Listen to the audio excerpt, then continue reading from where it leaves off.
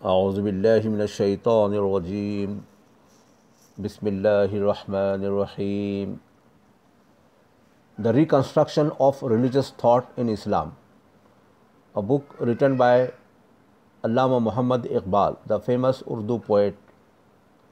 This book was published in 1930. Preface. The Quran is a book which emphasizes deed rather than idea. There are, however, men to whom it is not possible organically to assimilate an alien universe by reliving, as a vital process, that special type of inner experience on which religious faith ultimately rests. Moreover, the modern man, by developing habits of concrete thought, habits which Islam itself fostered, at least in the earlier stages of its cultural career, has rendered himself less capable of that experience which he further suspects because of its liability to illusion.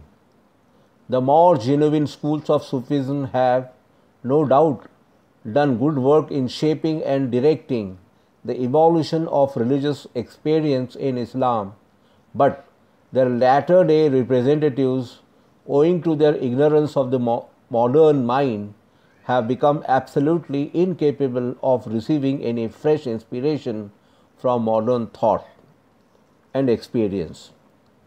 They are perpetuating methods which were created for generations, possessing a cultural outlook differing in important respects from our own.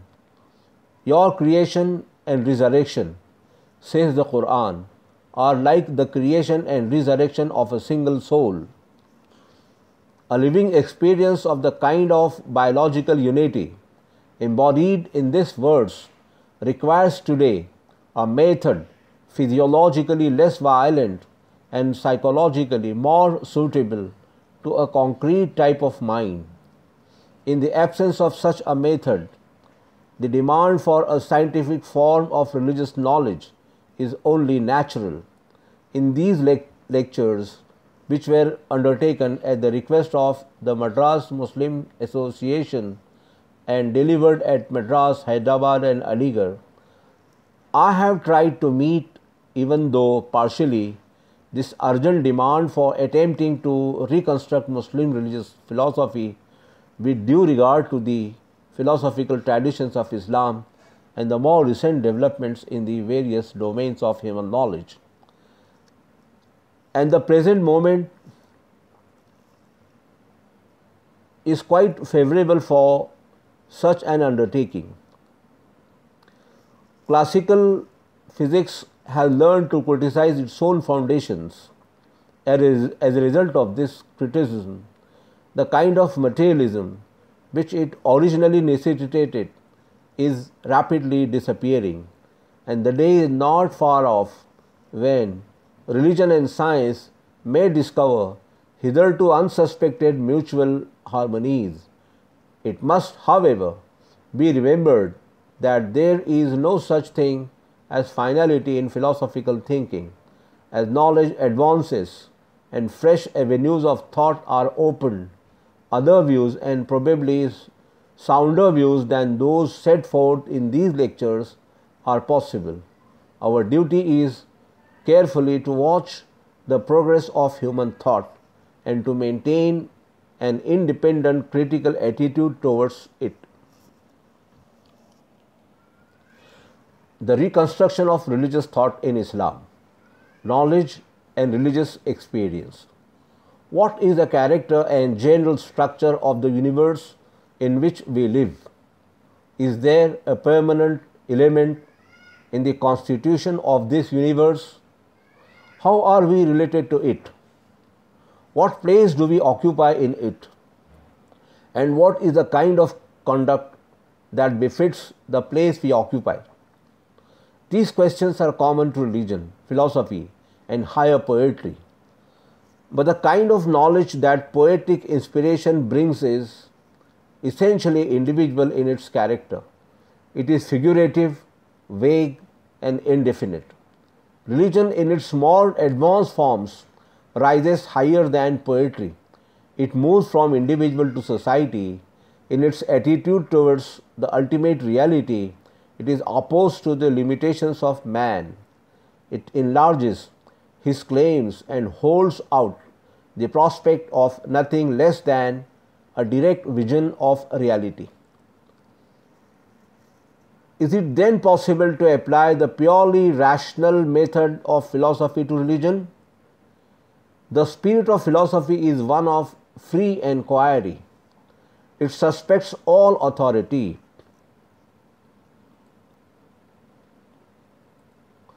Its function is to trace the uncritical assumptions of human thought to their hiding places, and in this pursuit, it may finally end in denial or a frank admission of the incapacity of pure reason to reach the ultimate reality.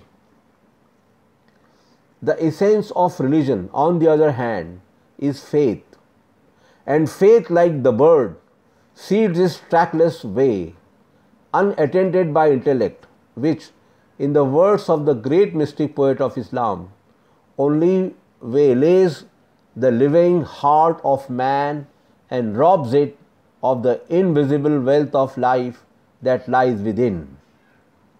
Yet, it can't be denied that faith is more than mere feeling. It has something like a cognitive content, and the existence of rival parties, scholastics, and mystics in the history of religion shows that idea is a vital element in religion.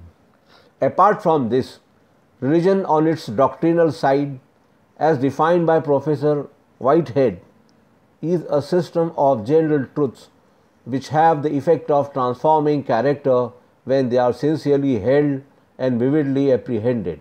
Now, since the transformation and guidance of man's inner and outer life is the essential aim of religion, it is obvious that the general truths which it embodies must not remain unsettled.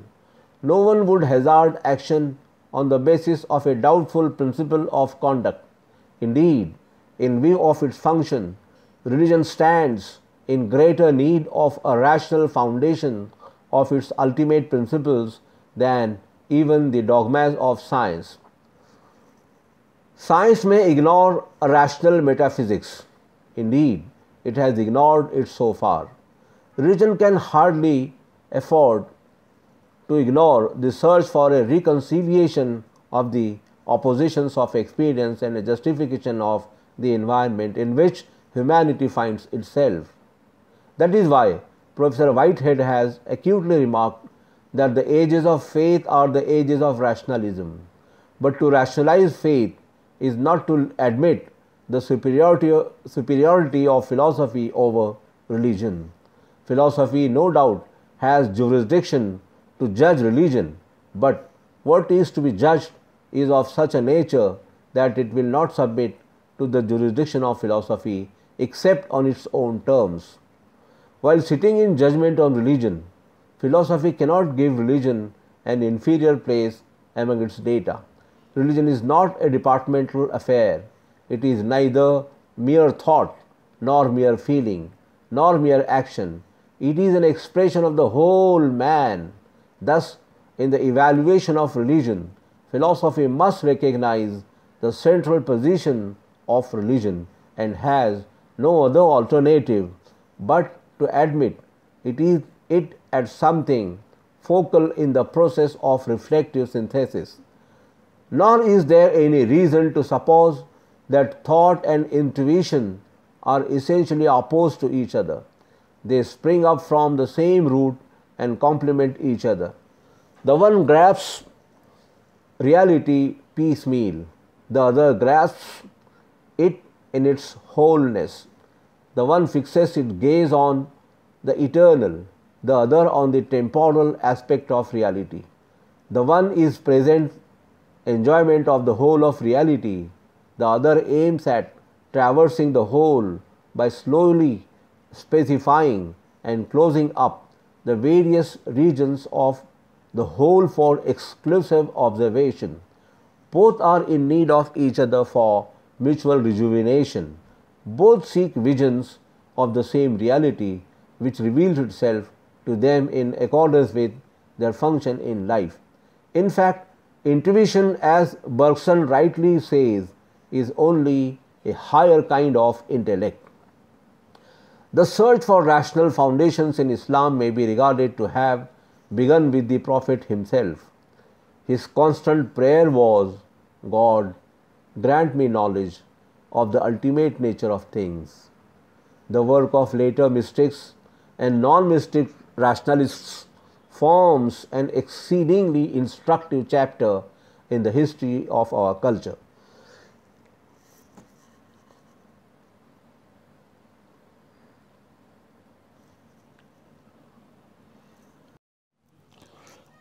The work of later mystics and non-mystic rationalists forms an exceedingly instructive chapter in the history of our culture, inasmuch as it reveals a longing for a coherent system of ideas, a spirit of wholehearted devotion to truth, as well as the limitations of the age, which rendered the various theological movements in Islam less fruitful than they might have been in a different age. As we all know, Greek philosophy has been a great cultural force in the history of Islam. Yet a careful study of the Quran and the various schools of scholastic theology that arose under the inspiration of Greek thought disclose the remarkable fact that while Greek philosophy very much broadened the outlook of Muslim thinkers, it on the whole obscured their vision of the Quran. Socrates concentrated his attention on the human world alone. To him, the proper study of man was man and not the world of plants, insects, and stars. How unlike the spirit of the Quran, which sees in the humble bee a recipient of divine inspiration and constantly calls upon the reader to observe the perpetual change of the winds, the alternation of day and night, the clouds, the starry heavens, and the planets swimming through infinite space. As a true disciple of Socrates, Plato despised sense perception, which in his views yielded mere opinion and no real knowledge. How unlike the Quran, which regards hearing and sight as the most valuable divine gifts and declares them to be accountable to God for their activity in this world. This is what the earlier Muslim students of the Quran completely missed under the spell of classical speculation. They read the Quran in the light of Greek thought. It took them over 200 years to perceive, though not quite clearly, that the spirit of the Quran was essentially anti-classical, and the result of this perception was a kind of intellectual revolt, the full significance of which has not been realized even up to the present day. It was partly owing to this revolt and partly to his personal history that Ghazali based religion on philosophical skepticism, a rather unsafe basis for religion and not wholly justified by the spirit of the Quran. Ghazali's chief opponent, Ibn Rushd, who defended Greek philosophy against the rebels, was led through Aristotle to what is known as the doctrine of immortality of active intellect, a doctrine which once wielded enormous influence on the intellectual life of France and Italy, but which, to my mind, is entirely opposed to the view that the Quran takes of the value and destiny of the human ego. Thus, Ibn Rushd lost sight of a great fruitful idea in Islam and unwittingly helped the growth of that innovating philosophy of life which obscures man's vision of himself, his God, and his world.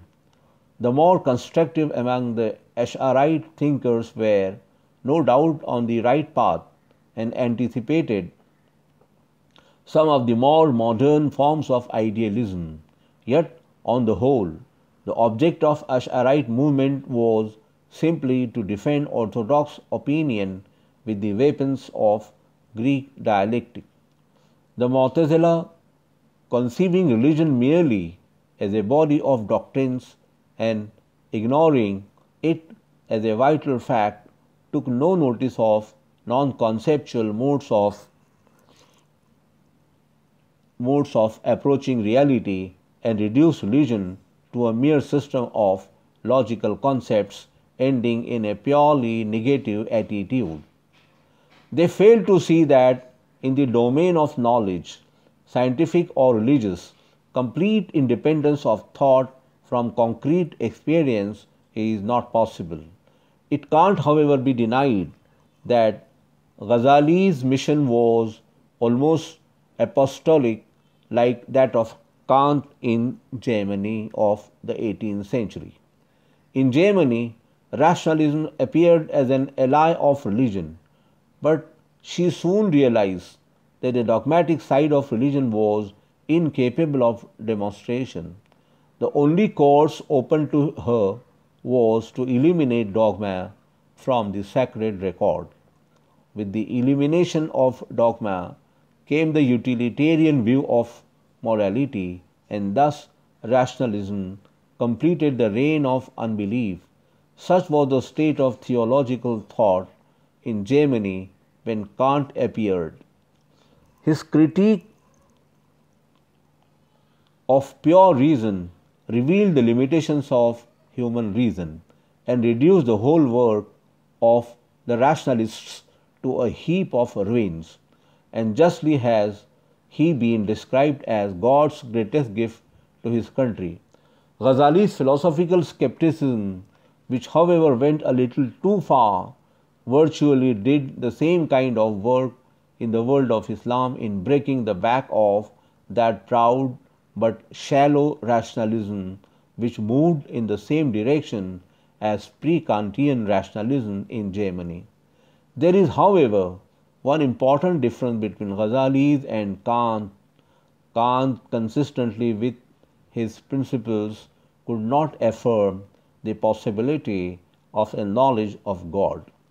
Ghazali's finding no hope in analytic thought moved to mystic experience and there found an independent content for religion.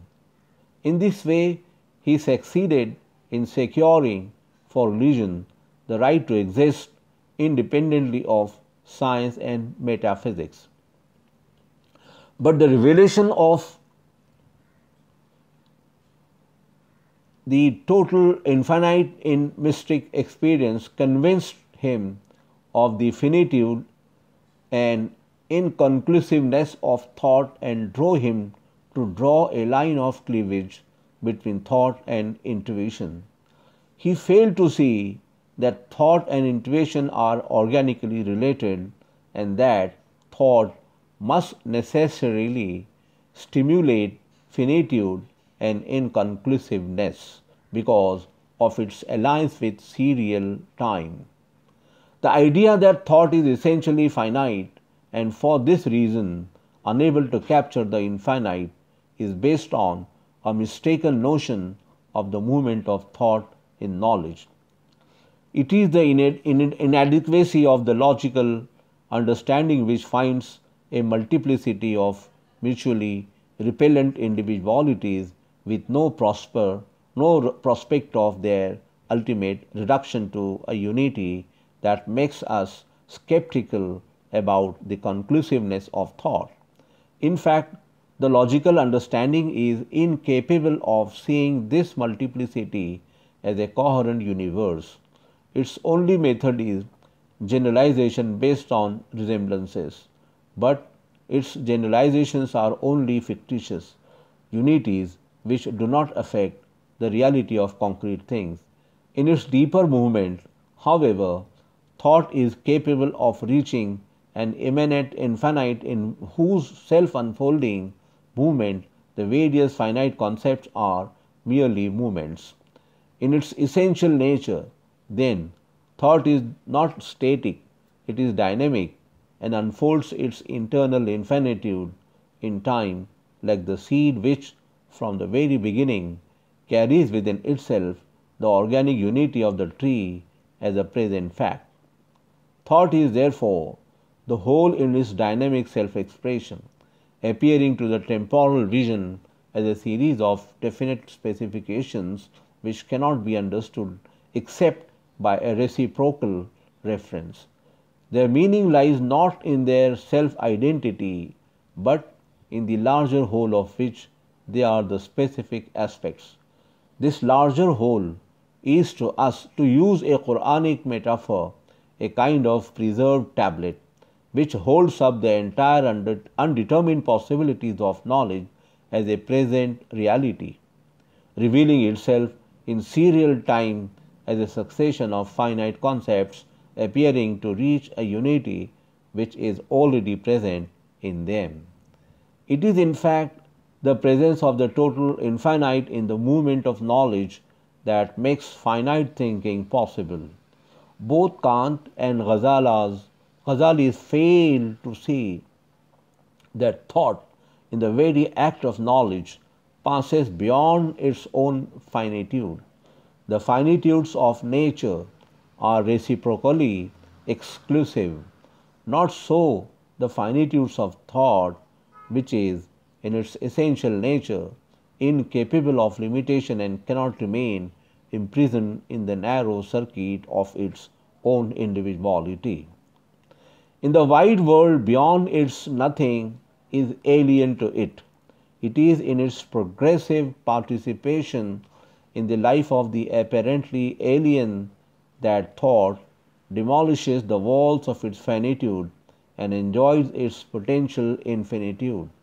Its movement becomes possibly only because of the implicit presence in its finite individuality of the infinite, which keeps alive within it the flame of aspiration and sustains it in its endless pursuit. It is a mistake to regard thought as inconclusive, for it too, in its own way, as a greeting of the finite with the infinite. During the last 500 years, religious thought in Islam has been practically stationary. There was a time when European thought received inspiration from the world of Islam. The most remarkable phenomenon of modern history, however, is the enormous rapidity with which the world of Islam is spiritually moving towards the West. There is nothing wrong in this movement, for European culture, on its intellectual side, is only a further development of some of the most important phases of the culture of Islam. Our only fear is that the dazzling exterior of European culture may arrest our movement and we may fail to reach the true inwardness of that culture. During all the centuries of our intellectual stupor, Europe has been seriously thinking on the great problems in which the philosophers and scientists of Islam were so keenly interested. Since the Middle Ages, when the schools of Muslim theology were completed, infinite advance has taken place in the domain of human thought and experience. The extension of man's power over nature has given him a new faith and a fresh sense of superiority over the forces that constitute his environment. New points of view have been suggested, old problems have been restated in the light of fresh experience, and new problems have arisen. It seems as if the intellect of man is outgrowing its own most fundamental categories, time, space, and causality. With the advance of scientific thought, even our concept of intelligibility is undergoing a change. The theory of Einstein has brought a new vision of the universe and suggests new ways of looking at the problems common to both religion and philosophy. No wonder then that the younger generation of Islam in Asia and Africa demand a fresh orientation of their faith. With the reawakening of Islam, therefore, it is necessary to examine in an independent spirit what Europe has thought and how far the conclusions reached by her can help us in the revision and, if necessary, reconstruction of theological thought in Islam. Besides this, it is not possible to ignore generally anti-religious and especially anti-Islamic propaganda in Central Asia, which has already crossed the Indian frontier. Some of the apostles of this movement are born Muslims, and one of them, Tawfiq Fikrat, the Turkish poet who died only a short time ago, has gone to the extent of using our great poet thinker Mirza Abdul Qadir Bedil of Akbarabad for the purposes of this movement. Surely it is high time to look to the essentials of Islam. In these lectures, I propose to undertake a philosophical discussion of some of the basic ideas of Islam, in the hope that this may at least be helpful towards a proper understanding of the meaning of Islam as a message to humanity, also with a view to give a kind of ground outline for further discussion. I propose in this preliminary lecture to consider the character of knowledge and the religious experience. The main purpose of the Quran is to awaken in man the higher consciousness of his manifold relations with God and the universe. It is in view of this essential aspect of the Quranic teaching that Goethe, while making a general review of Islam as an educational force, said to Ackerman, "You see, this teaching never fails with all our systems. We can't go, and generally speaking, no man can go farther than that. The problem of Islam was really suggested by the mutual conflict and at the same time mutual attraction presented by the two forces of religion and civilization. The same problem confronted early Christianity. The great point in Christianity is the search for an independent content for spiritual life, which, according to the insight of its founder, could be elevated not by the forces of a world external to the soul of man, but by the revelation of a new world within his soul. Islam fully agrees with this insight and supplements it by the further insight that the illumination of the new world thus revealed is not something foreign to the world of matter, but permeates it through and through. Thus, the affirmation of spirit sought by Christianity would come not by the renunciation of external forces which are already permeated by the illumination of spirit, but by a proper adjustment of man's relation to these forces in view of the light received from the world within. It is the mysterious touch of the ideal that animates and sustains the real, and through it alone we can discover and affirm the ideal. With Islam, the ideal and the real are not two opposing forces which can't be reconciled. The life of the ideal consists not in a total breach with the real, which would tend to shatter the organic wholeness of life into painful oppositions, but in the perpetual endeavor of the ideal to appropriate the real with a view eventually to absorb it, to convert it into itself and illuminate its whole being.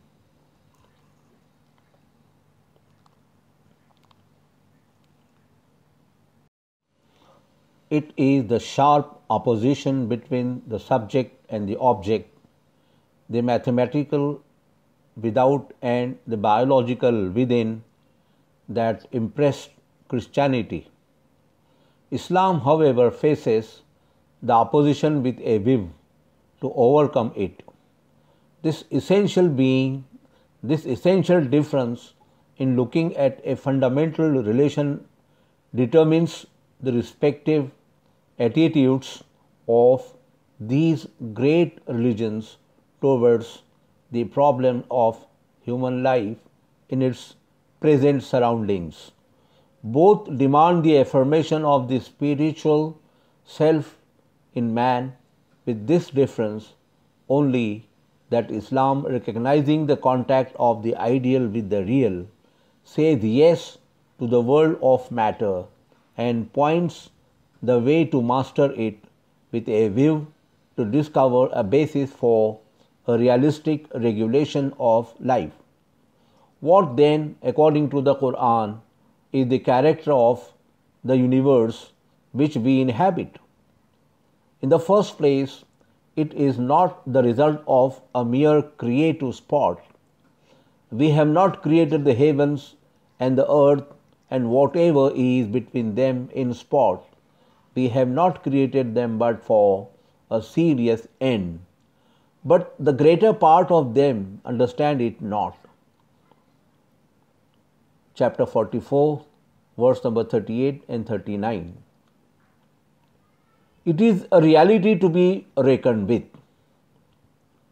Verily, in the creation of heavens and of the earth, and in the succession of the night and of the day, are signs for men of understanding, who, standing and sitting and reclining, bear God in mind and reflect on the creation of the heavens and of the earth, and say, O our Lord, Thou hast not created this in vain. Chapter 3, verses 190 and 191.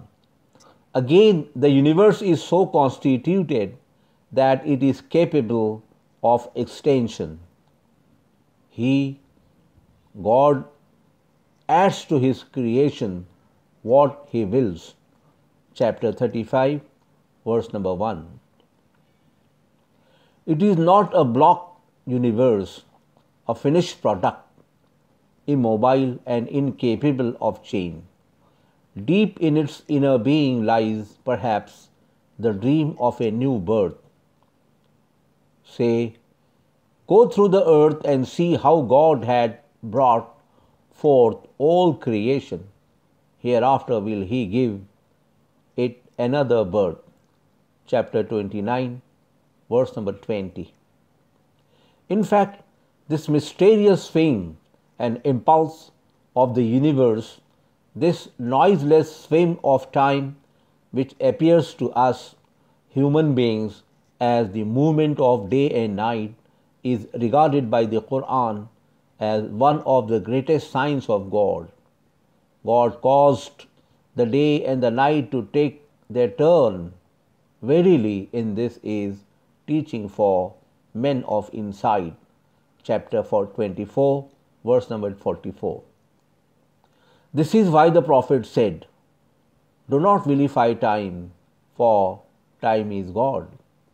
And this immensity of time and space carries in it the promise of a complete subjugation by man, whose duty is to reflect on the signs of God and thus discover the means of realizing his conquest of nature as an actual fact.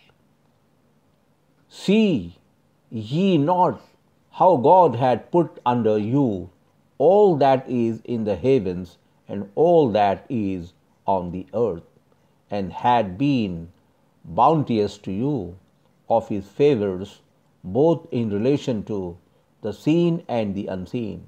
Chapter 31, verse number 20. And had subjected to you the night and the day, the sun and the moon, and the stars too, are subject to you by his behest. Verily, in this are signs for those who understand. Chapter 16, verse 12. Such being the nature and promise of the universe, what is the nature of man whom it confronts on all sides? Endowed with a most suitable mutual adjustment of faculties, he discovers himself down below in the scale of life, surrounded on all sides by the forces of obstruction.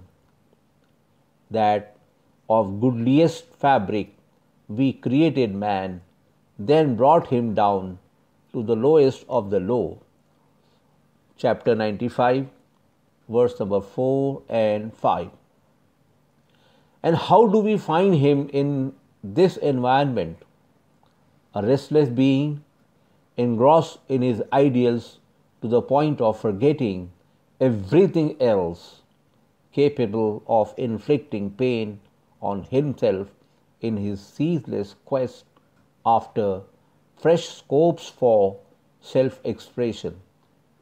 With all his failings, he is superior to nature, inasmuch as he carries within him a great trust which, in the words of the Quran, the heavens and the earth and the mountains refuse to carry.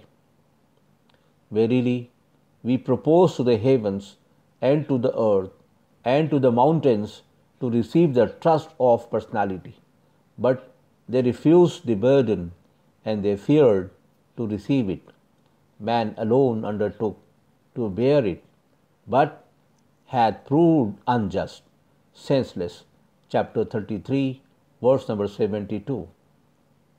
His career no doubt has a beginning, but he is destined, perhaps, to become a permanent element in the constitution of being. Think man that he shall be thrown away as an object of no use? Was he not a mere embryo? Then he became thick blood, of which God formed him and fashioned him and made him twain, male and female. It is not he. Is he not powerful enough to quicken the dead? Chapter number 75, verses number 36 to 40. When attracted by the forces around him, man has the power to shape and direct them.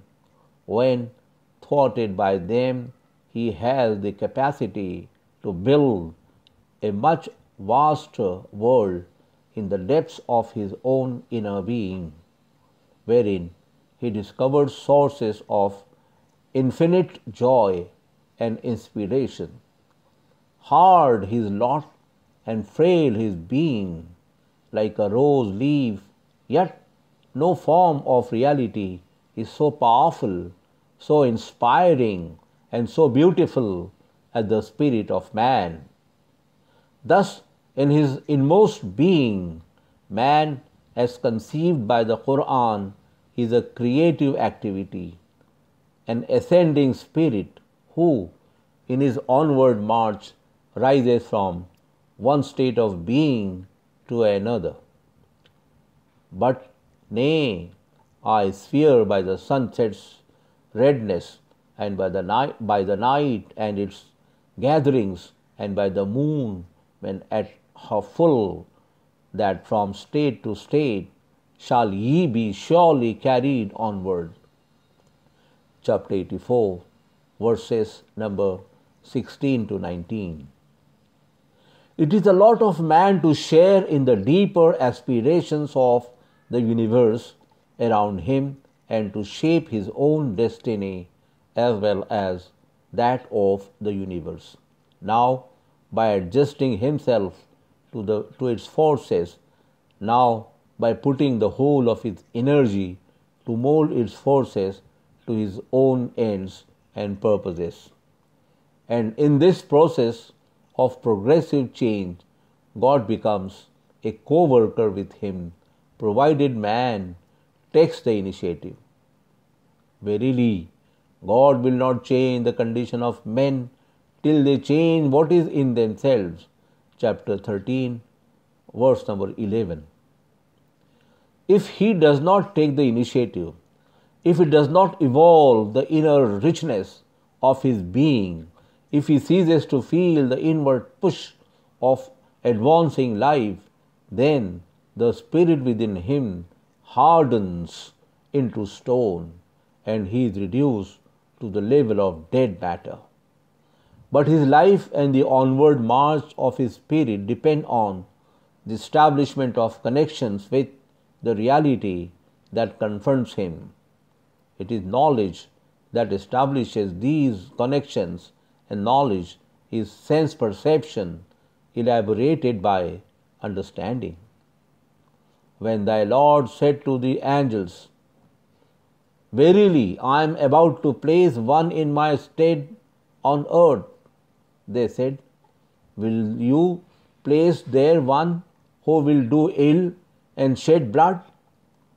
When we celebrate thy praise and extol your holiness, God said, Verily, I know what you don't know. And he taught Adam the names of all things and then set them before the angels and said, Tell me the names of these if ye are endowed with wisdom. They said, Praise be to you. We have no knowledge but what you have given us to know. You are the knowing, the wise. He said, O Adam, inform them of the names. And when he had informed them of the names, God said, Did I not say to you that I know the hidden things of the heavens and of the earth, and that I know what ye bring to light and what you hide? Chapter 2, verses number 30 to 33. The point of these verses is that man is endowed with the faculty of naming things, that is to say, forming concepts of them, and forming concepts of them is capturing them. Thus, the character of man's knowledge is conceptual, and it is with the weapon of this conceptual knowledge that man approaches the observable aspect of reality. The one noteworthy feature of the Quran is the emphasis that it lays on this observable aspect of reality. Let me quote here a few verses. Assuredly, in the creation of the heavens and of the earth, and in the alternation of night and day, and in the ships which we pass through the sea, with what is useful to man, and in the rain which God sent down from heaven, giving life to the earth after his death, and scattering over it all kinds of cattle, and in the chain of the winds, and in the clouds that are made to do service between the heavens and the earth, are signs for those who understand. Chapter 2, verse number 164. And it is he who had ordained for you that ye may be guided thereby in the darkness of the land and of the sea. Clear have we made our signs to men of knowledge, and it is he who has created you of one breath and had provided you an abode and resting place in the womb. Clear have we made our signs for men of insight, and it is he who sent down rain from heaven, and we bring forth by it the buds of all the plants, and from them bring we forth the green foliage, and the close grounding grain, and palm trees with sheaves of clustering dates, and gardens of grapes, and the olive, and the pomegranate like and unlike. Look you on these, on their fruits when they ripen. Truly herein are signs unto people who believe. Chapter number 6, verses number 97 to 99. Had thou not seen how your Lord lengthens out the shadow? Had he pleased, he had made it motionless, but we made the sun to be its guide, then draw it in unto us with easy in drawing. Chapter number 25, verses number 45, 46. Can they not look up to the clouds, how they are created, and to the heaven, how it is upraised, and to the mountains, how they are rooted, and to the earth, how it is outspread? Chapter number 88, verses number 17 to 20. And among his signs are the creation of the heavens and of the earth, and your variety of tongues and colors. Herein truly are signs for all men. Chapter 30, verse number 22. No doubt, the immediate purpose of the Quran in this reflective observation of nature is to awaken in man the consciousness of that of which nature is regarded a symbol.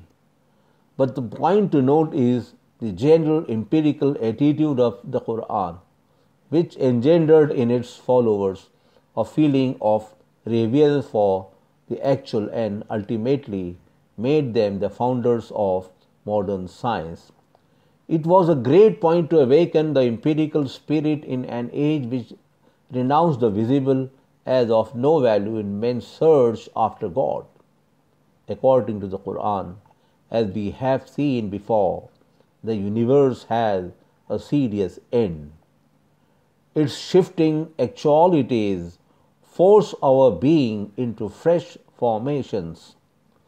The intellectual effort to overcome the obstruction offered by it, besides enriching and amplifying our life, sharpens our insight and thus prepares us for a more masterful insertion into subtler aspect of human experience.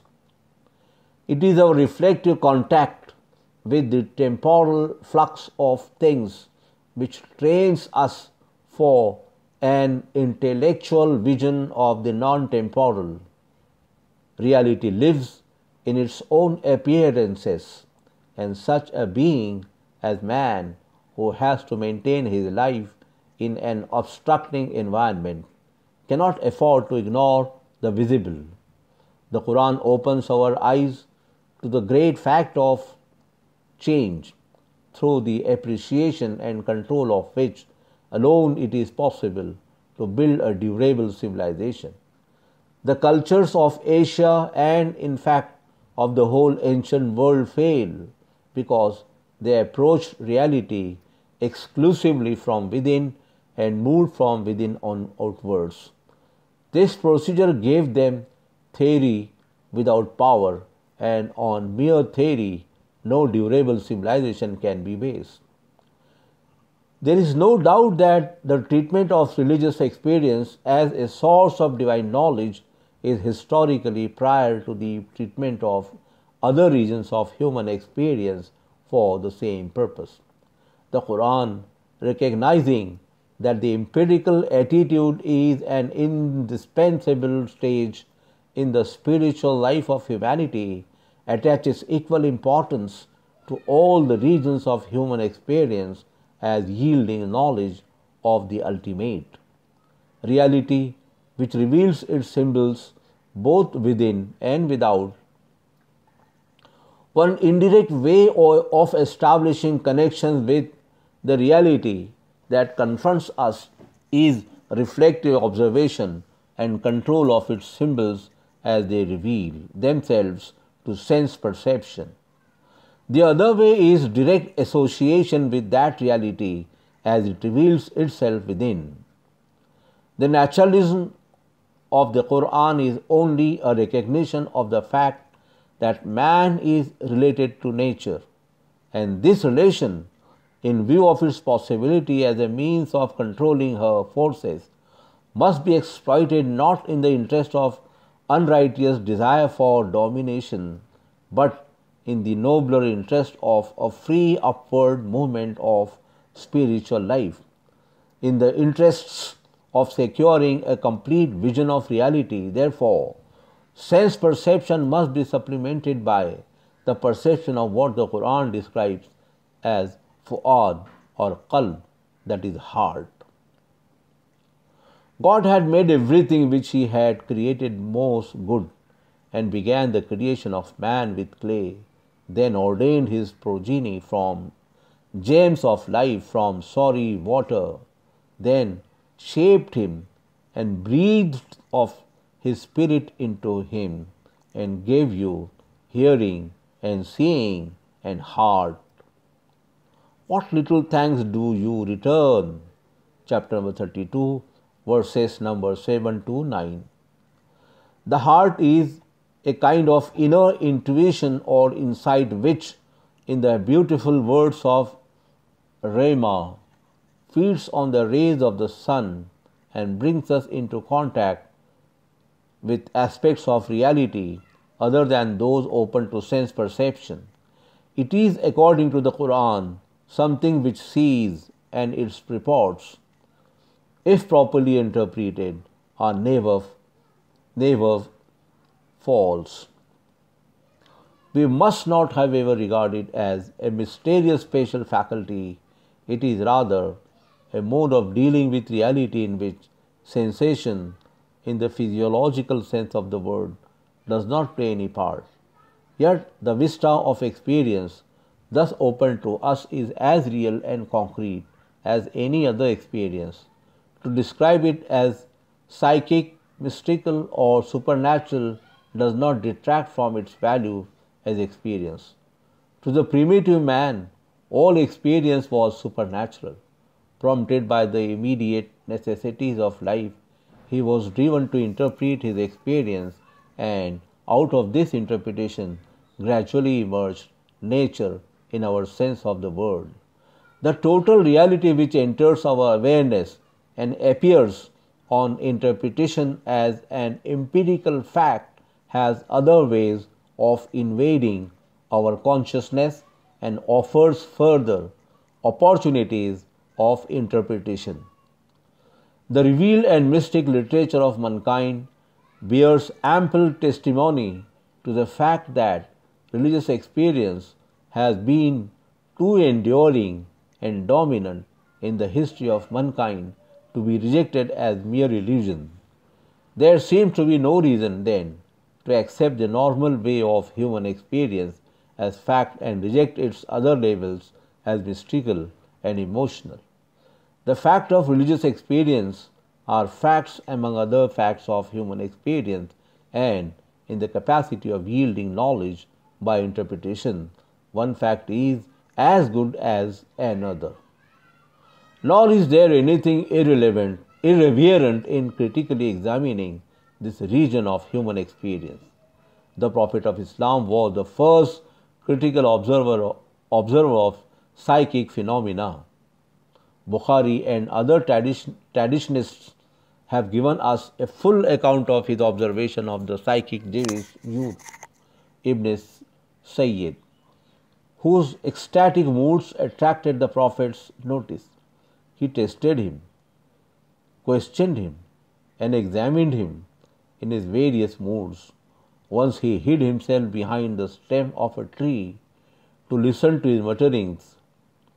The boy's mother, however, warned him of the approach of the Prophet. Thereupon the boy immediately shook off his mood, and the Prophet remarked, If she had let him alone, the thing would have been cleared up. The Prophet's companions, some of whom were present during the course of this first psychological observation in the history of Islam, and even later traditionists who took good care to record this important fact, entirely misunderstood the significance of his attitude and interpreted it in their own innocent manner. Professor MacDonald, who seems to have no idea of the fundamental psychological difference between the mystic and the prophetic consciousness, finds humor enough in this picture of one prophet trying to investigate another after the method of the Society for Psychical Research. A better appreciation of the spirit of the Quran, which, as I will show in a subsequent lecture, initiated the cultural movement terminating in the birth of the modern empirical attitude, would have led the professor to see something remarkably suggestive in the prophet's observation of the psychic Jew. However, the first Muslim to see the meaning and value of the prophet's attitude was Ibn Khaldun, who approached the contents of mystic consciousness in a more critical spirit and very nearly reached the modern hypothesis of subliminal selves. As Professor MacDonald says, Ibn Khaldun had some most interesting psychological ideas, and that he would probably have been in close sympathy with Mr. William James's varieties of religious experience.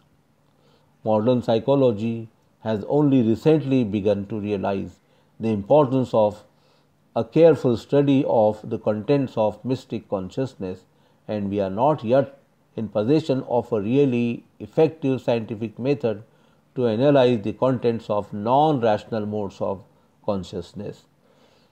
With the time at my disposal, it is not possible to undertake an extensive inquiry into the history and the various degrees of mystic consciousness in points of richness and vividness. All that I can do is to offer a few general observations only on the main characteristics of mystic experience. 1. The first point to note is the immediacy of this experience. In this respect, it does not differ from other levels of human experience which supply data for knowledge. All experience is immediate, as regions of normal experience are subject to interpretation of sense data for our knowledge of the external world, so the region of mystic experience is subject to interpretation for our knowledge of God. The immediacy of mystic experience simply means that we know God just as we know other objects. The immediacy of mystic experience simply means that we know God just as we know other objects. God is not a mathematical entity or a system of concepts mutually related to one another and having no reference to experience. The second point is the unanalyzable wholeness of mystic experience. When I experience the table before me, innumerable data of experience merge into the single experience of the table. Out of this wealth of data, I selected those that fall into a certain order of space and time and round them off in reference to the table. In the mystic state, however, vivid and rich it may be, thought is reduced to a minimum and such an analysis is not possible. But this difference of the mystic state from the ordinary rational consciousness does not mean discontinuance with the normal consciousness, as Professor William James erroneously thought. In either case, it is the same reality which is operating on us. The ordinary rational consciousness, in view of our practical need of adaptation to our environment, takes that reality piecemeal, selecting successively isolated sets of stimuli for response. The mystic state brings us into contact with the total passage of reality in which all the diverse stimuli merge into one another and form a single, unanalyzable unity in which the ordinary distinction of subject and object does not exist.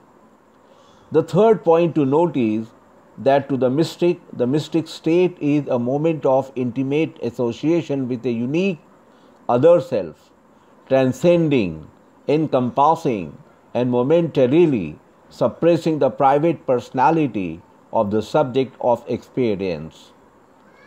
Considering its content, the mystic state is highly objective and cannot be regarded as a mere retirement into the mists of pure subjectivity. But you will ask me how immediate experience of God as an independent other self is at all possible. The mere fact that the mystic state is passive does not finally prove the veritable otherness of the self-experience.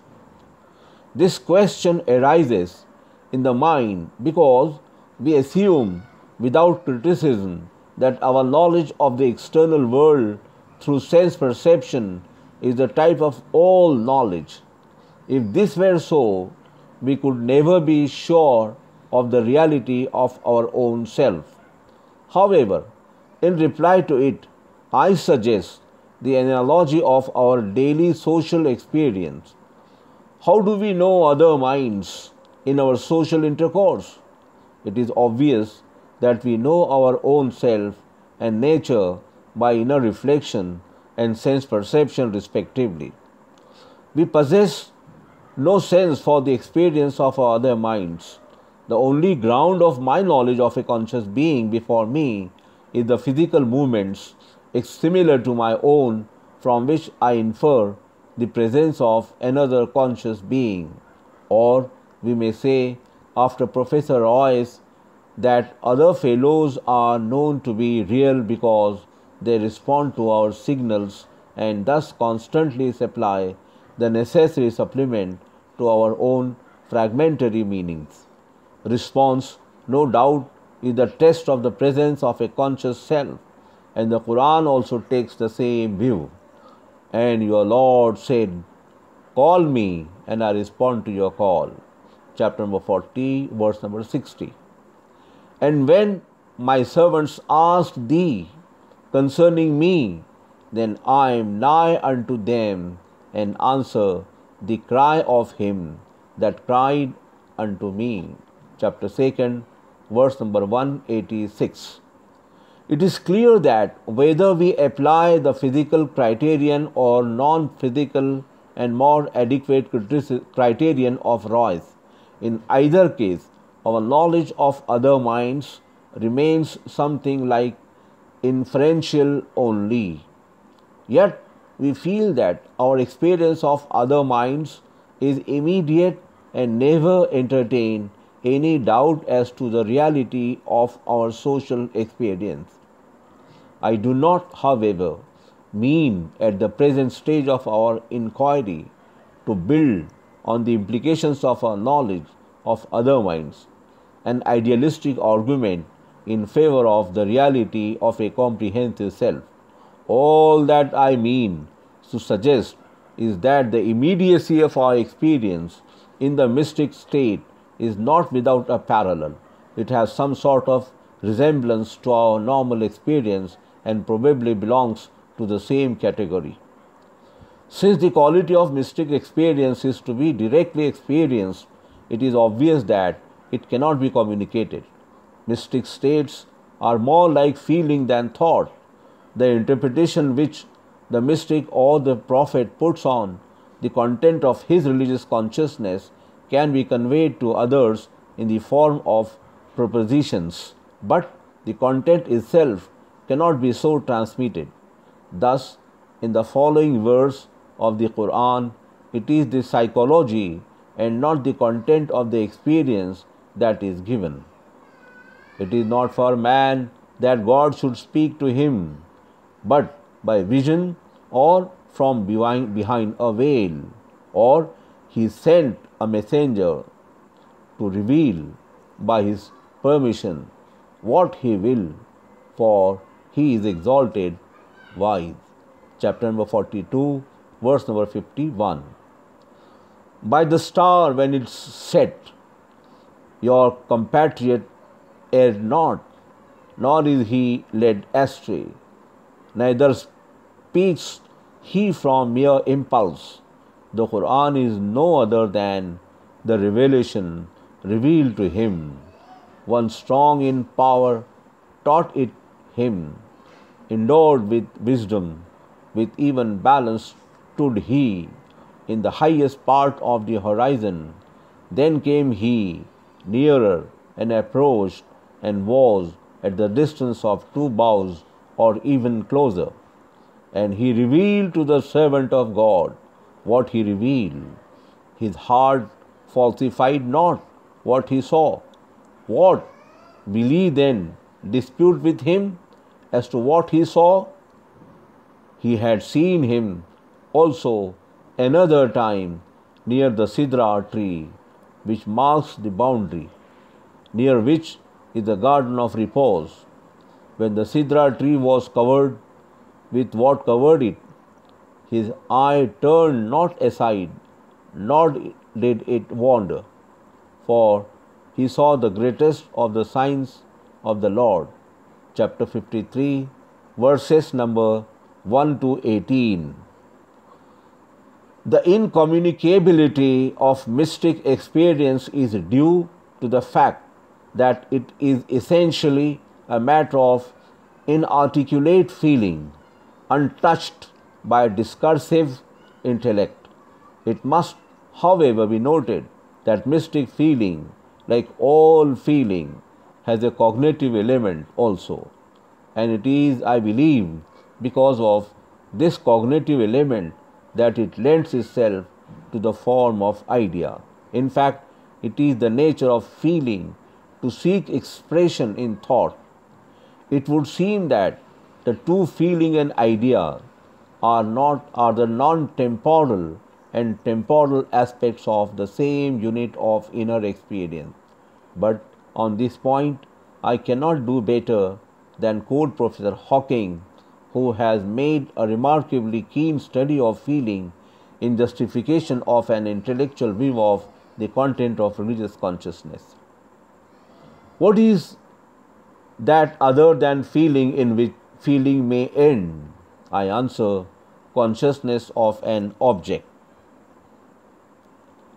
Feeling is instability of an entire conscious self, and that which will restore the stability of this self lies not within its own border but beyond it. Feeling is outward pushing, as idea is outward reporting, and no feeling is so blind as to have no idea of its own object. As a feeling possesses the mind, there also possesses the mind as an integral part of that feeling some idea of the kind of thing which will bring it to rest. A feeling without a direction is as impossible as an activity without a direction, and a direction implies some objective.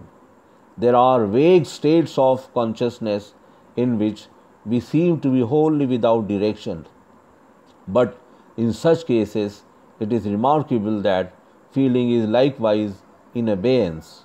For example, I may be dazed by a blow, neither realizing what has happened nor suffering any pain, and yet quite conscious that something has occurred. The experience waits an instant in the vestibule of consciousness, not as feeling but purely as fact, until idea has touched it and defined a course of response. At that same moment, it is felt as painful. If we are right, feeling is quite as much an objective consciousness as is idea. It refers always to something beyond the present self and has no existence save in directing the self toward that object in whose presence its own career must end. Thus, you will see that it is because of this essential nature of feeling that while religion starts with feeling, it has never in its history taken itself as a matter of feeling alone and has constantly striven after metaphysics. This mystic's condemnation of intellect as an organ of knowledge does not really find any justification in the history of religion, but Professor Hawking's passage just quoted has a wider scope than mere justification of idea in religion. The organic relation of feeling and idea throws light on the old theological controversy about verbal revelation which once gave so much trouble to Muslim religious thinkers. Inarticulate feeling seeks to fulfill its destiny in idea, which in its turn tends to develop out of itself its own visible garment. It is no more metaphor to say that idea and word both simultaneously emerge out of the womb of feeling, though logical understanding cannot but take them in a temporal order and thus create its own difficulty by regarding them as mutually isolated. There is a sense in which the word is always revealed. The mystic's intimate association with the eternal, which gives him a sense of the unreality of serial time, does not mean a complete break with serial time. The mystic state, in respect of its uniqueness, remains in some way related to common experience. This is clear from the fact that the mystic state soon fades away, though it leaves a deep sense of authority after it has passed away.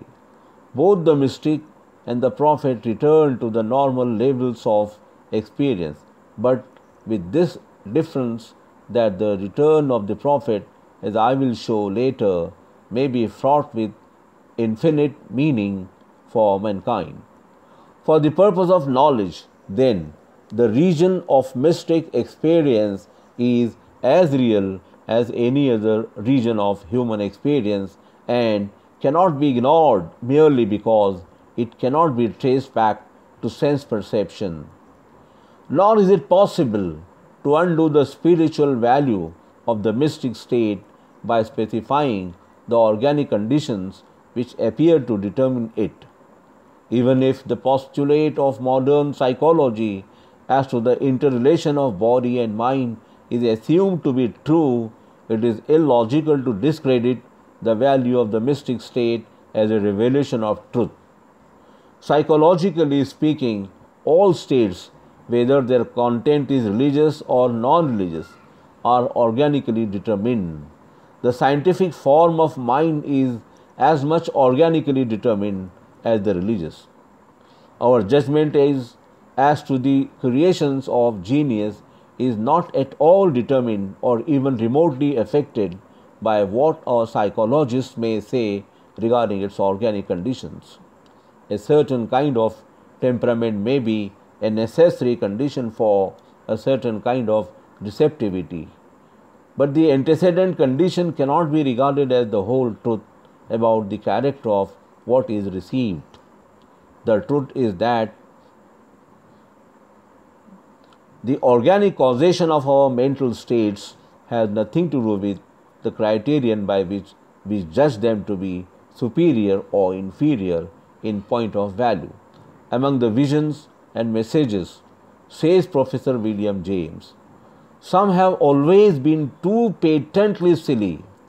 Among the trances and convulsive seizures, some have been too fruitless for conduct and character to pass themselves off as significant, still less as divine. In the history of Christian mysticism, the problem how to discriminate between such messages and experiences as were really divine miracles and such others as the demon in his malice was able to counterfeit, thus making the religious person twofold more the child of hell he was before. has always been a difficult one to solve, needing all the sagacity and experience of the best directors of conscience. In the end, it had come to our empiricist criterion: by their fruits you shall know them, not by their roots. The problem of Christian mysticism, alluded to by Professor James, has been in fact the problem of all mysticism. The demon in his malice does counterfeit experiences which creep into the circuit of the mystic state. As we read in the Quran, we have not sent any apostle or prophet before thee, among whose desires Satan injected not some wrong desire, but God shall bring to naught that which Satan had suggested. Thus shall God affirm his revelations, for God is knowing and wise. Chapter 22, verse number 52. And it is in the elimination of the satanic from the divine that the followers of Freud have done inestimable service to religion. Though I cannot help saying that the main theory of this newer psychology does not appear to me to be supported by any adequate evidence.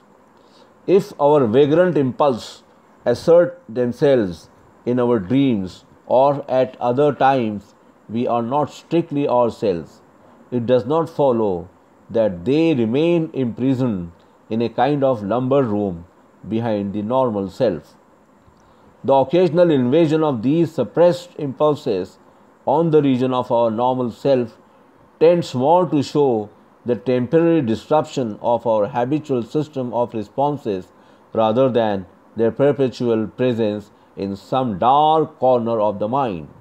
However, the theory is briefly this: during the process of our adjustment to our environment, we are exposed to all sorts of stimuli. Our habitual responses to these stimuli gradually fall into a relatively fixed system, constantly growing in complexity by absorbing some and rejecting other impulses which do not fit in with our permanent system of responses.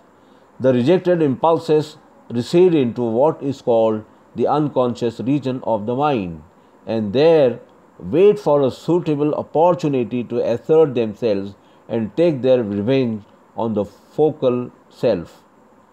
They may disturb our plans of action, distort our thought, build our dreams and fantasies, or carry us back to forms of primitive behavior, which the evolutionary process has left far behind.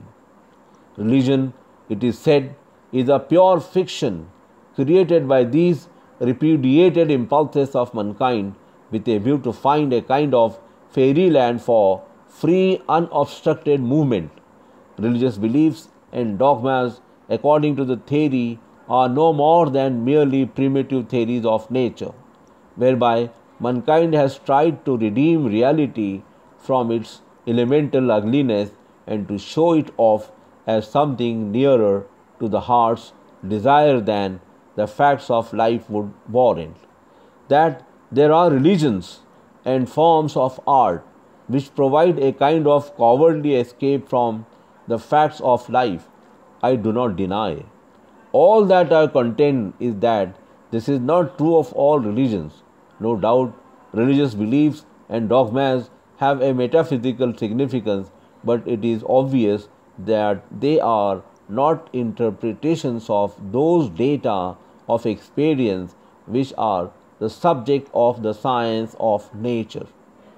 Religion is not physics or chemistry, seeking an explanation of nature in terms of causation. It really aims at interpreting a totally different region of human experience, religious experience, the data of which cannot be reduced to the data of any other science.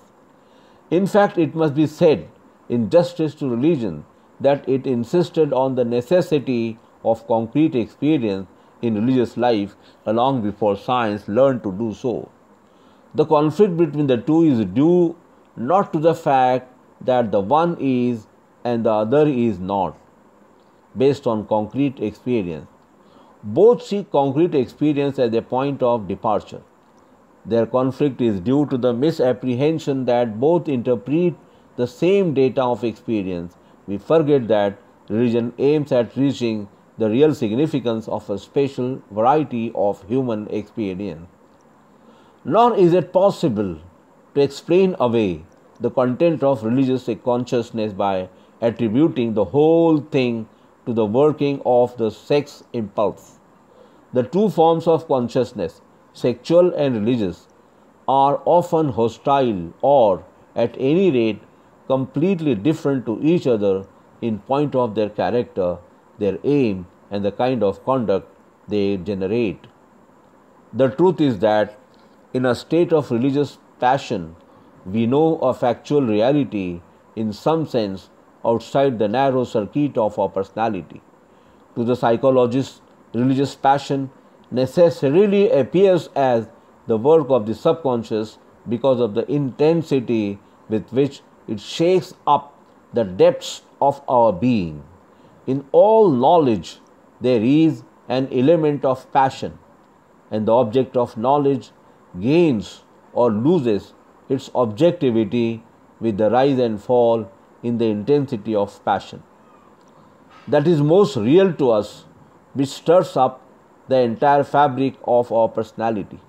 As Professor Hawking pointedly puts it, if ever, upon the stupid day-length time span of any self or saint either, some vision breaks to roll his life and ours into new channels, it can only be because that vision admits into his soul some trooping invasion of the concrete fullness of eternity.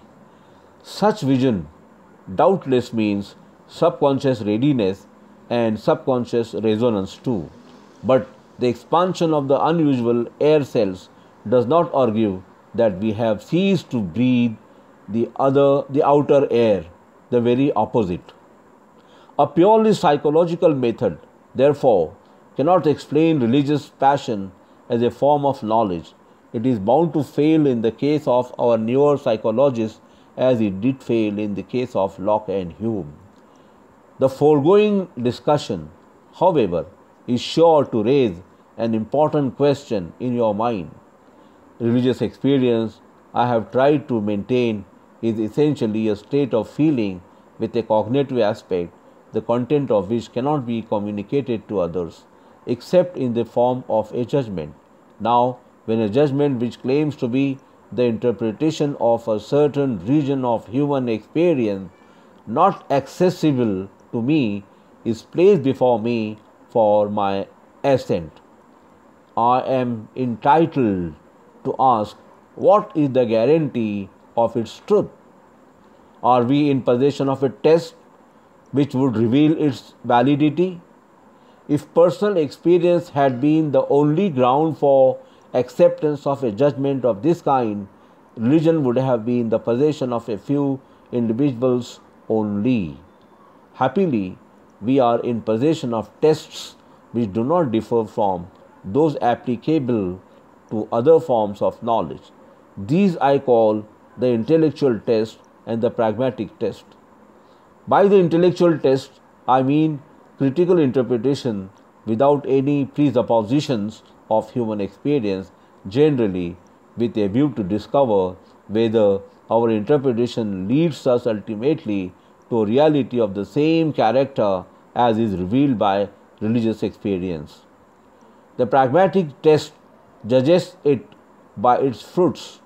The former is applied by the philosopher, the latter by the prophet. In the lecture that follows, I will apply the intellectual tests.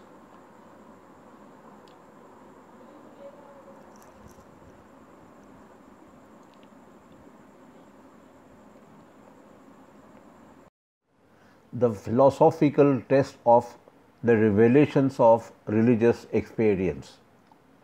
Scholastic philosophy has put forward three arguments for the existence of God. These arguments, known as the cosmological, the teleological, and the ontological, embody a real movement of thought in its quest after the absolute, but regarded as logical proofs, I am afraid they are open to serious criticism and further betray a rather superficial interpretation of experience. The cosmological argument views the world as a finite effect, and passing through a series of dependent sequences related as causes and effects stops at uncaused first cause because of the unthinkability of an infinite regress. It is, however, obvious that a finite effect can give only a finite cause, or at most an infinite series of such causes. To finish the series at a certain point and to elevate one member of the series to the dignity of an uncaused first cause is to set at naught the very law of causation on which the whole argument proceeds. Further, the first cause reached by the argument necessarily excludes its effect, and this means that the effect constituting a limit to its own cause reduces it to something finite. Again, the cause reached by the argument cannot be regarded as a necessary being for the obvious reason that in the relation of cause and effect, the two terms of the relation are equally necessary to each other.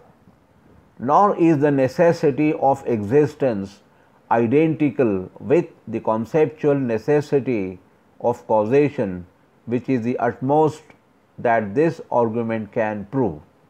The argument really strives to reach the infinite by merely negating the finite, but the infinite reached by contradicting the finite is also infinite, which neither explains itself nor the finite, which is thus made to stand in opposition to the infinite. The true infinite does not exclude the finite, it embraces the finite without effacing its finitude, and explains and justifies its being. Logically speaking, then, the movement from the finite to the infinite, as embodied in the cosmological argument, is quite illegitimate, and the argument fails in toto. The teleological argument is no better. It scrutinizes the effect with a view to discover the character of its cause. From the traces of foresight, purpose, and adaptation in nature, it infers the existence of a self-conscious being of infinite intelligence and power. At best, it gives us a skillful external contriver working on a pre-existing dead and intractable material, the elements of which are, by their own nature, incapable of orderly structures and combinations. The argument gives us a contriver only and not a creator, and even if we suppose him to be also the creator of his material, it does not credit to his wisdom to create his own difficulties by first creating intractable material and then overcoming its resistance by the application of methods alien to its original nature. The designer regarded as external to his material must always remain limited by his material, and hence a finite designer whose limited resources compel him to overcome his difficulties after the fashion of a human mechanician. The truth is that the analogy on which the argument proceeds is of no value at all. There is really no analogy between the work of the human artificer and the phenomena of nature. The human artificer cannot work out his plan except by selecting and isolating his materials from their natural relations and situations. Nature, however, constitutes a system of wholly interdependent members. Her processes present no analogy to the architect's work, which, depending on a progressive isolation and integration of its material, can offer no resemblance to the evolution of organic wholes in nature. The ontological argument, which has been presented in various forms by various thinkers, has always appealed most to the speculative mind. The Cartesian form of the argument runs thus: to say that an attribute is contained in the nature or in the concept of a thing is the same as to say that the attribute is true of this thing and that it may be affirmed to be in it. But necessary existence is contained in the nature or the concept of God. Hence, it may be with truth affirmed that necessary existence is in God or that God exists. Descartes supplements this argument by another. We have the idea of a perfect being in our mind. What is the source of that idea? It cannot come from nature, for nature exhibits nothing but change. It cannot create the idea of a perfect being. Therefore, corresponding to the idea in our mind, there must be an objective counterpart, which is the cause of the idea of a perfect being in our mind. This argument is somewhat of the nature of cosmological argument, which I have already criticized. But whatever may be the form of the argument, it is clear that the conception of existence is no proof of objective existence.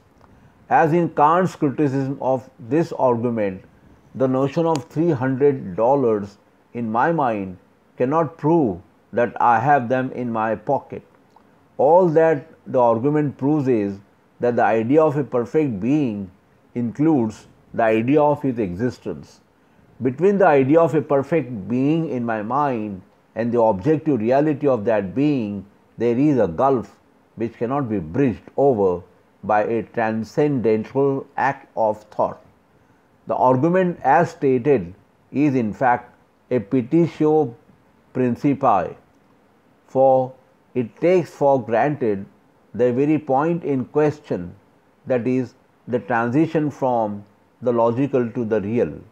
I hope I have made it clear to you that the ontological and the teleological arguments, as ordinarily stated, carry us nowhere, and the reason of their failure is that they look upon thought as an agency working on things from without. This view of thought gives us a mere mechanician in the one case and creates an unbridgeable gulf between the ideal and the real in the other. It is, however, possible to take thought not as a principle which organizes and integrates its material from the outside, but as a potency which is formative of the very being of its material.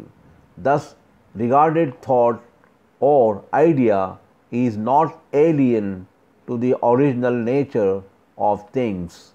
It is their ultimate ground and constitutes the very essence of their being, infusing itself in them from the very beginning of their career and inspiring their onward march to a self-determined end.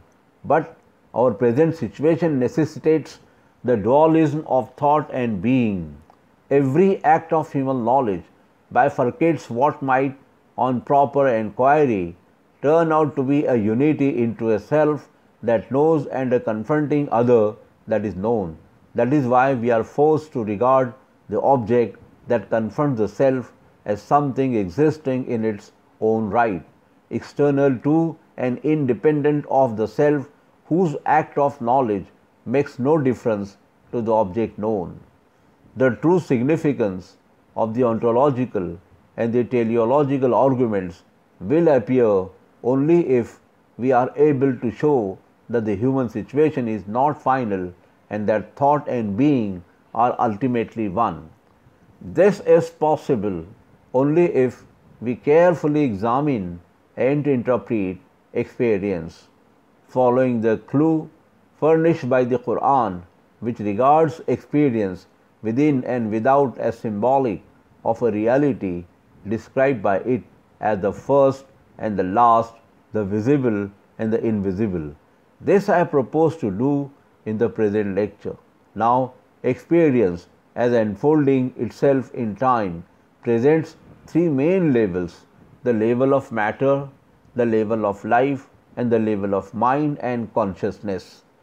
The subject matter of physics, biology, and psychology respectively. Let us first turn our attention to matter in order exactly to appreciate the position of modern physics. It is necessary to understand clearly what we mean by matter. Physics as an empirical science deals with the facts of experience, that is, sense experience. The physicist begins and ends with sensible phenomena, without which it is impossible for him to verify his theories. He may postulate imperceptible entities such as atoms, but he does so because he cannot otherwise explain his sense experience. Thus, physics studies the material world, that is to say, the world revealed by the senses. The mental processes involved in this study, and similarly, religious and aesthetic experience, though part of the total range of experience, are excluded from the scope of physics for the obvious reason that physics is restricted to the study of the material world, by which we mean the world of things we perceive. But when I ask you what are the things you perceive in the material world, you will of course mention the familiar things around you, for example, earth, sky, mountains, chairs, tables, etc. When I further ask you what exactly you perceive of these things, you will answer their qualities.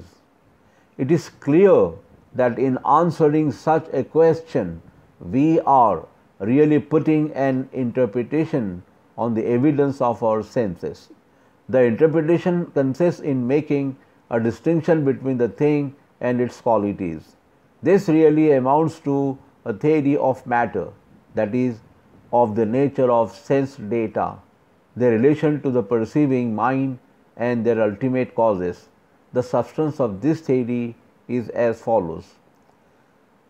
The sense objects, colors, sounds, etc., are states of the perceiver's mind, and as such excluded from nature, regarded as something objective. For this reason, they cannot be in any proper sense qualities of physical things. When I say the sky is blue, it can only mean that the sky produces a blue sensation in my mind, and not that the color blue is a quality found in the sky. A mental states, they are impressions, that is to say, they are effects produced in us. The cause of these effects is matter or material things acting through our sense organs, nerves, and brain on our mind. This physical cause acts by contact or impact, hence it must possess the qualities of shape, size, solidity, and resistance. It was the philosopher Berkeley who first undertook to refute the theory of matter as the unknown cause of our sensations. In our own times, Professor Whitehead, an eminent mathematician and scientist, has conclusively shown that the traditional theory of materialism is wholly untenable. It is obvious that on the theory, colors, sounds, etc. are subjective states only and form no part of nature. What enters the eye and the ear is not color or sound, but invisible ether waves and inaudible air waves. Nature is not what we know her to be. Our perceptions are illusions and cannot be regarded as genuine disclosures of nature, which, according to the theory, is bifurcated into mental impressions on the one hand and the unverifiable, imperceptible entities producing these impressions on the other. If physics constitutes a really coherent and genuine knowledge of perceptively known objects, the traditional theory of matter must be rejected for the obvious reason that it reduces the evidence of our senses, on which alone the physicist as observer and experimenter must rely, to the mere impressions of the observer's mind. Between nature and the observer of nature, the theory creates a gulf which he is compelled to bridge over by resorting to the doubtful hypothesis of an imperceptible something occupying an absolute space like a thing in a receptacle and causing our sensation by some kind of impact. In the words of Professor Whitehead, the theory reduces one half of nature to a dream and the other half to a conjecture. Thus, physics, finding it necessary to criticize its own foundations, has eventually found reason to break its own idol, and the empirical attitude which appeared to necessitate scientific materialism has finally ended in a revolt against matter. Since objects then are not subjective states caused by something imperceptible called matter, they are genuine phenomena which constitute the very substance of nature and which we know as they are in nature.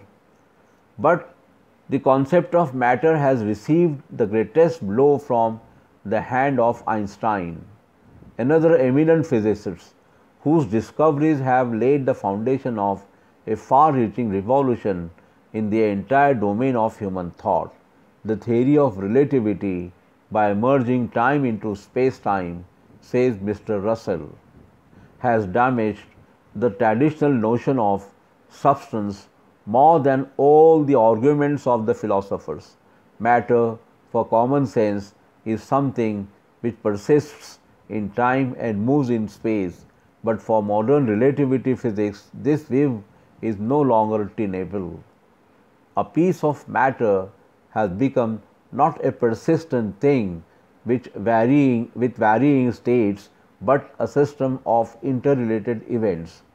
The old solidity is gone, and with it the characteristics that to the materialist made matter seem more real than fleeting thoughts.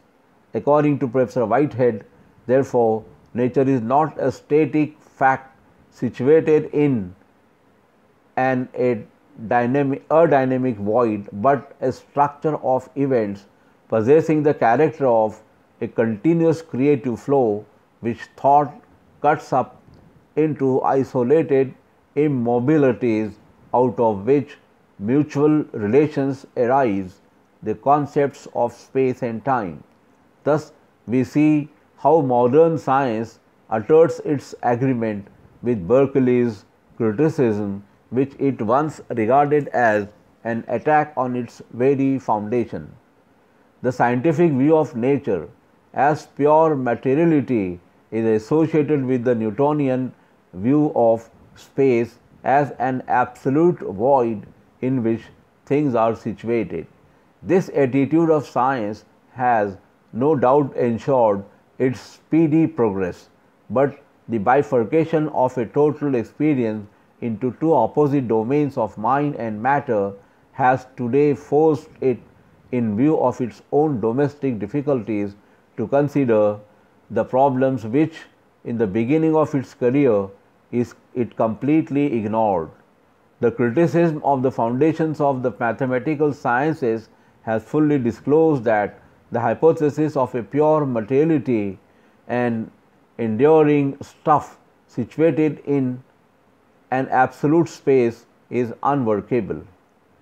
Is space an independent void in which things are situated and which would remain intact if all things were withdrawn? The ancient Greek philosopher Zeno approached the problem of space through the question of movement in space. His arguments for the unreality of movement are well known to the students in the history of thought and received the keenest attention from successive generations of thinkers. Two of these arguments may be noted here. Zeno, who took space to be infinitely divisible, argued that movement in space is impossible.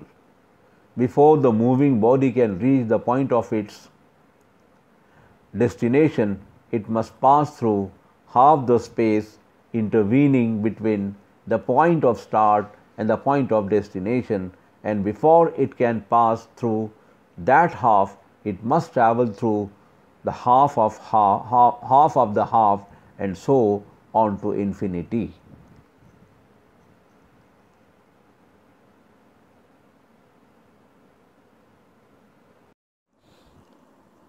We cannot move from one point of space to another without passing through an infinite number of points in the intervening space, but it is impossible to pass through an infinity of points in a finite time.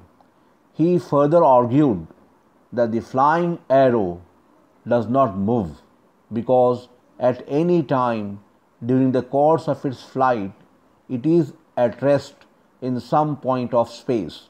Thus, Zeno held that movement is only a deceptive appearance and that reality is one and immutable. The unreality of movement means the unreality of an independent space. Muslim thinkers of the school of Al-Ash'ari did not believe in the infinite divisibility of space and time. With them, space, time, and motion are made up of points and instants which cannot be further subdivided. Thus, they proved the possibility of movement on the assumption that infinitesimals do exist. For if there is a limit to the divisibility of space and time, movement from one point of space to another point is possible in a finite time. Ibn Azm, however, rejected the Asharite notion of infinitesimals, and modern mathematics has confirmed his view. The Asharite argument, therefore, can't logically resolve the paradox of Zeno. Of modern thinkers, the French philosopher Bergson and the British mathematician Bertrand Russell have tried to refute Zeno's arguments from their respective standpoints. To Bergson, movement as true change is a fundamental reality. The paradox of Zeno is due to a wrong apprehension of space and time, which are regarded by Bergson only as intellectual views of movement.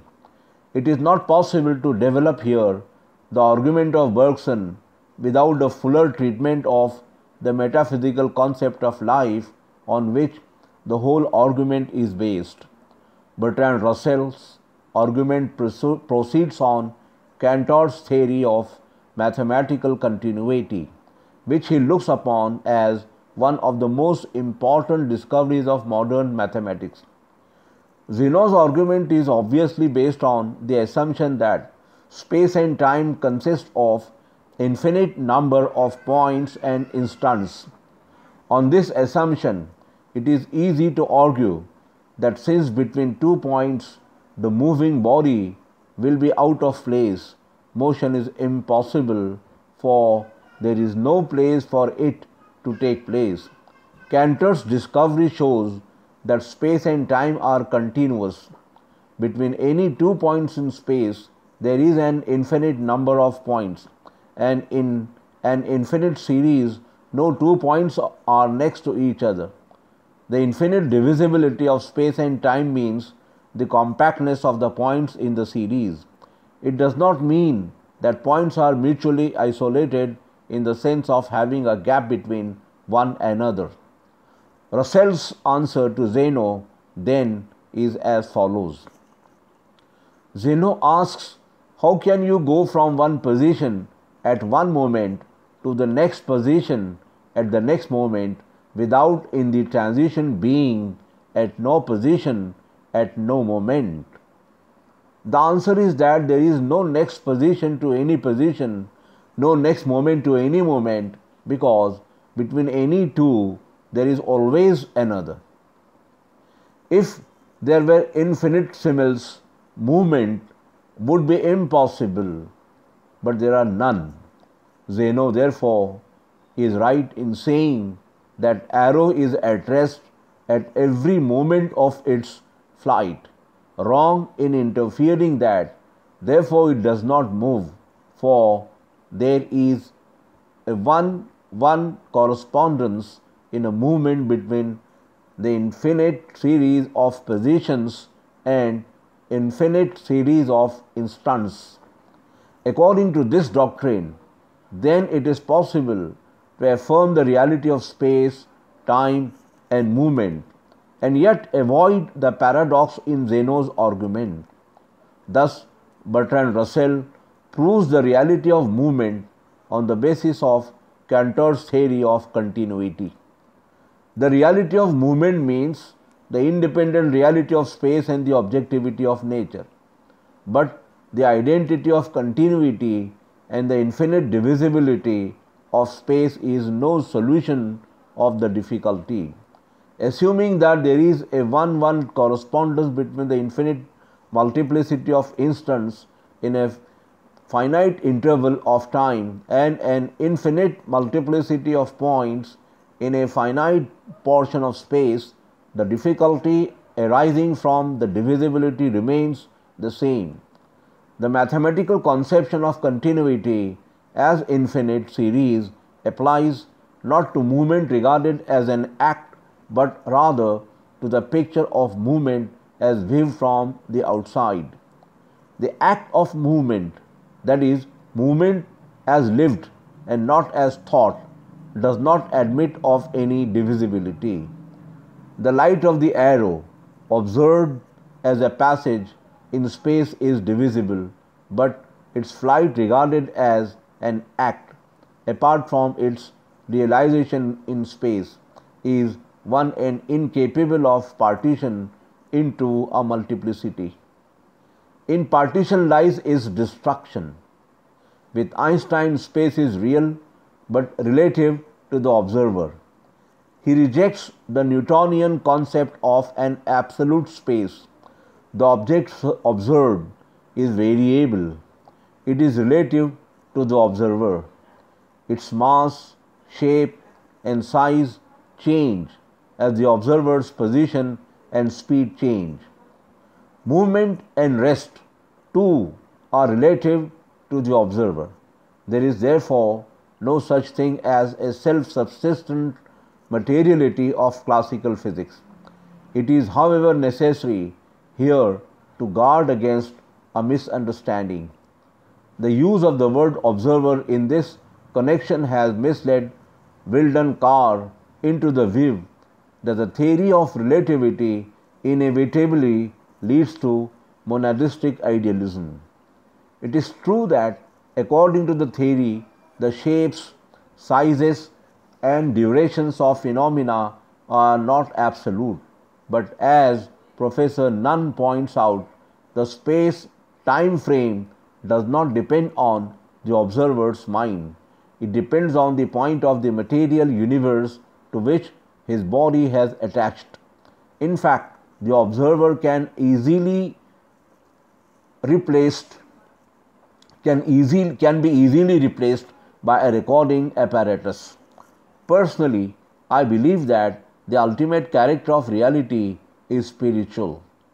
But in order to avoid a widespread misunderstanding, it is necessary to point out that Einstein's theory, which as a scientific theory deals only with the structure of things, throws no light on the ultimate nature of things which possesses that structure. The philosophical value of the theory is twofold. First, it destroys not the objectivity of nature but the view of substance as simple location in space, a view which led to materialism in classical physics. Substance for modern relativity physics is not a persistent thing with variable states, but a system of interrelated events. In Whitehead's presentation of the theory, the notion of matter is entirely replaced by the notion of organism. Secondly, the theory makes space dependent on matter. The universe, according to Einstein, is not a kind of island in an infinite space. It is finite but boundless. Beyond it, there is no empty space. In the absence of matter, the universe would shrink to a point. Looking, however, at the theory from the standpoint that I have taken in these lectures, Einstein's relativity presents one great difficulty, that is, the unreality of time. A theory which takes time to be a kind of fourth dimension of space must, it seems, regard the future as something already given, as indubitably fixed as the past. Time, as a free creative movement, has no meaning for the theory. It does not pass. Events do not happen. We simply meet them. It must not, however, be forgotten that the theory neglects certain characteristics of time as experienced by us, and it is not possible to say that the nature of time is exhausted by the characteristics which the theory does note in the interest of a systematic account of those aspects of nature which can be mathematically treated. Nor is it possible for us laymen to understand what the real nature of Einstein's time is. It is obvious that Einstein's time is not Bergson's pure duration, nor can we regard it as serial time. Serial time is the essence of causality as defined by Kant. The cause and its effect are mutually so related that the former is chronologically prior to the latter, so that if the former is not, the latter can't be. If the mathematical time is serial time, then on the basis of the theory, it is possible, by a careful choice of the velocities of the observer and the system in which a given set of events is happening, to make the effect precede its cause. It appears to me that time regarded as a fourth dimension of space really ceases to be time. A modern Russian writer, Ouspensky, in his book called Tertium Organum, conceives the fourth dimension to be the movement of a three-dimensional figure in a direction not contained in itself. Just as the movement of the point, the line and the surface in a direction not contained in them gives us the ordinary three dimensions of space, in the same way the movement of the three-dimensional figure in a direction not contained in itself must give us the fourth dimension of space. And since time is a distance separating events in order of succession and binding them in different wholes, it is obviously a distance lying in a direction not contained in the three-dimensional space.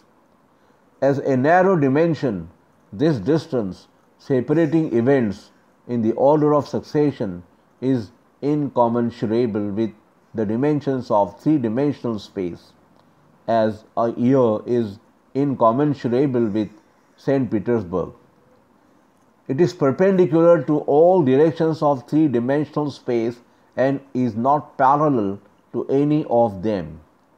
Elsewhere in the same book, Ouspensky describes our time sense as a mystery space sense and argues on the basis of our psychic constitution that one, two, or three-dimensional beings, the higher dimension must always appear as succession in time. This obviously means that what appears to us three-dimensional beings as time is in reality an imperfectly sensed space dimension which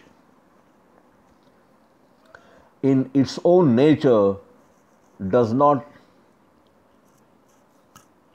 differ from the perfectly sensed dimensions of Euclidean space. In other words, time is not a genuine creative movement, and that what we call future events are not fresh happenings, but things already given and located in an unknown space. Yet in his search for a fresh direction other than the three Euclidean dimensions, Ouspensky needs a real serial time, that is, a distance separating events in the order of succession. Thus, time which was needed and consequently viewed as succession for the purposes of one stage of the argument is quietly divested at a later stage of its serial character and reduced to what does not differ in anything from the other lines and dimensions of space. It is because of the serial character of time that Ouspensky was able to regard it as a genuinely new direction in space. If this characteristic is in reality an illusion, how can it fulfill Ouspensky's requirements of an original dimension?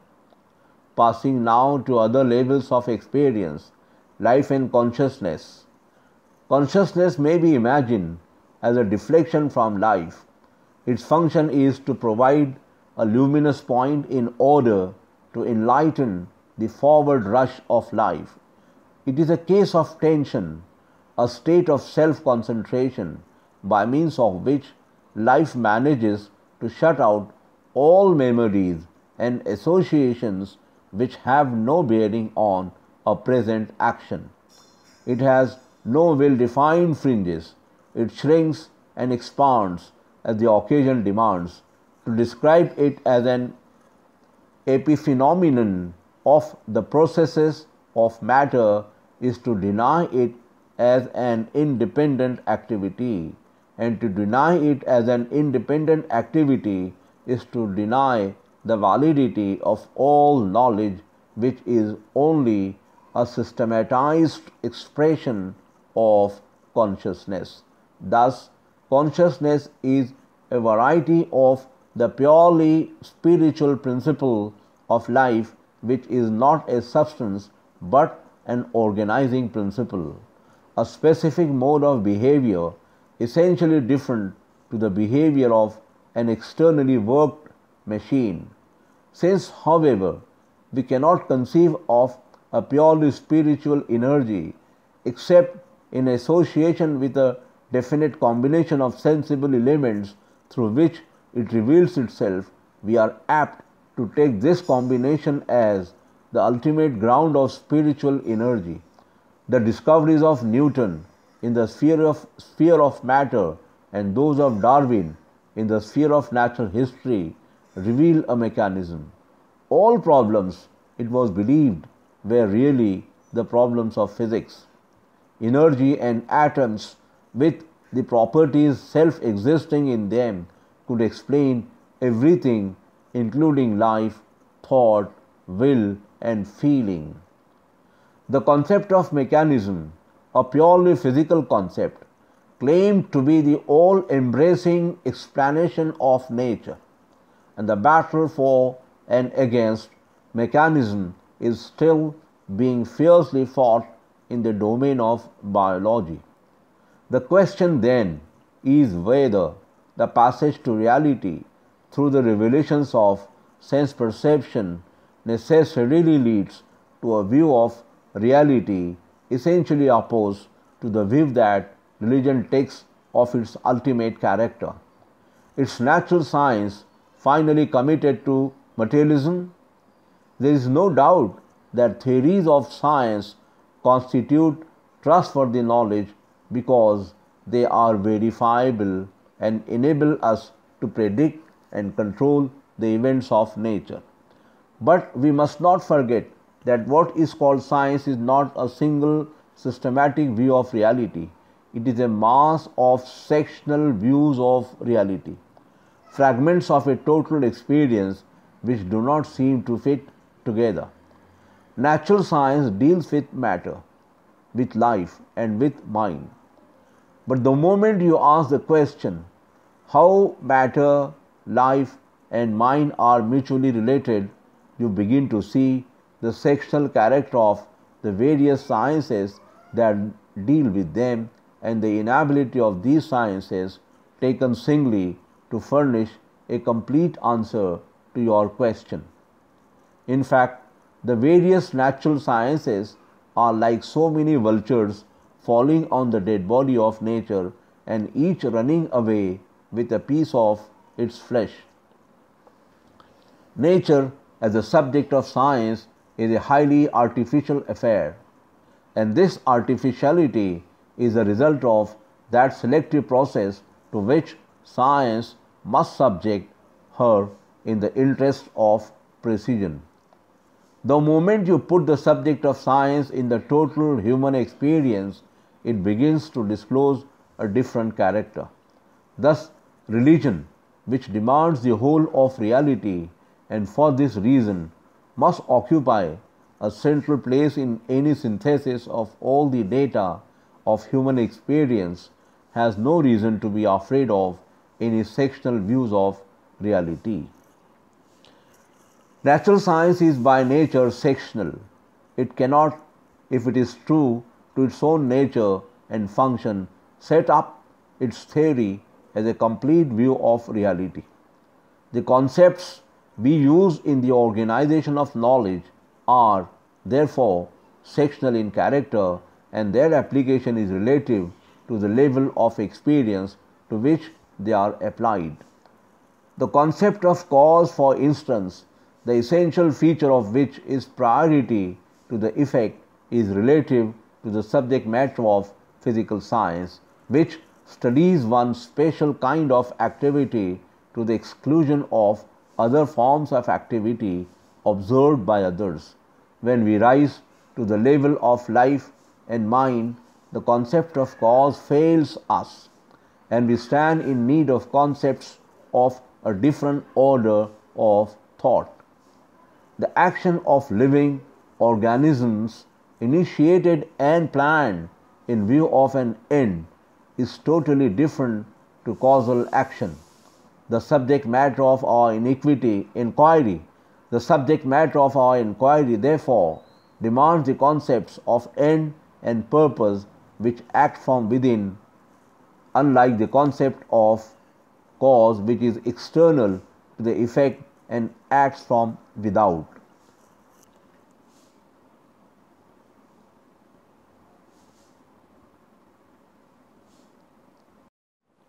No doubt there are aspects of activity of a living organism which it shares with other objects of nature. In the observation of these aspects, the concepts of physics and chemistry would be needed, but the behavior of the organism is essentially a matter of inheritance and incapable of sufficient explanation in terms of molecular physics. However, the concept of mechanism has been applied to life, and we have to see how far the attempt has succeeded. Unfortunately, I am not a biologist and must turn to biologists themselves for support. After telling us that the main difference between a living organism and a machine is that the former is self-maintaining and self-reproducing, J.S. Haldane says, "It is thus evident that although we find within the living body many phenomena which, so long as we do not look closely, can be interpreted satisfactorily as physical and chemical mechanism. There are side by side other phenomena, that is, self-maintenance and reproduction, for which the possibility of such interpretation seems to be absent. The mechanists assume that the bodily mechanisms are so constructed as to maintain, repair, and reproduce themselves. In the long process of natural selection, mechanisms of this sort have, they suggest, been evolved gradually. Let us examine this hypothesis. When we state an event in mechanical terms, we state it as a necessary result of certain simple properties of separate parts which interact in the event. The essence of the explanation or restatement of the event is that thereafter, due investigation, we have assumed that the parts interacting in the event have certain simple and definite properties, so that they always react in the same way under the same conditions. For a mechanical explanation, the reacting parts must first be given. Unless an arrangement of parts with definite properties is given, it is meaningless to speak of mechanical explanation. To postulate the existence of a self-producing or self-maintaining mechanism is thus to postulate something to which no meaning can be attached. Meaningless terms are sometimes used by physiologists, but there is none so absolutely meaningless as the expression mechanism of reproduction. Any mechanism there may be in the parent organism is absent in the process of reproduction and must reconstitute itself at each generation. Since the parent organism is reproduced from a mere tiny speck of its own body, there can be no mechanism of reproduction. The idea of a mechanism which is constantly maintaining or reproducing its own structure is self-contradictory. A mechanism which reproduces itself would be a mechanism without parts and therefore not a mechanism. Life is then a unique phenomenon, and the concept of mechanism is inadequate for its analysis. Its factual wholeness, to use an expression of Reich, another notable biologist, is a kind of unity which, looked at from another point of view, is also a plurality.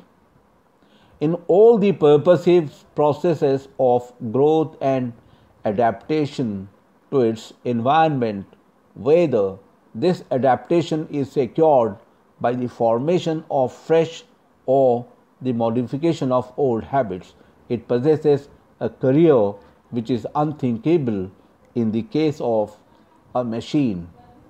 And the possession of a career means that the sources of its activity cannot be explained except in reference to a remote past, the origin of which therefore must be sought in a spiritual reality revealable in but non-discoverable by any analysis of spatial experience.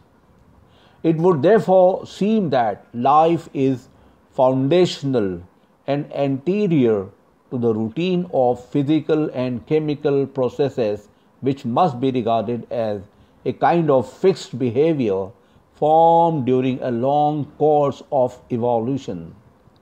Further, the application of the mechanistic concepts to life, necessitating the view that the intellect itself is a product of evolution, brings science into conflict with its own objective principle of investigation.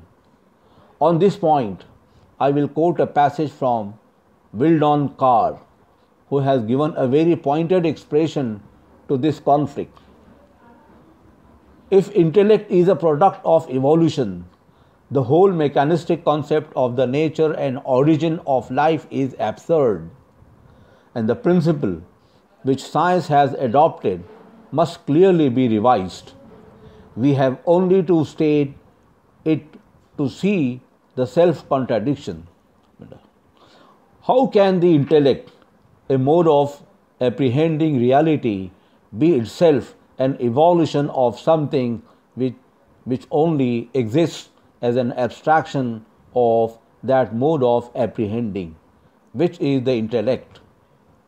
If intellect is an evolution of life, then the concept of the life which can evolve intellect as a particular mode of apprehending reality must be the concept of a more concrete activity than that of any abstract mechanical movement which the intellect can present to itself by analyzing its apprehended content. And yet further, if the intellect be a product of the evolution of life, it is not absolute but relative to the activity of the life which has evolved it. How then in such case can science exclude the subjective aspect of the knowing and build on the objective presentation as an absolute? Clearly, the biological sciences necessitate a reconsideration of the scientific principle. I will now try to reach the primacy of life and thought by another route and carry you a step farther into our examination of experience. This will throw some further light on the primacy of life and will also give us an insight into the nature of life as a psychic activity. We have seen that Professor Whitehead describes the universe not as something static, but as a structure of events possessing the character of a continuous creative flow. This quality of nature's passage in time is perhaps the most significant aspect of experience which the Quran especially emphasizes and which, as I hope to be able to show in the sequel, offers the best clue to the ultimate nature of reality. To some of the verses, chapter 3, verses number 190, 191, chapter 2, verse number 164, chapter 24, verse number 44. Bearing on the point I have already drawn your attention, in view of the great importance of the subject, I will add here a few more. Verily, in the alternations of night and of day, and in all that God had created in the heavens and in the earth, are signs to those who fear Him. Chapter 10, verse number 6. And it is He who had ordained the night and the day to succeed one another for those who desire to think on God or desire to be thankful. Chapter 25, verse number 62. Seest thou not that God caused the night to come in upon the day, and the day to come in upon the night, and that He had subjected the sun and the moon to laws by which each speeds along to an appointed goal. Chapter 31, verse number 29. It is of Him that the night returns on the day, and that the day returns on the night. Chapter 39, verse number 5. And of Him is the change of the night and of the day. Chapter 23, verse number 80. There is another set of verses which, indicating the relativity of our reckoning of time, suggests the possibility of unknown levels of consciousness. But I will content myself with a discussion of the familiar yet deeply significant aspect of experience alluded to in the verses quoted above. Among the representatives of contemporary thought, Bergson is the only thinker who has made a keen study of the phenomenon of duration in time. I will first briefly explain to you his view of duration and then point out the inadequacy of his analysis in order fully to bring out the implications of a completer complete view of the temporal aspect of existence. The ontological problem before us is how to define the ultimate nature of existence. That the universe persists in time is not open to doubt. Yet, since it is external to us, it is possible to be skeptical about its existence. In order completely to grasp the meaning of this persistence in time, we must be in a position to study some privileged case of existence which is absolutely unquestionable and gives us the further assurance of a direct vision of duration. Now, my perception of things that confront me is superficial and external, but my perception of my own self is internal, intimate, and profound. It follows, therefore, that conscious experience is that privileged case of existence in which we are in absolute contact with reality, and an analysis of this privileged case is likely to throw a flood of light on the ultimate meaning of existence. What do I find when I fix my gaze on my own conscious experience? In the words of Bergson, I pass from state to state. I am warm and cold. I am merry or sad. I work or I do things. I look at what is around me or I think of something else. Sensations, feelings, volitions, ideas, such are the changes into which my existence is divided and which color it in turns. I change then without ceasing. Thus, there is nothing static in my inner life.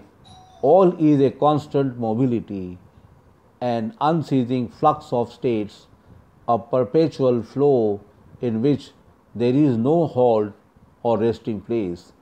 Constant change, however, is unthinkable without time. On the analogy of our inner experience, then, conscious existence means life in time.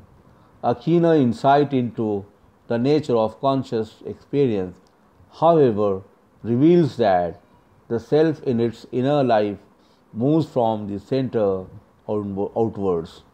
It has, so to speak, two sides which may be described as appreciative and efficient. On its efficient side, it enters into relation with what we call the world of space. The efficient self is the subject of associationist psychology. The practical self of daily life, it is dealing with the external order of things which determine our passing states of consciousness and stamp on these states their own special feature of mutual isolation.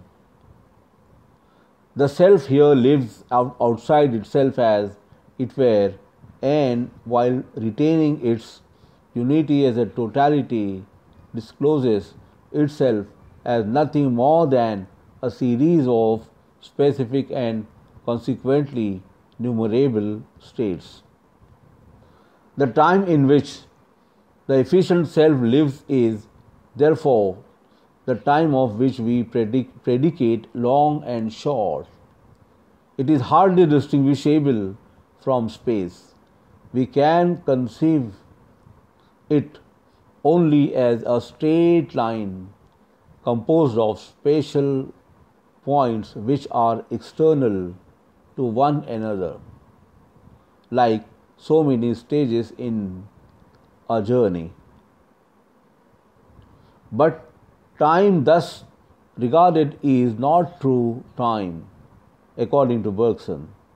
Existence in experience reveals to us what I have called the appreciative side of the self, with our absorption in the external order of things necessitated by our present situation. It is extremely difficult to catch a glimpse of the appreciative self.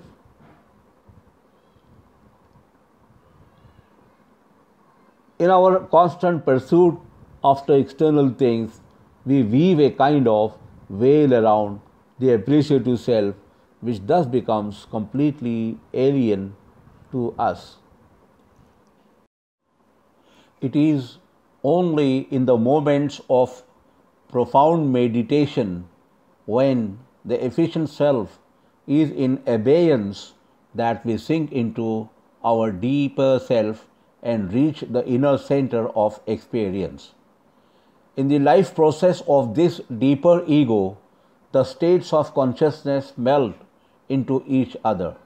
The unity of the appreciative ego is like the unity of the germ in which the experiences of its individual ancestors exist, not as a plurality, but as a unity in which every experience permeates the whole. There is no numerical distinctness of states in the totality of the ego, the multiplicity of whose elements is, unlike that of the efficient self, wholly qualitative. There is change and movement, but change and movement are indivisible. Their elements interpenetrate and are wholly non-serial in character. It appears that the time of the appreciative self is a single now, which the efficient self, in its traffic with the world of space, pulverizes into a series of nows like pearl beads in a thread. Here is then pure duration, unadulterated by space. The Quran, with its characteristic simplicity, alludes to the serial and non-serial aspects of duration in the following verses. And put thou thy trust in him that lived and dies not, and celebrates his praise, who in 6 days created the heavens and the earth, and what is between them, then mounted his throne, the God of mercy. Chapter number 25, verses number 58, 59. All things we have created with a fixed destiny. Our command was but one, swift as the twinkling of an eye. Chapter 54, verses number 49 and 50. If we look at the movement embodied in the creation from the outside, that is to say, if we apprehend it intellectually, it is a process lasting through thousands of years. For one divine day, in the terminology of the Quran, as of the Old Testament, is equal to 1,000 years. From another point of view, the process of creation, lasting through thousands of years, is a single indivisible act, swift as the twinkling of an eye. It is, however, impossible to express this inner experience of pure duration in words, for language is shaped on the serial time of our daily efficient self. Perhaps an illustration will further elucidate the point. According to physical science, the cause of your sensation of red is the rapidity of wave motion, the frequency of which is 400 billions per second. If you could observe this tremendous frequency from the outside and count it at the rate of 2000 per second, which is supposed to be the limit of the perceptibility of light, it will take you more than 6,000 years to finish the enumeration. Yet in the single momentary mental act of perception, you hold together a frequency of wave motion which is practically incalculable.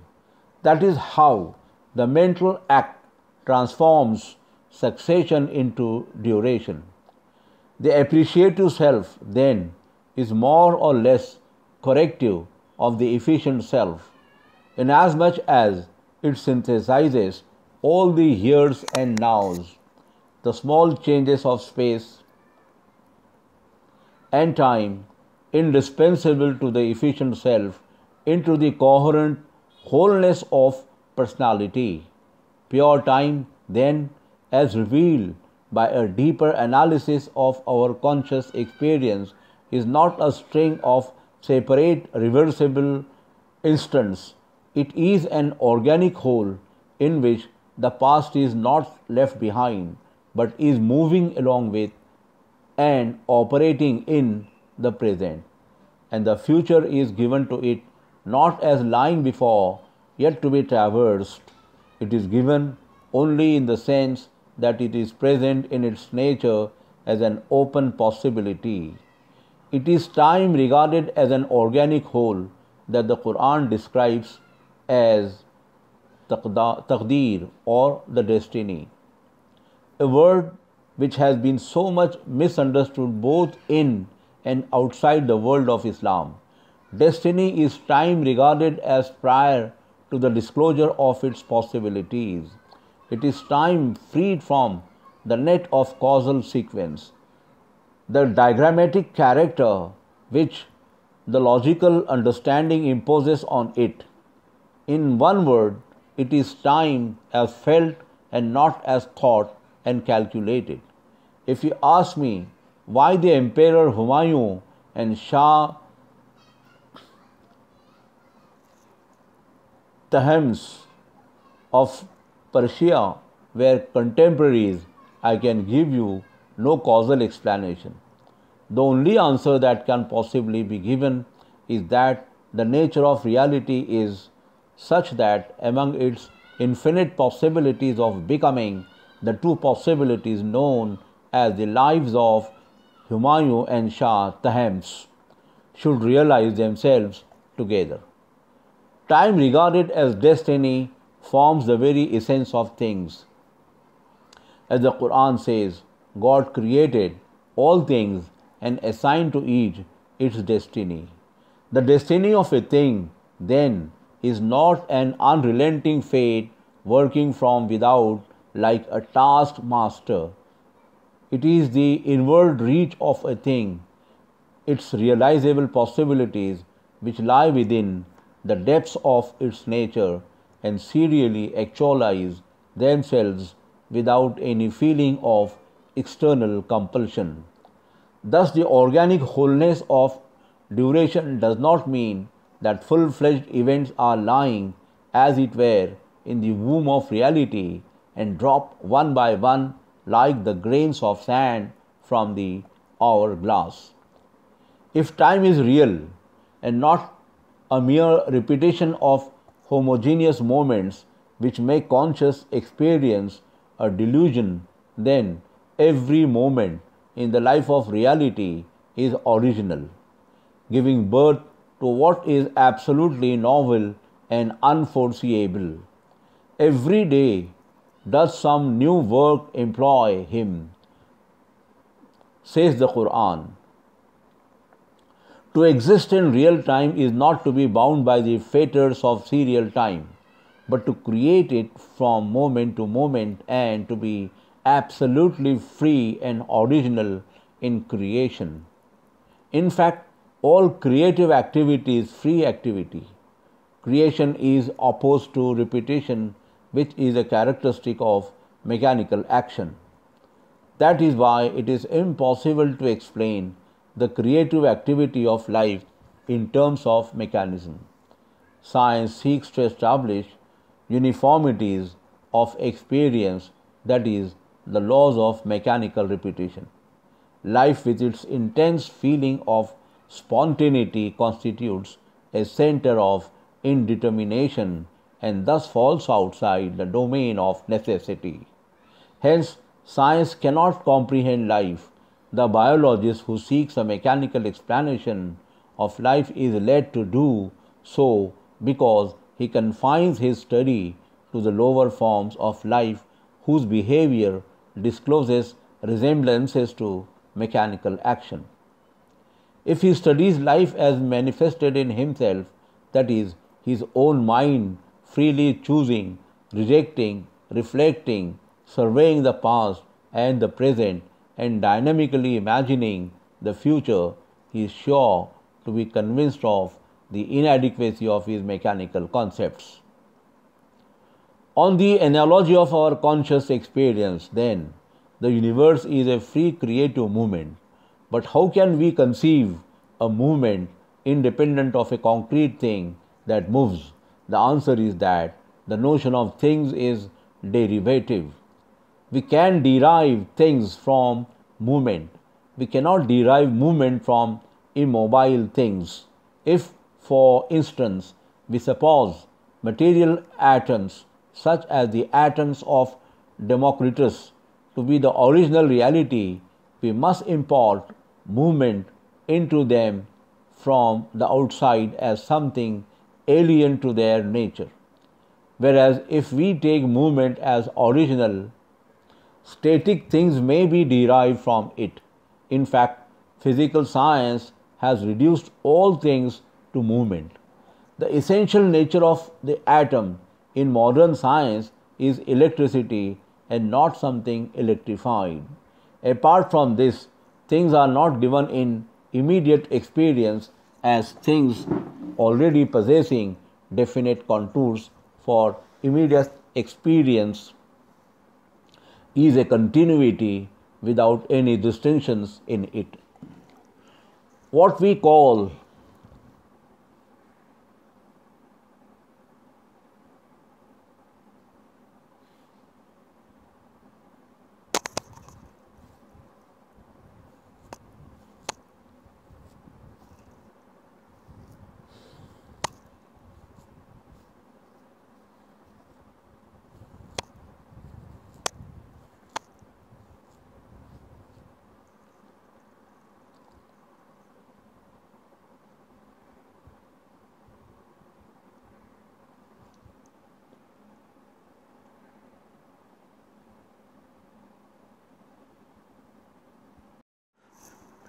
What we call things are events in the continuity of nature which thought specializes and thus regards as mutually isolated for purposes of action. The universe, which seems to us to be a collection of things, is not a solid stuff occupying a void. It is not a thing but an act. The nature of thought, according to Bergson, is serial.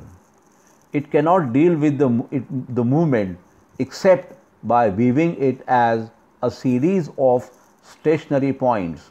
It is therefore the operation of thought working with static concepts that gives the appearance of a series of immobilities to what is essentially dynamic in its nature. The coexistence and succession of these immobilities is the source of what we call space and time. According to Bergson, then, reality is a free, unpredictable, creative, vital impetus of the nature of volition which thought specializes and views as a plurality of things. A full criticism of this view cannot be undertaken here. Suffice it to say that the vitalism of Bergson ends in an insurmountable dualism of will and thought. This is really due to the partial view of intelligence that he takes. Intelligence according to him, is a specializing activity. It is shaped on matter alone and has only mechanical categories at its disposal. But as I pointed out in my first lecture, thought has a deeper movement also. While it appears to break up reality into static fragments, its real function is to synthesize the elements of experience by employing categories suitable to the various levels which experience presents. It is as much organic as life. The movement of life as an organic growth involves a progressive synthesis of its various stages. Without this synthesis, it will cease to be organic growth. It is determined by ends, and the presence of ends means that it is permeated by intelligence. Nor is the activity of intelligence possible without the presence of ends. In conscious experience, life and thought permeate each other. They form a unity. Thought, therefore, in its true nature, is identical with life. Again, in Bergson's view, the forward rush of the vital impulse in its creative freedom is unilluminated by the light of an immediate or a remote purpose. It is not aiming at a result. It is wholly arbitrary, undirected, chaotic, and unforeseeable in its behavior. It is mainly here that Bergson's analysis of our conscious experience reveals its inadequacy. He regards conscious experience as the past moving along with and operating in the present. He ignores that the unity of consciousness has a forward-looking aspect also. Life is only a series of acts of attention, and an act of attention is inexplicable without reference to a purpose, conscious or unconscious. Even our acts of perception are determined by our immediate interests and purposes. The Persian poet Arfa has given a beautiful expression to this aspect of human perception. He says, "If your heart is not deceived by the mirage, be not proud of the sharpness of your understanding, for your freedom from this optical illusion is due to your imperfect thirst." The poet means to say that if you had a vehement desire for drink, the sands of the desert would have given you the impression of a lake. Your freedom from the illusion is due to the absence of a keen desire for water. You have perceived the thing as it is because you were not interested in perceiving it as it is not.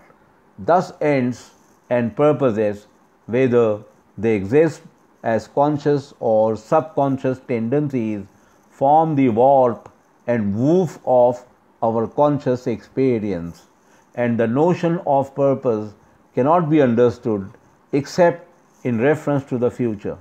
The past, no doubt, abides and operates in the present, but this operation of the past in the present is not the whole of consciousness. The element of purpose discloses a kind of forward look in consciousness. Purposes not only color our present states of consciousness, but also reveal its future direction. In fact, they constitute the forward push of our life, and thus, in a way, anticipate and influence the states that are yet to be. To be determined by an end is to be determined by what ought to be. Thus, past and future both operate in the present state of consciousness, and the future is not wholly undetermined as Bergson's analysis of our conscious experience shows. A state of attentive consciousness involves both memory and imagination as operating factors. On the analogy of our conscious experience, therefore, reality is not a blind vital impulse wholly unilluminated by idea. Its nature is through and through teleological. Bergson, however, denies the teleological character of reality on the ground that teleology makes time unreal. According to him, the portals of the future must remain wide open to reality, otherwise, it will not be free and creative. No doubt, if teleology means the working out of a plan in view of a predetermined end or goal, it does make time unreal. It reduces the universe to a mere temporal reproduction of a pre-existing eternal scheme or structure in which individual events have already found their proper places, waiting, as it were, for their respective turns to enter into the temporal sweep of history. All is already given somewhere in eternity. The temporal order of events is nothing more than a mere imitation of the eternal mold. Such a view is hardly distinguishable from mechanism which we have already rejected. In fact, it is a kind of veiled materialism in which fate or destiny takes the place of rigid determinism, leaving no scope for human or even divine freedom. The world regarded as a process realizing a preordained goal is not a world of free, responsible moral agents. It is only a stage on which puppets are made to move by a kind of pull from behind.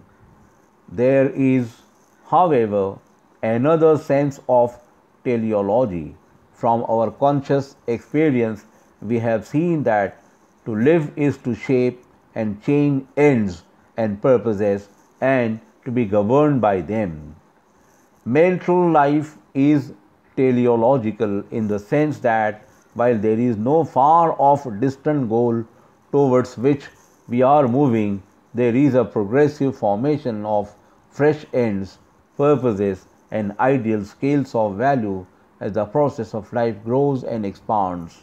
We become by ceasing to be what we are. Life is a passage through a series of deaths, but there is a system in the continuity of this passage, its various stages, in spite of apparently abrupt changes in our evaluation of things, are organically related to one another. The life history of the individual is, on the whole, a unity and not a mere series of mutually ill-adapted events. The world process or the movement of the universe in time is certainly devoid of purpose.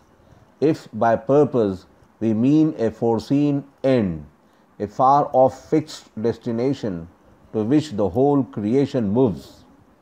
To endow the world process with purpose in this sense is to rob it of its originality and its creative character.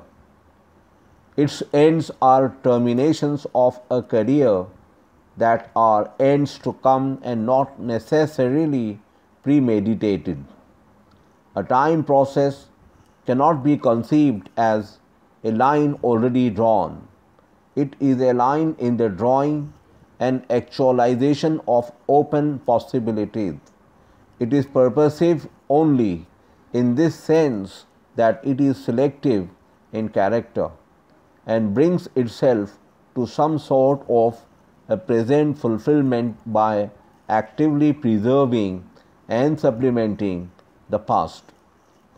To my mind, nothing is more alien to the Quranic outlook than the idea that the universe is temporal, working out of a preconceived plan. As I have already pointed out, the universe according to the Quran is liable to increase.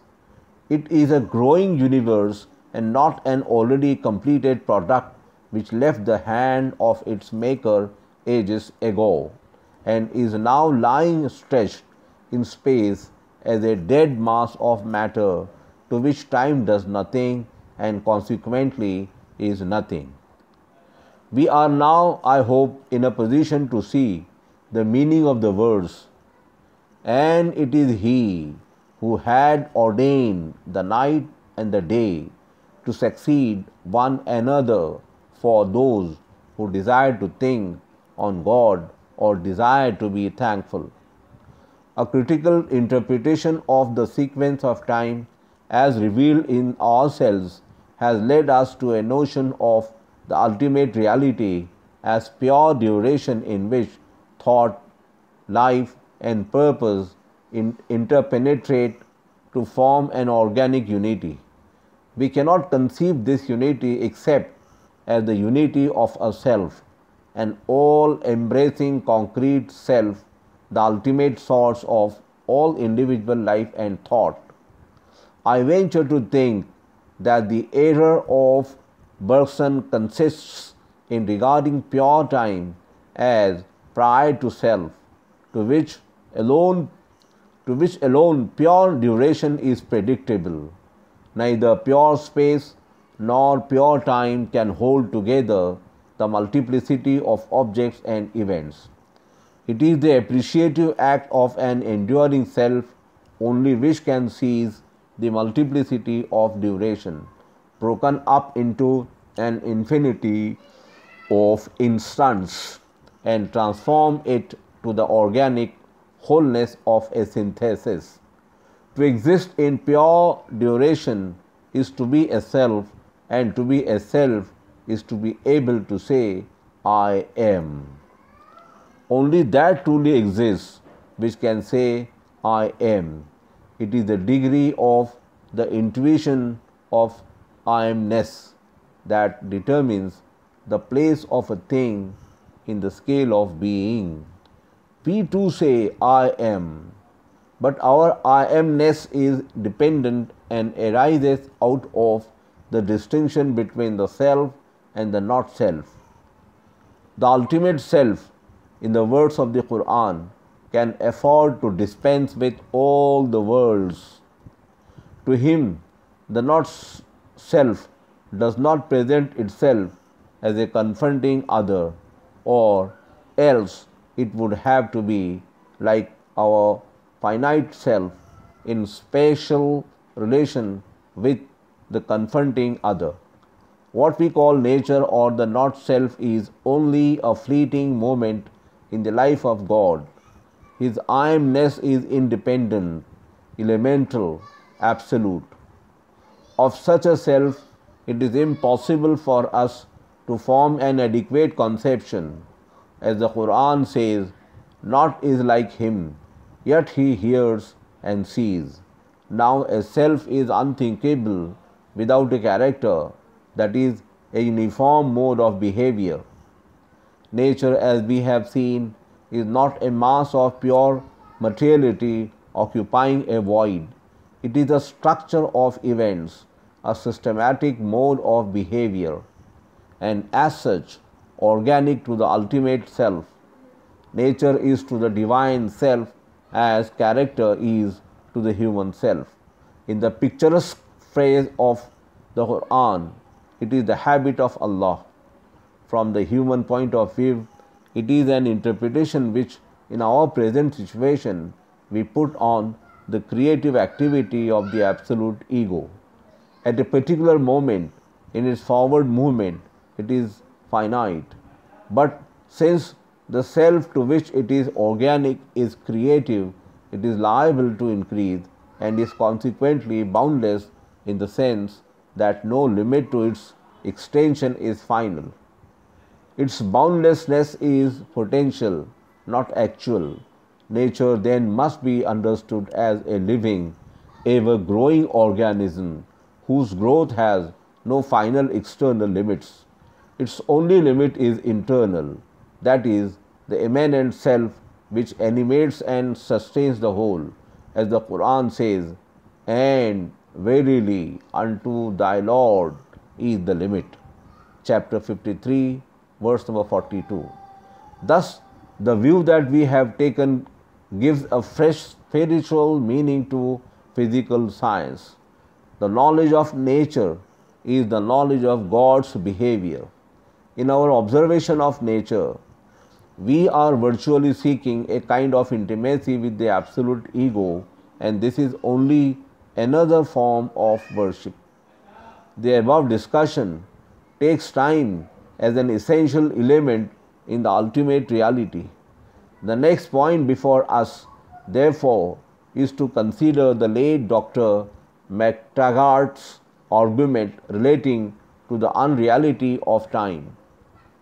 Time, according to Dr. McTaggart, is unreal because every event is past, present, and future. Queen Anne's death, for instance, is past to us. It was present to her contemporaries and future to William III.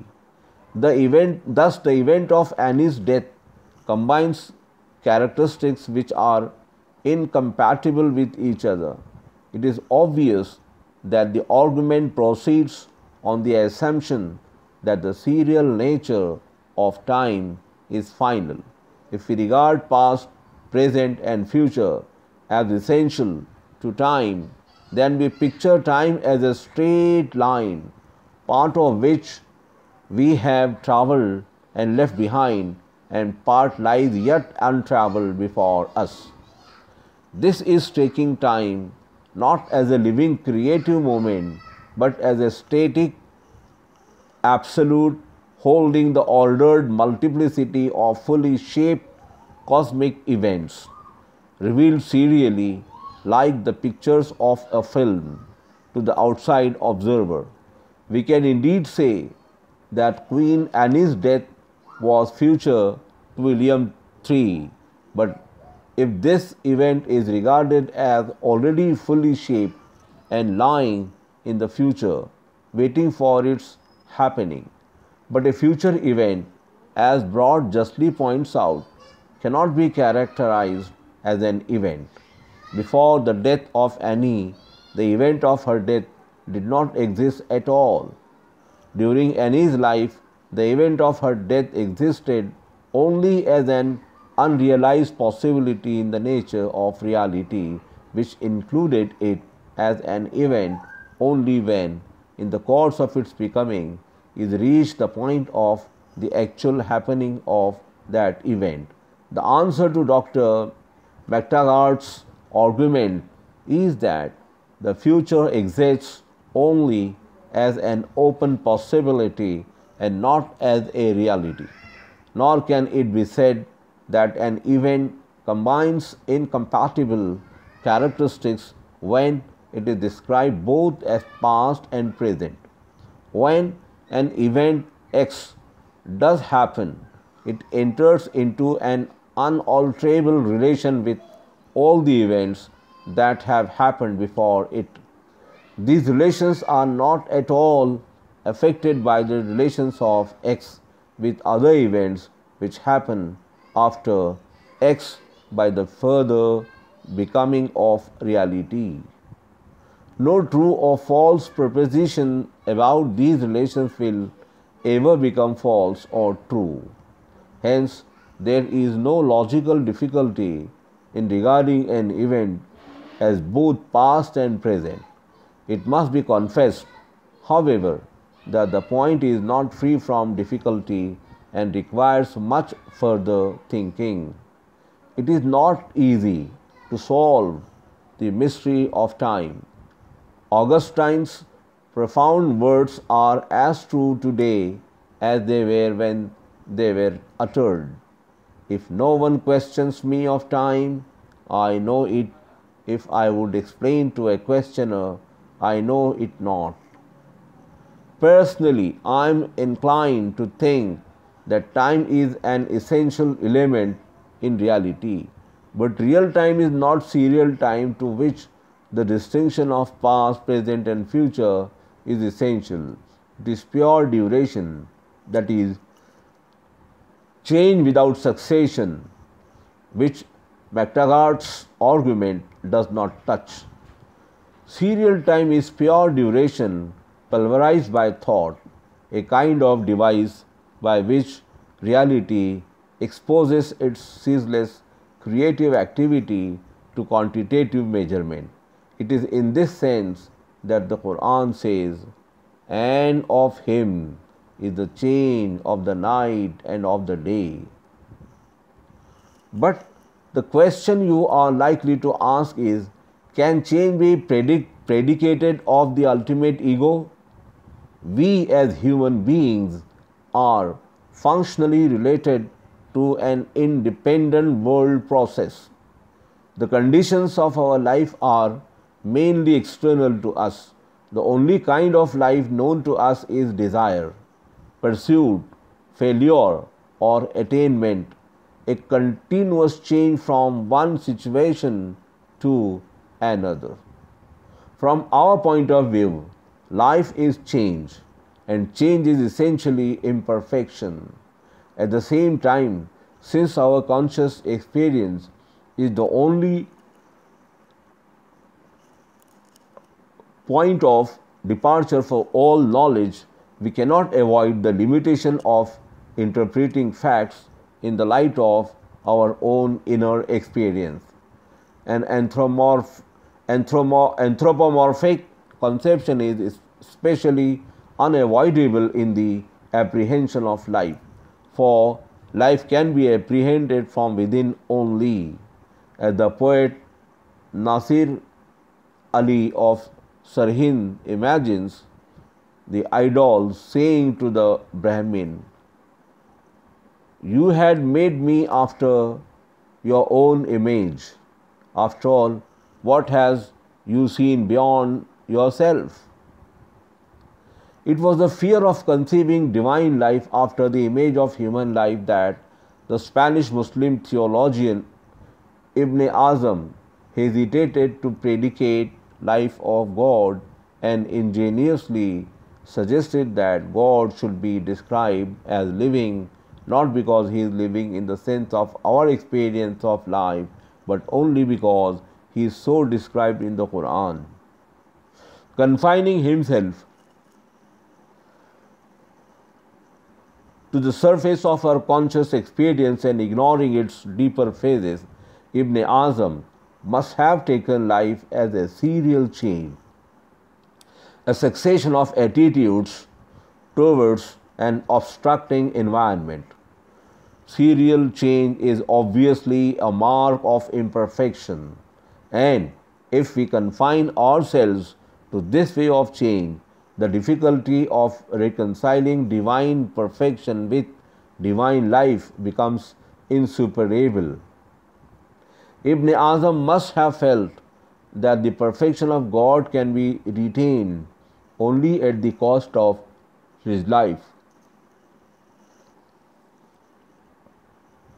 There is, however, a way out of the difficulty. The absolute ego, as we have seen in the whole of reality, he is not so situated as to take a perspective view of an alien universe. Consequently, the phases of his life are wholly determined from within. Change, therefore, is the sense of a movement from an imperfect to a relatively perfect state, or vice versa, is obviously inapplicable to his life. But change in this sense is not the only possible form of life. A deeper insight into our conscious experience shows that beneath the appearance of serial duration, there is true duration.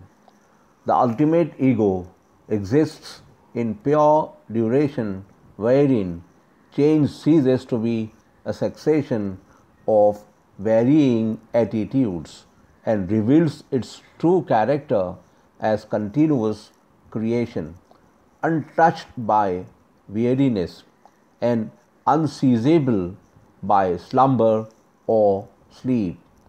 To conceive the ultimate ego as changeless in this sense of change is to conceive him as utter inaction, a motiveless, stagnant neutrality, and absolute nothing.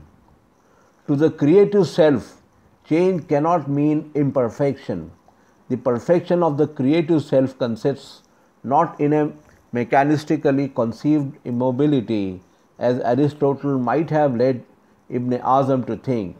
It consists in the vaster basis of his creative activity and the infinite scope of his creative vision. God's life is self revelation, not the pursuit of an ideal to be reached. The not yet of man does mean pursuit and may mean failure. The not yet of God means unfailing realization of the infinite creative possibilities of his being, which retains its wholeness throughout the entire process. In the endless self-repeating flows for evermore the same. Myriads arches springing, meeting, hold at rest the mighty frame. Stream from all things, love of living, grandest star and humblest clod, all the straining, all the striving is eternal peace in God. Goethe. Thus, a comprehensive philosophical criticism of all the facts of experience on its efficient as well as appreciative side brings us to the conclusion that the ultimate reality is a rationally directed creative life. To interpret this life as an ego is not a fashion God after the image of man. It is only to accept the simple fact of experience that life is not a formless fluid but an organizing principle of unity, a synthetic activity which holds together and focalizes the dispersing dispositions of the living organism for a constructive purpose. The operation of thought, which is essentially symbolic in character, veils the true nature of life and can picture it only as a kind of universal current flowing through all things. The result of an intellectual view of life, therefore, is necessarily pantheistic. But we have a first hand knowledge of the appreciative aspect of life from within. Intuition reveals life as a centralizing ego. This knowledge, however, imperfect as giving us only a point of departure, is a direct revelation of the ultimate nature of reality.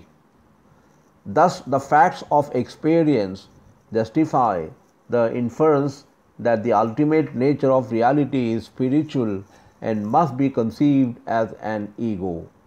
But the aspiration of religion soars higher than that of philosophy. Philosophy is an intellectual view of things and as such does not care to go beyond a concept which can reduce all the rich variety of experience to a system. It sees reality from a distance as it were. Religion seeks a closer contact with reality. The one is theory, the other is living experience, association, intimacy. In order to achieve this intimacy, thought must rise higher than itself and find its fulfillment in an attitude of mind which religion describes as prayer. One of the last words on the lips of the Prophet of Islam, peace be upon him.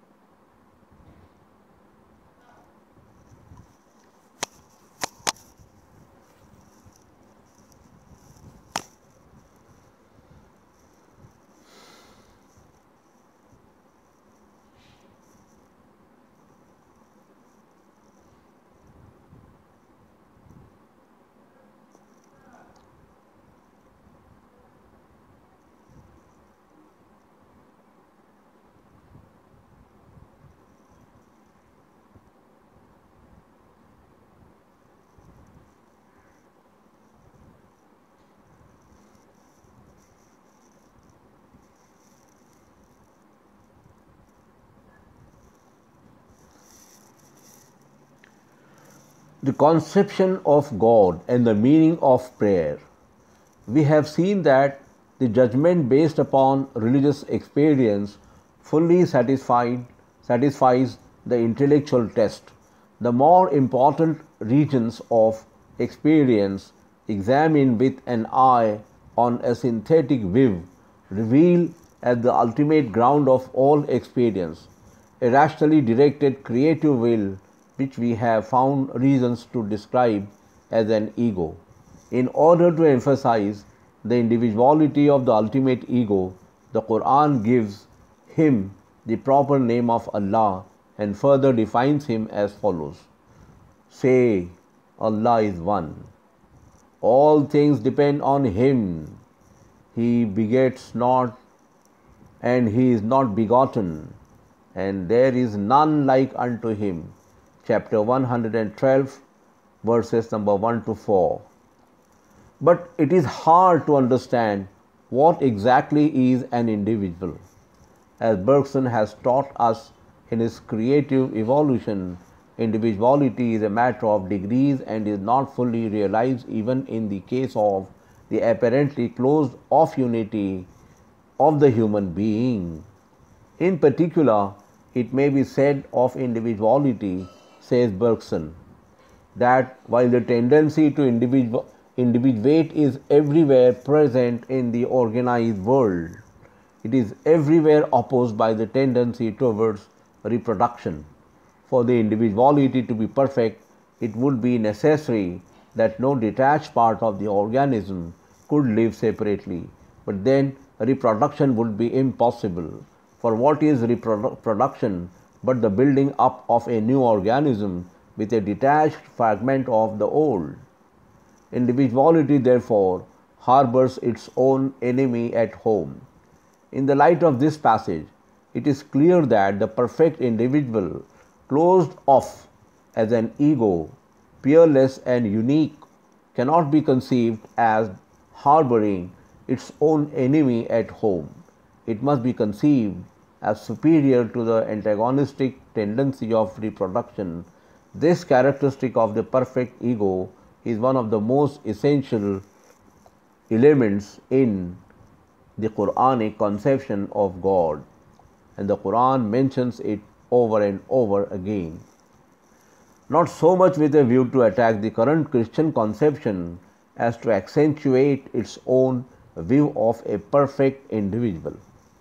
It may, however, be said that the history of religious thought discloses various ways of escape from an individualistic conception of the ultimate reality, which is conceived as some vague, vast, and pervasive cosmetic element, such as light. This is the view that Farnell has taken in his Gifford lectures on the attributes of God. I agree that the history of religion reveals modes of thought that tend towards pantheism, but I venture to think that insofar as the Quranic identification of God with light is concerned, Farnell's view is incorrect. The full text of the verse of which he quotes a portion only is as follows. God is the light of the heavens and of the earth. His light is like a niche in which is a lamp, the encased in a glass, the glass as it were a star. Chapter number 24, verse number 35. No doubt the opening sentence of the verse gives the impression of an escape from an individualistic conception of God. But when we follow the metaphor of light in the rest of the verse, it gives just the opposite impression. The development of the metaphor is meant rather to exclude the suggestion of a formless cosmic element by centralizing the light in a flame which is future individualized by its encasement in a glass likened unto a well-defined star. Personally, I think the description of God as light in the revealed literature of Judaism, Christianity, and Islam must now be interpreted differently. The teaching of modern physics is that The velocity of light cannot be exceeded and is the same for all observers, whatever their own system of movement. Thus, in the world of change, light is the nearest approach to the Absolute. The metaphor of light as applied to God, therefore, must, in view of modern knowledge, be taken to suggest the absoluteness of God and not His omnipresence, which easily lends itself to a pantheistic interpretation. There is, however, one question which will be raised in this connection. Does not individuality imply finitude? If God is an ego and as such an individual, how can we conceive Him as infinite? The answer to this question is that God cannot be conceived as infinite in the sense of spatial infinity. In matters of spiritual valuation, mere immensity counts for nothing. Moreover, as we have seen before, temporal and spatial infinities are not absolute. Modern science regards nature not as something static, situated in an infinite void, but a structure of interrelated events out of whose mutual relations arise the concepts of space and time. And this is only another way of saying that space and time are interpretations which thought puts upon the creative activity of the ultimate ego. Space and time are possibilities of the ego, only partially realized in the shape of our mathematical space and time. Beyond him and apart from his creative activity, there is neither time nor space to close him off in reference to other egos. The ultimate ego is therefore neither infinite in the sense of spatial infinity, nor finite in the sense of the space-bound human ego whose body closes off in reference to other egos. Beyond him and apart from his creative activity, there is neither time nor space to close him off in reference to other egos. The ultimate ego is therefore neither infinite in the sense of spatial infinity nor finite in the sense of the space-bound human ego whose body closes him off in reference to other egos.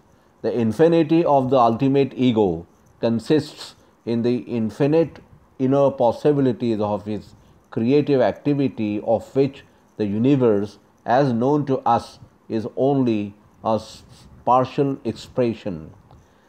In other words, God's infinity is intensive, not extensive. It involves an infinite series, but is not that series. The other important elements in the Quranic conception of God from a purely intellectual point of view are creativeness, knowledge, omnipotence, and eternity. I shall deal with them serially. Finite minds regard nature as a confronting other, existing per se, which the mind knows but does not make. We are thus apt to regard the act of creation as a specific past event, and the universe appears to us as a manufactured article which has no organic relation to the life of its maker, and of which the maker is nothing more than a mere spectator. All the meaningless theological controversies about the idea of creation arise from this narrow vision of the finite mind. Thus, regarded, the universe is a mere accident in the life of God and might not have been created. The real question which we are called upon to answer is this: does the universe confront God as his other, with space intervening between him and it? The answer is that from the divine point of view, there is no creation in the sense of a specific event having a before and an after. The universe cannot be regarded as an independent reality standing in opposition to Him. This view of the matter will reduce both God and the world to two separate entities confronting each other in the empty receptacle of an infinite space. We have seen before that space, time, and matter are interpretations which thought puts on the free creative energy of God. They are not independent realities existing per se, but only intellectual modes of apprehending the life of God. The question of creation once arose among the disciples of the well-known saint Bayezid of Bustan. One of the disciples very pointedly put the common sense view, saying, "There was a moment of time when God existed and nothing else existed beside Him." The saint's reply was equally pointed. "It is just the same now," said he, "as it was then. The world of matter, therefore, is not a stuff co-eternal with God, operated upon Him from a distance as it were. It is in its real nature one continuous act which thought breaks up into a plurality of mutually exclusive things." Professor Eddington has thrown further light on this important point, and I take the liberty to quote from his book, Space, Time and Gravitation. We have a world of point events with their primary interval relations. Out of these, an unlimited number of more complicated relations and qualities can be built up mathematically, describing various features of the state of the world. These exist in nature in the same sense as an unlimited number of walks exist on an open moor. But the existence is, as it were, latent unless someone gives a significance to the walk by following it, and in the same way, the existence of any one of these qualities of the world only acquires significance above its fellows if a mind singles it out for recognition. Mind filters out matter from the meaningless jumble of qualities, as the prism filters out the colors of the rainbow from the chaotic pulsations of white light. Mind exalts the permanent and ignores the transitory, and it appears from the mathematical study of relations that the only way in which mind can achieve her object is by picking out one particular quality as the permanent substance of the perceptual world, partitioning a perceptual time and space for it to be permanent in, and as a necessary consequence of this Hobson's choice, the laws of gravitation and mechanics and geometry have to be obeyed. It is too much to say that the mind's search for permanence has created the world of physics. The last sentence in this passage is one of the deepest things in Professor Eddington's book. The physicist has yet to discover by his own methods that the passing show of the apparently permanent world of physics which the mind has created in its search for permanence is rooted in something more permanent, conceivable only as a self which alone combines the opposite attributes of change and permanence, and can thus be regarded as both constant and variable. There is, however, one question which we must answer before we proceed further. In what manner does the creative activity of God proceed to the work of creation?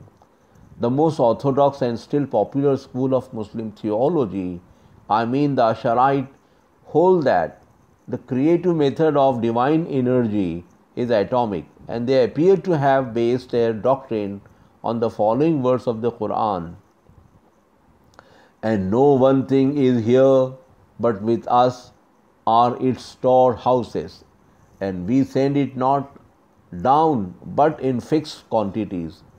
Chapter 15, verse number 21. The rise and growth of atomism in Islam, the first important indication of an intellectual revolt against the Aristotelian idea of a fixed universe, forms one of the most interesting chapters in the history of Muslim thought.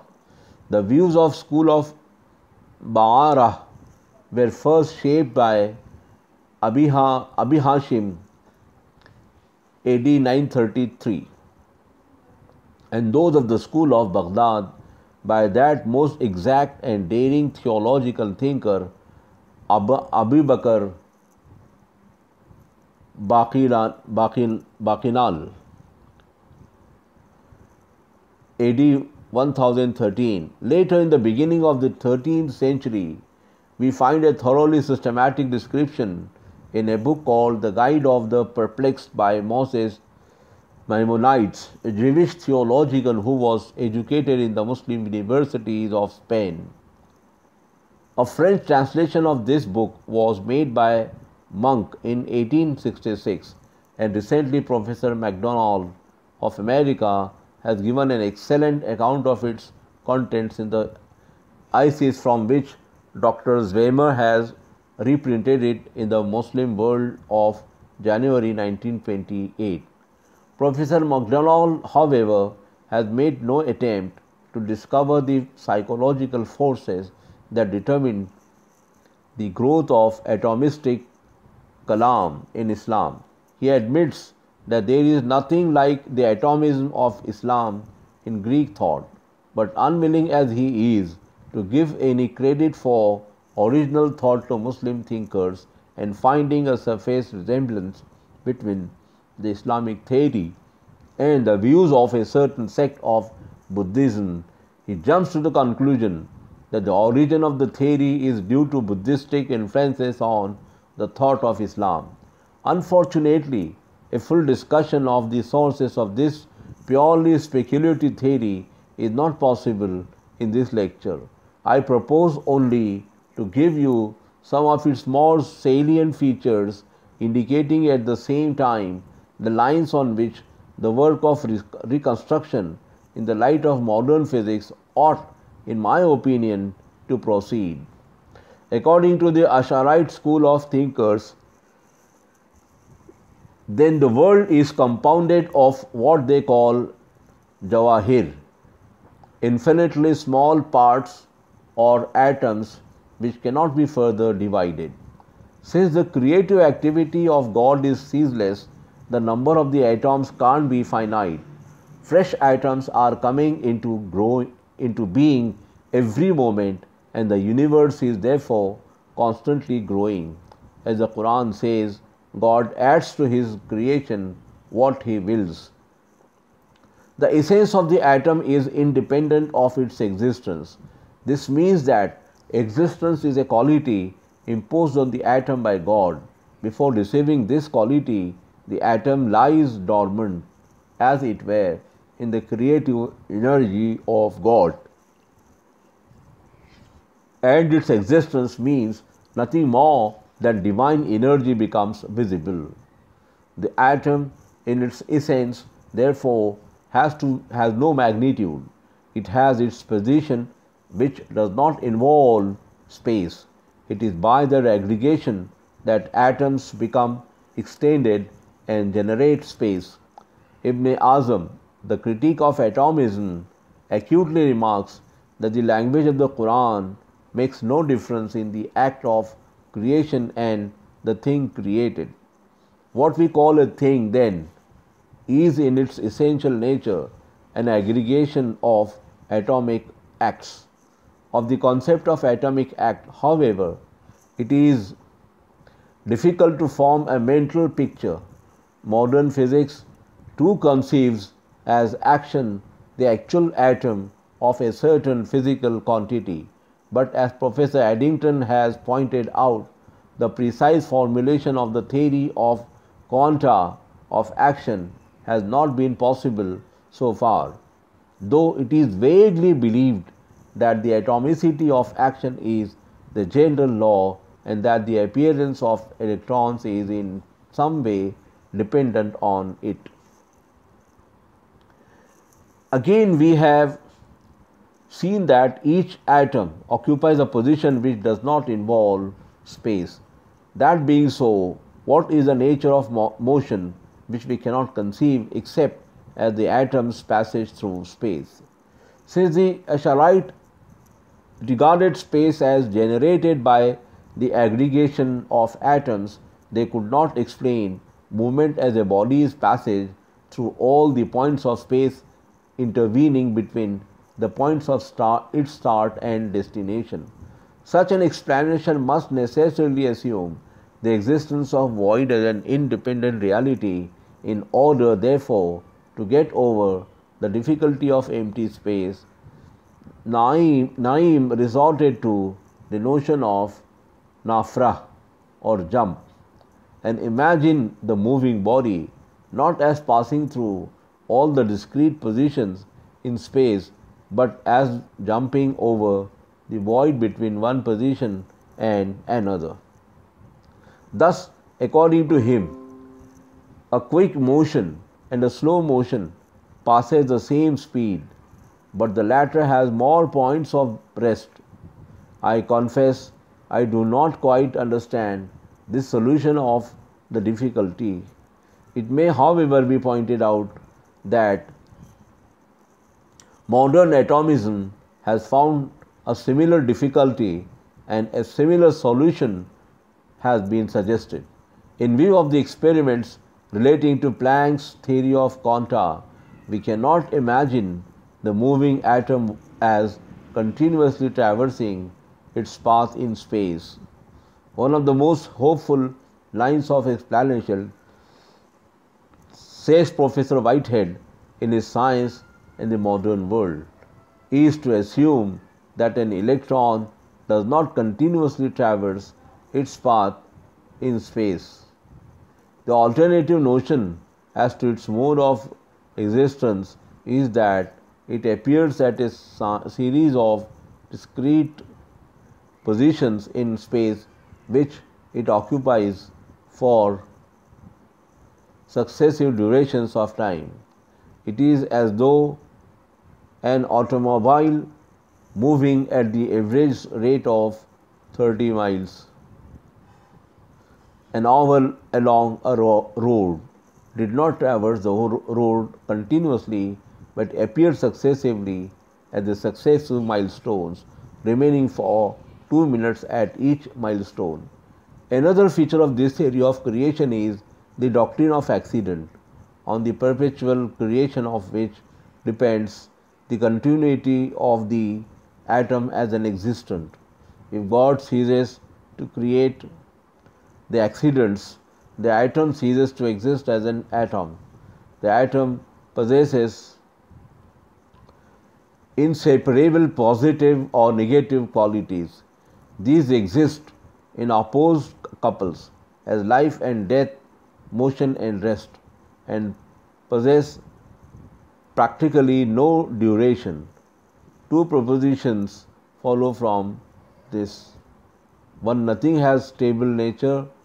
Second, there is a single order of atoms, that is what we call the soul is either a finer kind of matter or only an accident.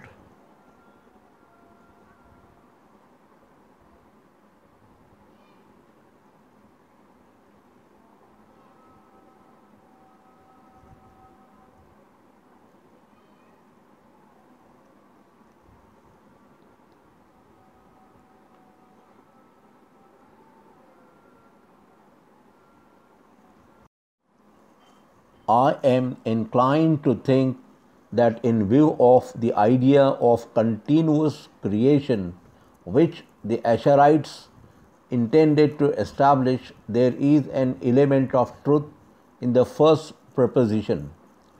I have said before that in my opinion the spirit of the Quran is on the whole anti-classical.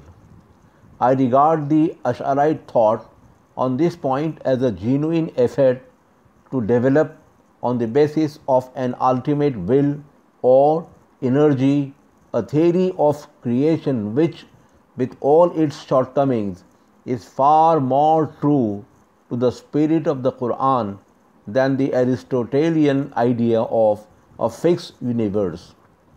The duty of the future theologians of Islam is to reconstruct this purely speculative theory and to bring it into closer contact with modern science, which appears to be moving in the same direction. The second proposition looks like pure materialism. It is my belief that the Ash'arite view that the nafs is an accident is opposed to the real trend of their own theory, which makes the continuous existence of the atom dependent on the continuous creation of accidents in it. It is obvious that motion is inconceivable without time, and since time comes from psychic life, the latter is more fundamental than motion. No psychic life, no time. No time, no motion. Thus, it is really what the Ash'arite call the accident which is responsible for the continuity of the atom as such. The atom becomes, or rather looks, specialized when it receives the quality of existence. Regarded as a phase of divine energy, it is essentially spiritual. The nafs is the pure act. The body is only the act becomes visible and hence measurable. In fact, the Ash'arite vaguely anticipated the modern notion of point instant, but they fail rightly to see the nature of the mutual relation between the point and the instant. The instant is the more fundamental of the two, but the point is inseparable from the instant as being a necessary mode of its manifestation. The point is not a thing, it is only a sort of looking at the instant. Rema is far more true to the spirit of Islam than Ghazali when he says, reality is therefore essentially spirit. But of course, there are degrees of spirit. In the history of Muslim thought, the idea of degrees of reality appears in the writings of Shahabuddin, Soharwardi, Maqtil. In modern times, we find it worked out on a much larger scale in Hegel, and more recently in the late Lord Haldane's Reign of Relativity, which he published shortly before his death. I have conceived the ultimate reality as an ego, and I must add now that from the ultimate ego only egos proceed. The creative energy of the ultimate ego, in whom deed and thought are identical, functions as ego unities. The world in all its details, from the mechanical movement of what we call the atom of matter to the free movement of thought in the human ego, is the self-revelation of the great I am. Every atom of divine energy, however low in the scale of existence, is an ego. But there are degrees in the expression of egohood. Throughout the entire gamut of being runs the gradually rising note of egohood until it reaches its perfection in man. That is why the Quran declares the ultimate ego to be nearer to man than his own neck vein. Like pearls do, we live and move and have our being in the perpetual flow of divine life. Thus, a criticism inspired by the best traditions of Muslim thought tends to turn the Ash'arite scheme of atomism into a spiritual pluralism the details of which will have to be worked out by the future theologians of Islam. It may, however, be asked whether atomicity has a real seat in the creative energy of God or presents itself to us as such only because of our finite mode of apprehension. From a purely scientific point of view, I cannot say what the final answer to this question will be.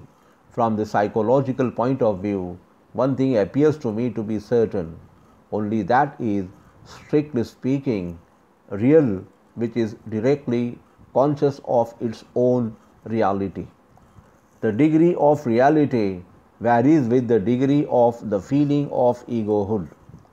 The nature of the ego is such that in spite of its capacity to respond to other egos, it is self-centered and possesses a private circuit of individuality, excluding all egos other than itself. In this alone consists its reality as an ego. Man, therefore, in whom egohood has reached its relative perfection, occupies a genuine place in the heart of divine creative energy, and thus possesses a much higher degree of reality than things around him.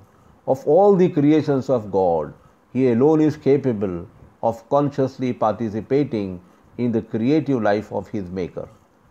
Endowed with the power to imagine a better world and to mold what is into what ought to be, the ego in him aspires, in the interest of an increasingly unique and comprehensive individuality, to exploit all the various environments on which he may be called upon to operate during the course of an endless career. But I would ask you to wait for a fuller treatment of this point till my lecture on the immortality and freedom of the ego. In the meantime, I want to say a few words about the doctrine of atomic time, which I think is the weakest part of the Ash'arite theory of creation. It is necessary to do so for a reasonable view of the divine attribute of eternity. The problem of time has always drawn the attention of Muslim thinkers and mystics.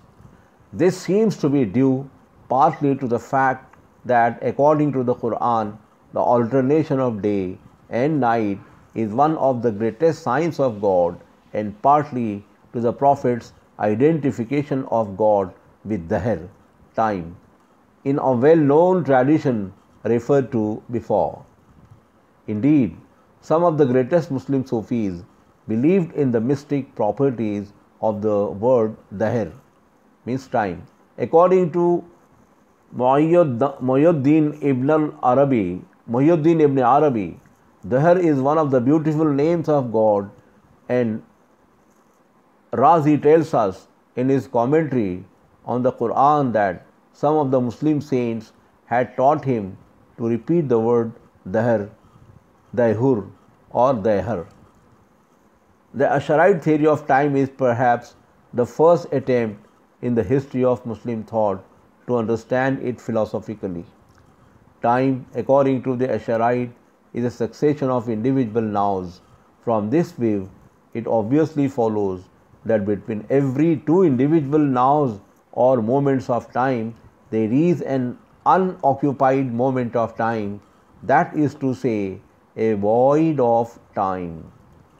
The absurdity of this conclusion is due to the fact that they looked at the subject of their inquiry from a wholly objective point of view. They took no lesson from the history of Greek thought, which had adopted the same point of view and had reached no results. In our own time, Newton described time as something which in itself and from its own nature flows equally. The metaphor of stream implied in this description suggests serious objections to Newton's equally objective view of time. We cannot understand how a thing is affected on its immersion in this stream and how it differs from things that do not participate in its flow, nor can we form any idea of the beginning, the end, and the boundaries of time if we try to understand it on the analogy of a stream. Moreover, if flow, movement, or passage is the last word as to the nature of time, there must be another time to time, the movement of the first time, and another which times the second time, and so on to infinity. Thus, the notion of time as something wholly objective is beset with difficulties. It must, however, be admitted that the practical Arab mind could not regard time as something unreal like the Greeks, nor can it be denied that even though we possess no sense organ to perceive time, it is a kind of flow and has, as such, a genuine objective, that is to say, atomic aspect.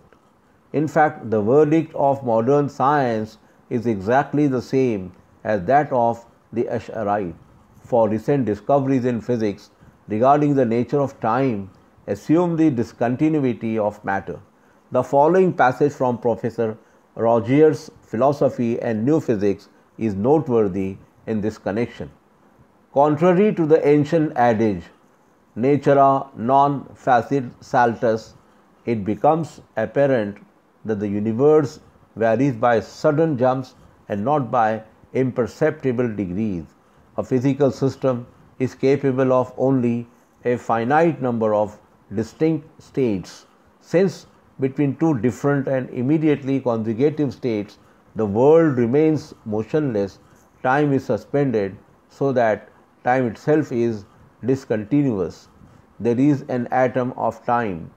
The point, however, is that the constructive endeavor of the Ash'arite as of the moderns was wholly lacking in psychological analysis, and the result of this shortcoming was that they altogether failed to perceive the subjective aspect of time. It is due to this failure that in their theory the systems of material atoms and time atoms lie apart, with no organic relation between them.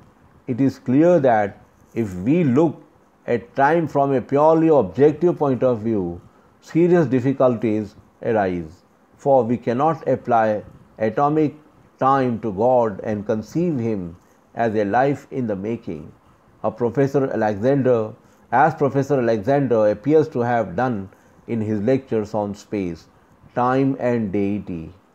Later, Muslim theologians fully realized these difficulties. Mullah Jalaluddin Dawana, in a passage of his Zawri, which reminds the modern student of Professor Royce's view of time, tells us that if we take time to be a kind of span which makes possible the appearance of events as a moving procession and conceive this span to be a unity, then we cannot but describe it as an original state of divine activity, encompassing all the succeeding states of that activity. But the Mullah takes good care to add that a deeper insight into the nature of succession reveals its creativity, so that it disappears in the case of God, to whom all events are present in a single act of perception. The Sufi poet Irqa has a similar way of looking at the matter. He conceives infinite varieties of time relative to the varying grades of being intervening between materiality and pure spirituality. The time of gross bodies, which arises from the revolution of the heavens, is divisible into past, present, and future, and its nature is such that as long as one day does not pass away, the succeeding day does not come. The time of immaterial beings is also serial in character, but its passage is such that a whole year in the time of gross bodies is not more than a day in the time of an immaterial being.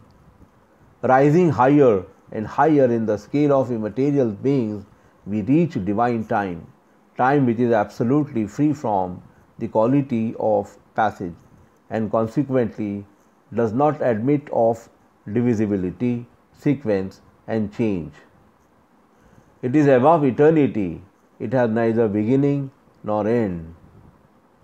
The eye of God sees all the visibles, and his ear hears all the audibles in one indivisible act of perception. The priority of God is not due to the priority of time. On the other hand, the priority of time is due to God's priority.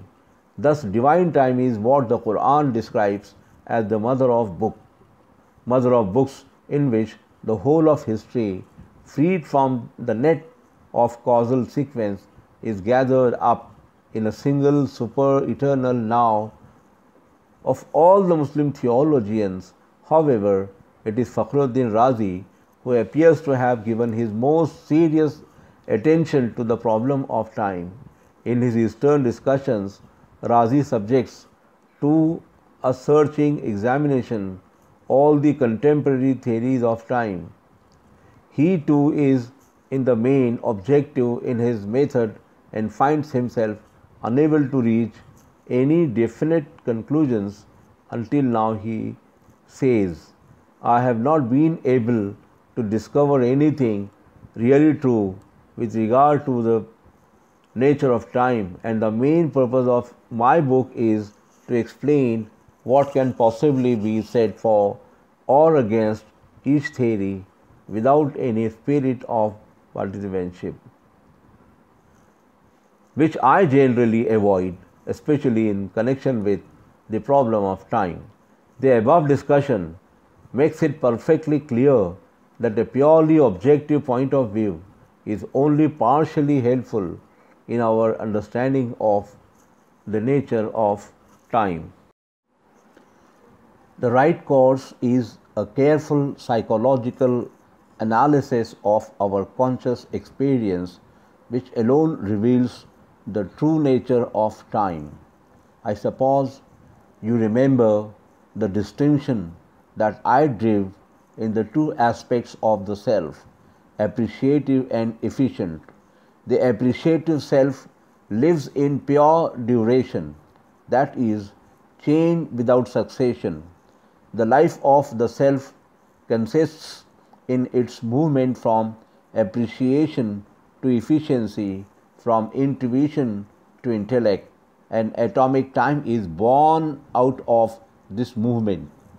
Thus, the character of our conscious experience, our point of departure in all knowledge, gives us a clue to the concept which reconciles the opposition of permanence and change, of time regarded as an organic whole or eternity, and time regarded as atomic.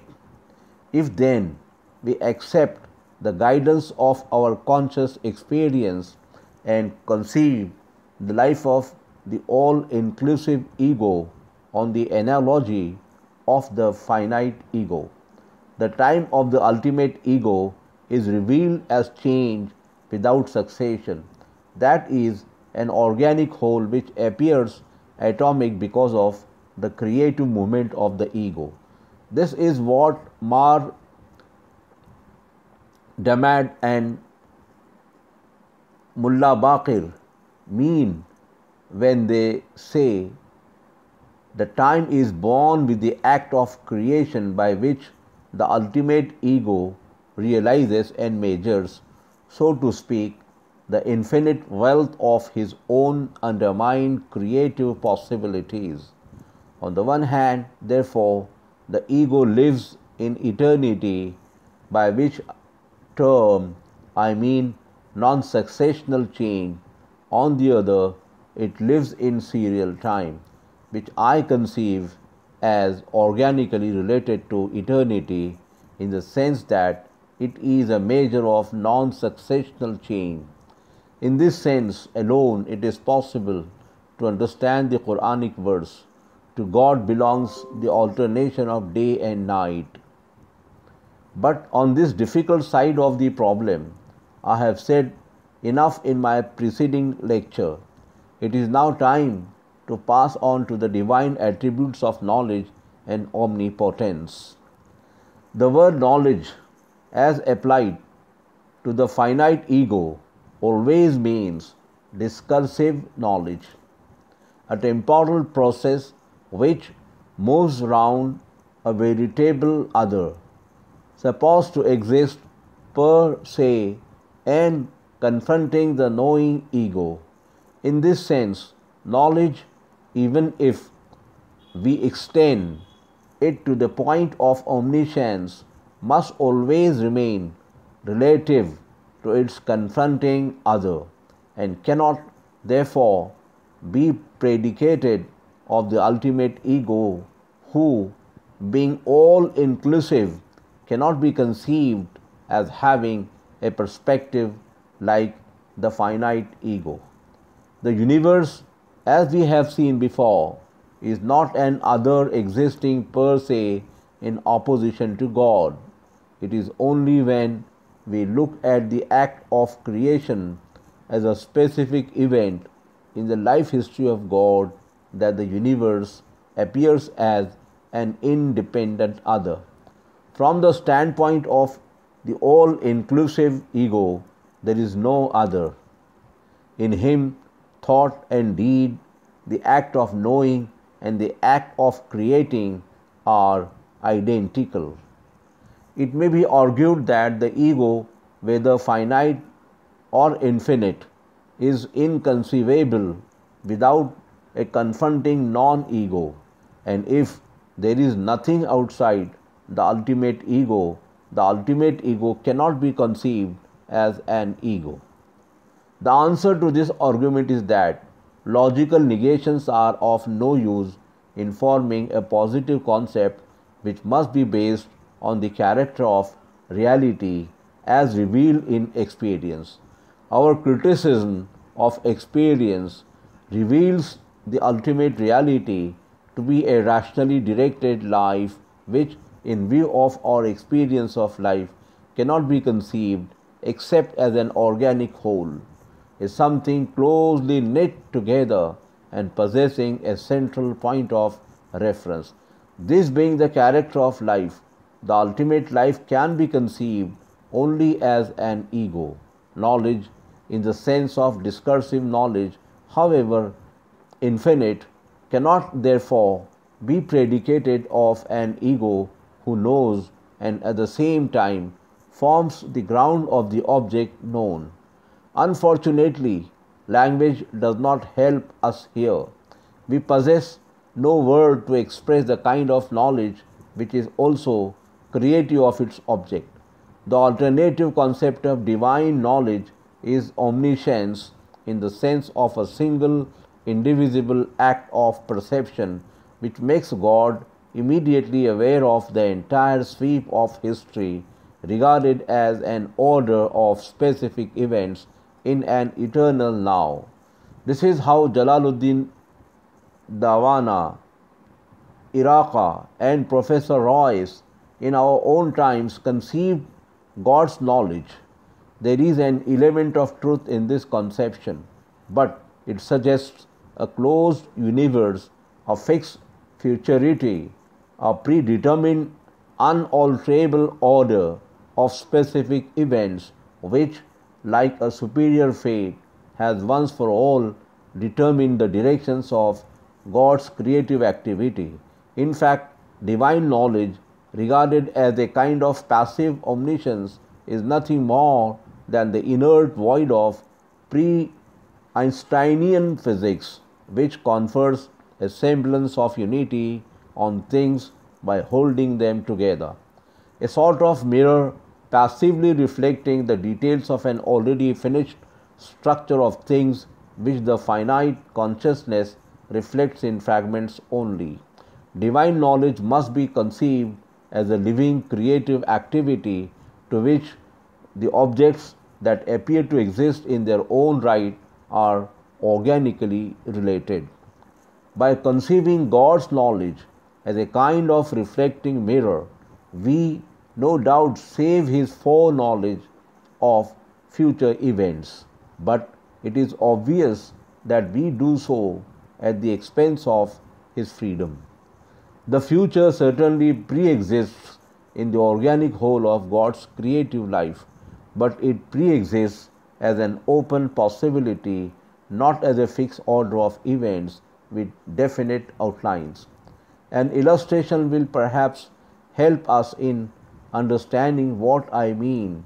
Suppose, as sometimes happens in the history of human thought, a fruitful idea with a great inner wealth of applications emerges into the light of your consciousness. You are immediately aware of the idea as a complex whole, but the intellectual working out of its numerous bearings is a matter of time. Intuitively, all the possibilities of the idea are present in your mind. If a specific possibility as such is not intellectually known to you at a certain moment of time, it is not because your knowledge is defective, but because there is yet no possibility to become known.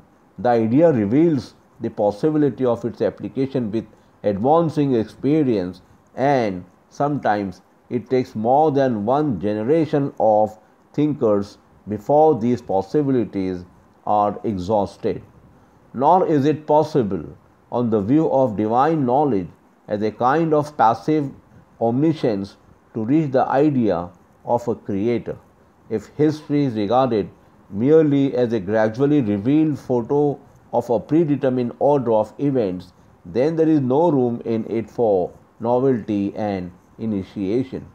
Consequently, we can attach no meaning to the word creation, which has a meaning for us only in view of our own capacity for original action. The truth is that the whole theological controversy relating to predestination is due to pure speculation with no eye on the spontaneity of life, which is a fact of actual experience. No doubt the emergence of egos endowed with the power of spontaneous and hence unforeseeable action is, in a sense, a limitation on the freedom of the all-inclusive ego. But this limitation is not externally imposed. It is born out of his own creative freedom, whereby he has chosen finite egos to be participators of his life, power, and freedom. But how, it may be asked, is it possible to reconcile limitation with omnipotence? This word limitation need not frighten us. The Quran has no liking for abstract universals. It always fixes its gaze on the concrete, which the theory of relativity has only recently taught modern philosophy to see. All activity, creational or otherwise, is a kind of limitation without which it is impossible to conceive God as a concrete operative ego. Omnipotence, abstractly conceived, is merely a blind, capricious power without limits. The Quran has a clear and definite conception of nature as a cosmos of mutually related forces. For it therefore views divine omnipotence as intimately related to divine wisdom, and finds the infinite power of God revealed not in the arbitrary and the capricious, but in the recurrent, the regular, and the orderly. At the same time, the Quran conceives God as holding all goodness in His hands. If then the rationally directed divine will is good, a very serious problem arises. The course of evolution, as revealed by modern science, involves almost universal suffering and wrongdoing. No doubt, wrongdoing is confined to man only, but the fact of pain is almost universal. Thought it is equally true that men can suffer and have suffered the most excruciating pain for the sake of what they have believed to be good. Thus, the two facts of moral and physical evil stand out prominent in the life of nature, nor can the relativity of evil and the presence of forces that tend to transmute it be a source of consolation to us, for in spite of all this relativity and transmutation, there is something terribly positive about it. How is it then possible to reconcile the goodness and omnipotence of God with the immense volume of evil in His creation? This painful problem is really the crux of theism. No modern writer has put it more accurately than Norman in his brief Uber religion. We possess, he says, a knowledge of the world which teaches us a God of power and strength who sends out life and death as simultaneously as shadow and light, and a revelation, a faith as to salvation which declares the same God to be Father. The following of the world God produces the morality of the struggle for existence, and the service of the Father of Jesus Christ produces the morality of compassion. And yet they are not two gods but one God. Somehow or other their arms intertwine. Only no mortal can say where and how this occurs. To the optimist Browning, all is well with the world. To the pessimist Schopenhauer, the world is one perpetual winter wherein a blind will expresses itself in an infinite variety of living things which bemoan their emergence for a moment and then disappear forever. The issue thus raised between optimism and pessimism cannot be finally decided at the present stage of our knowledge of the universe. Our intellectual constitution is such that we can take only a piecemeal view of things. We cannot understand the full import of the great cosmic forces which work havoc and at the same time sustain and amplify life. The teaching of the Quran, which believes in the possibility of improvement in the behavior of man and his control over natural forces, is neither optimism nor pessimism. It is meliorism, which recognizes a growing universe and is animated by the hope of man's eventual victory over evil. But the clue to a better understanding of our difficulty is given in the legend relating to what is called the fall of man. In this legend, the Quran partly retains the ancient symbols, but the legend is materially transformed with a view to put an entirely fresh meaning into it. The Quranic method of complete or partial transformation of legends in order to besolve them with new ideas and thus to adapt them to the advancing spirit of time is an important point which has nearly always been overlooked both by Muslim and non-Muslim students of Islam. The object of the Quran in dealing with these legends is seldom historical. It nearly always aims at giving them a universal moral or philosophical import, and it achieves this object by omitting the names of persons and localities which tend to limit the meaning of a legend by giving it the color of a specific historical event, and also by deleting details which appear to belong to a different order of feeling. This is not an uncommon method of dealing with legends. It is common in non-religious literature. An instance in point is the legend of Faust, to which the touch of Goethe's genius has given a wholly new meaning. Turning to the legend of the fall, we find it in a variety of forms in the literatures of the ancient world. It is indeed impossible to demarcate the stages of its growth and to set out clearly the various human motives which must have worked in its slow transformation. But confining ourselves to the Semitic form of the myth, it is highly probable that it arose out of the primitive man's desire to explain to himself the infinite misery of his plight in an uncongenial environment which abounded in disease and death and obstructed him on all sides in his endeavor to maintain himself. Having no control over the forces of nature, a pessimistic view of life was perfectly natural to him. Thus, in an old Babylonian inscription, we find the serpent, phallic symbol, the tree, and the woman offering an apple, symbol of virginity, to the man.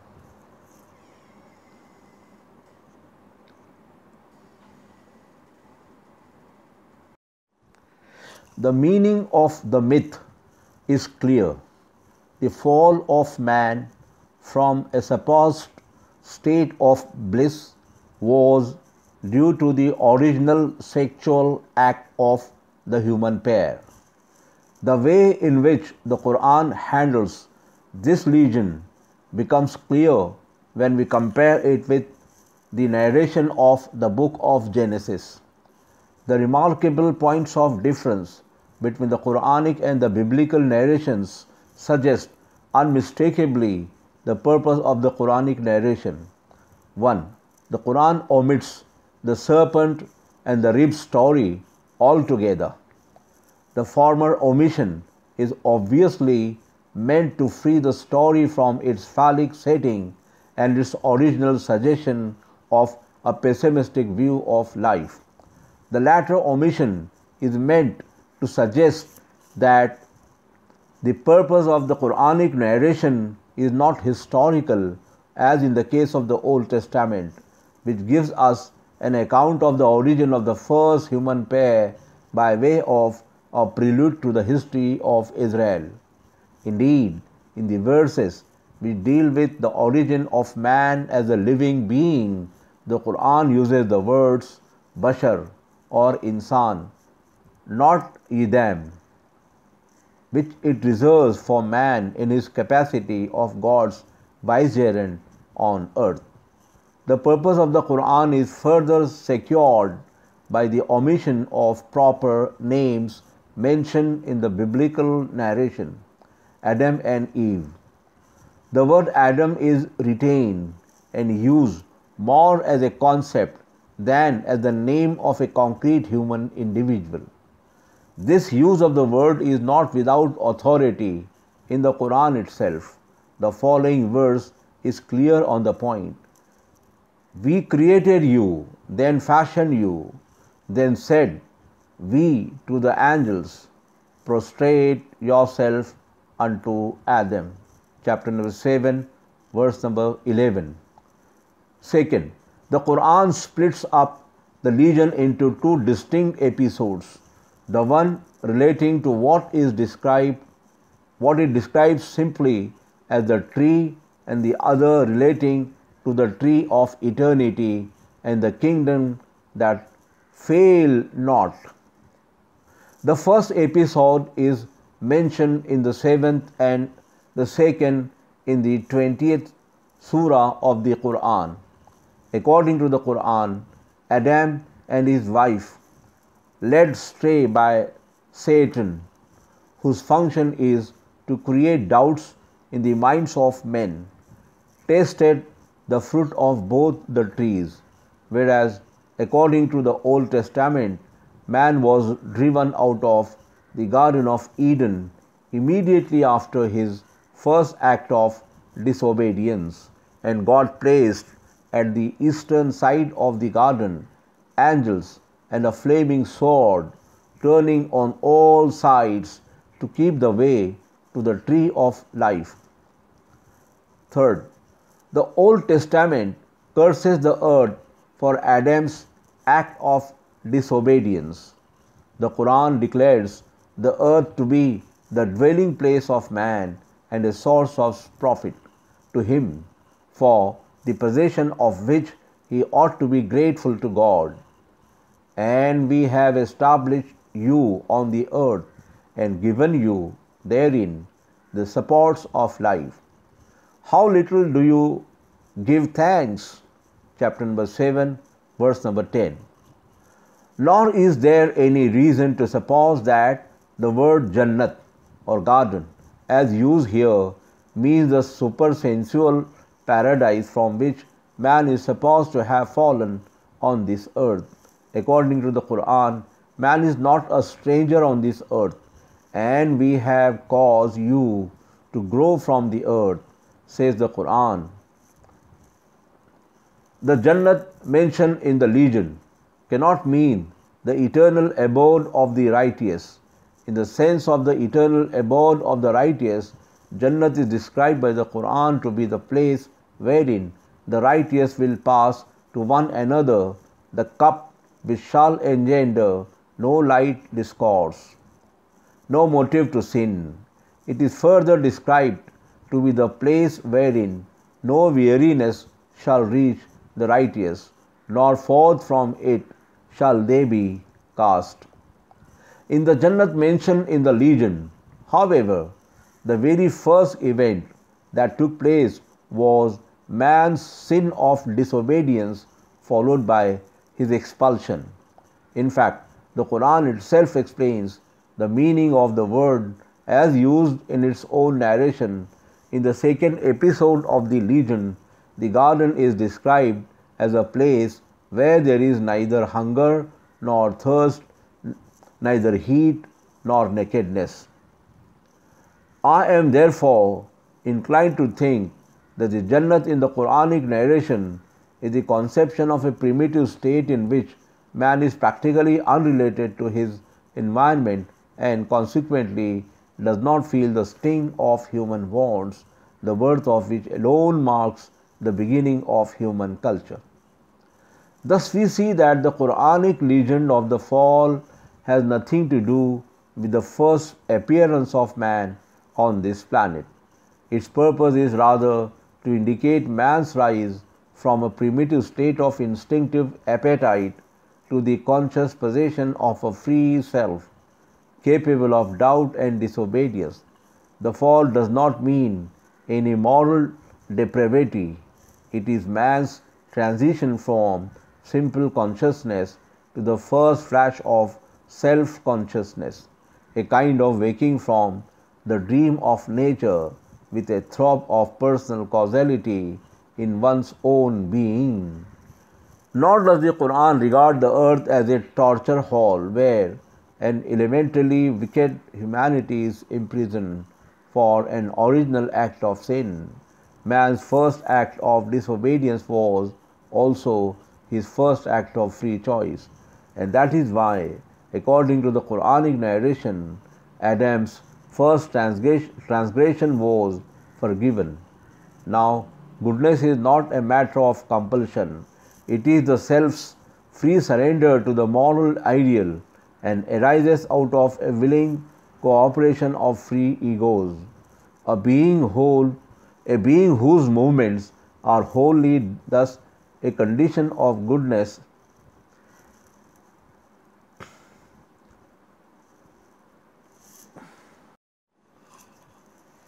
A being whose movements are wholly determined, like a machine, cannot produce goodness. Freedom is thus a condition of goodness. But to permit the emergence of a finite ego who has the power to choose after considering the relative values of several courses of action open to him, is really to take a great risk, for the freedom to choose good involves also the freedom to choose what is the opposite of good. That God has taken this risk shows His immense faith in man. It is for man now to justify this faith.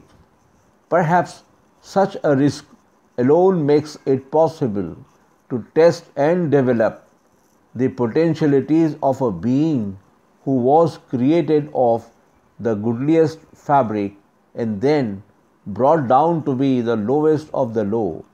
As the Quran says, "And for trial will we test you with evil and with good." Chapter number 21, verse number 35.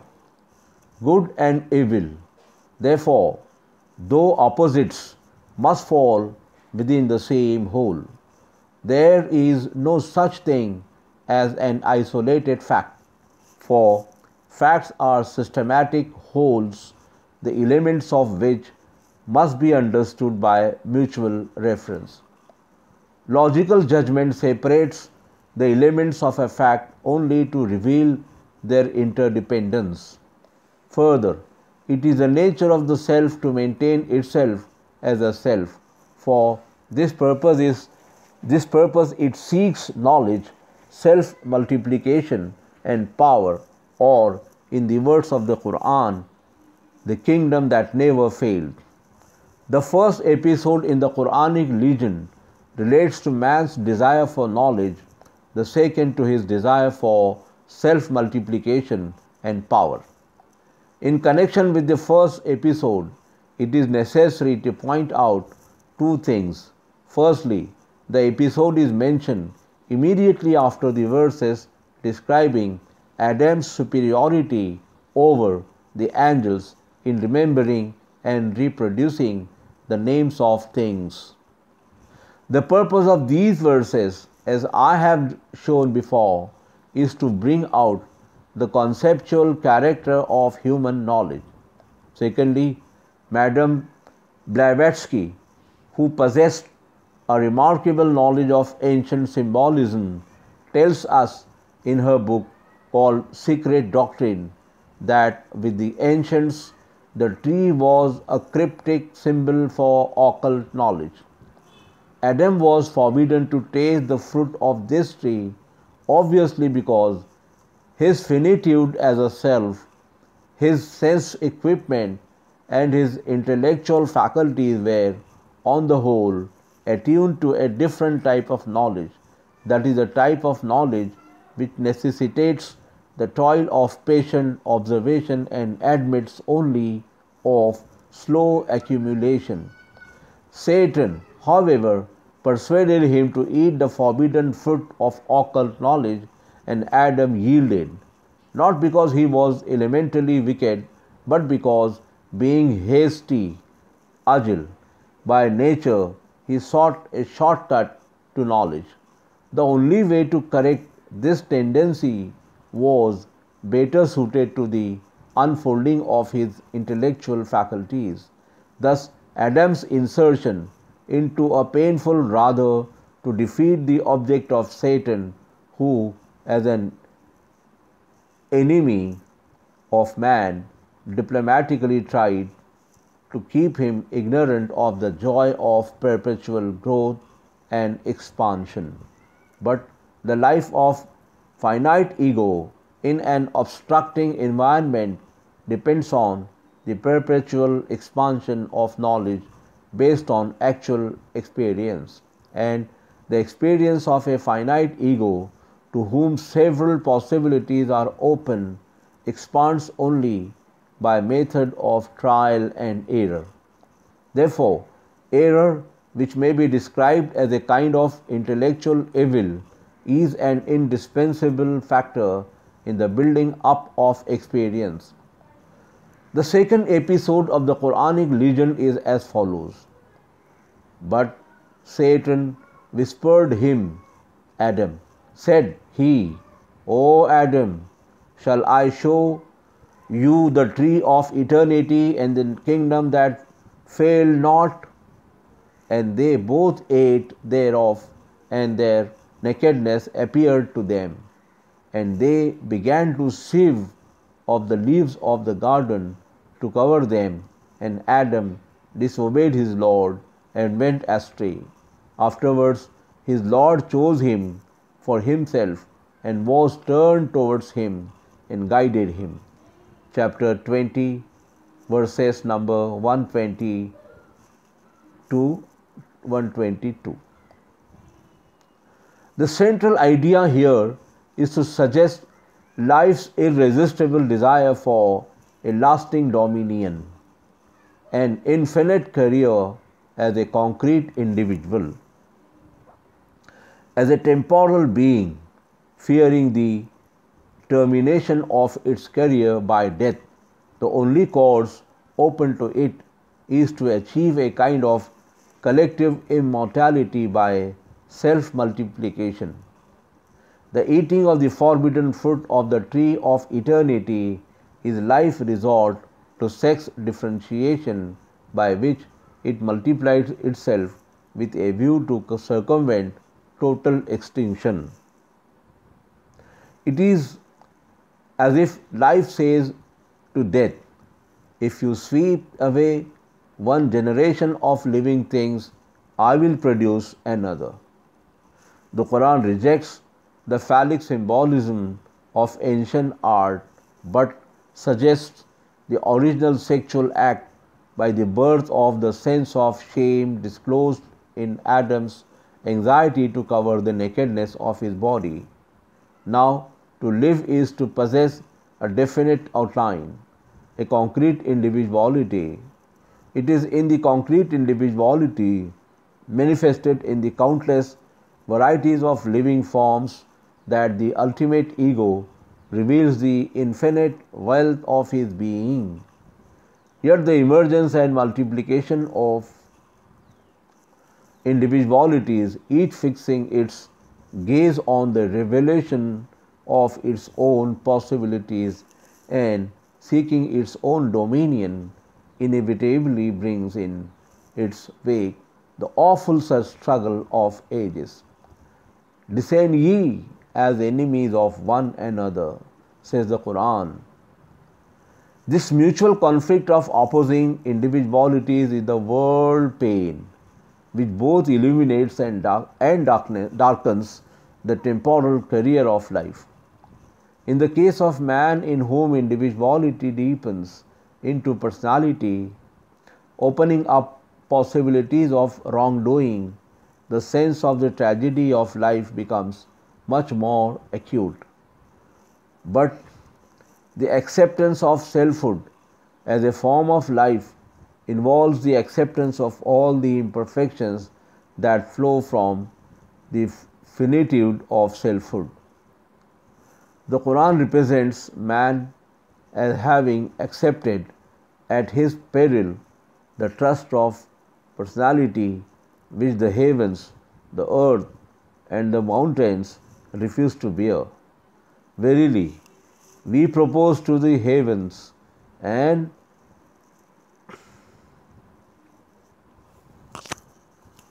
to the earth and to the mountains to receive the trust, but they refused the burden and they feared to receive it. Man undertook to bear it, but had proved unjust, senseless. Chapter number 33, verse number 72. Shall we then say no or yes to the trust of personality with all its attendant ills?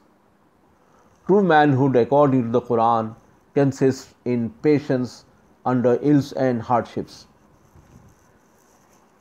At the present age of the evolution of selfhood, however, we cannot understand the full import of the discipline which the driving power of pain brings.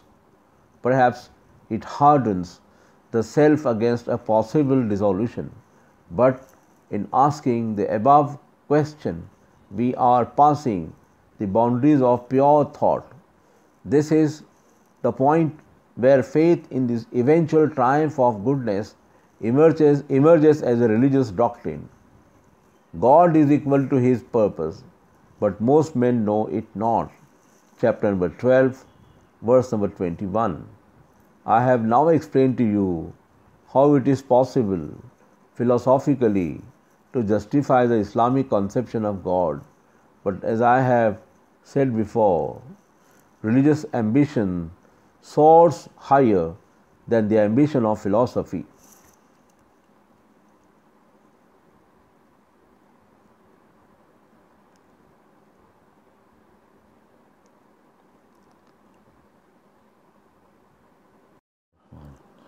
Religion is not satisfied with mere conception. It seeks a more intimate knowledge of and association with the object of its pursuit. The agency through which this association is achieved is the act of worship or prayer ending in spiritual illumination. The act of worship, however, affects different varieties of consciousness differently. In the case of the prophetic consciousness, it is in the main creative, that is, it tends to create a fresh ethical world wherein the prophet, so to speak, applies the pragmatic test to his revelations. I shall further develop this point in my lecture on the meaning of Muslim culture. In the case of the mystic consciousness, it is in the main cognitive. It is from this cognitive point of view that I will try to discover the meaning of prayer, and this point of view is perfectly justifiable in view of the ultimate motive of prayer. I would draw your attention to the following passage from the great American psychologist Professor William James.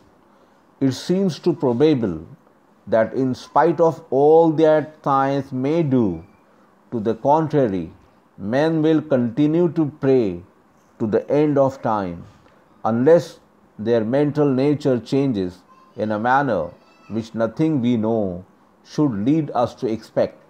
The impulse to pray is a necessary consequence of the fact that whilst the innermost of the empirical selves of a man is a self of the social sort, it yet can find its only adequate socius, its great companion in an ideal world.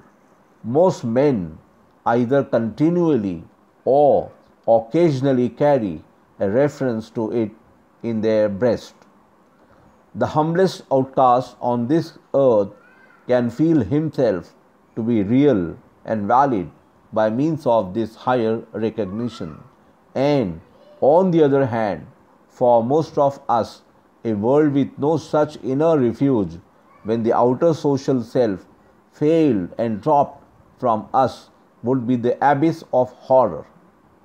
I say for most of us, because it is probable that individuals differ a good deal in the degree in which they are haunted by this sense of an ideal spectator. It is a much more essential part of the consciousness of some men than of others. Those who have the most of it are possibly the most religious men, but I am sure that even those who say they are altogether without it deceive themselves and really have it in some degree. Thus, you will see that, psychologically speaking, prayer is instinctive in its origin. The act of prayer, as aiming at knowledge, resembles reflection. Yet, prayer at its highest is much more than abstract reflection. Like reflection, it too is a process of assimilation.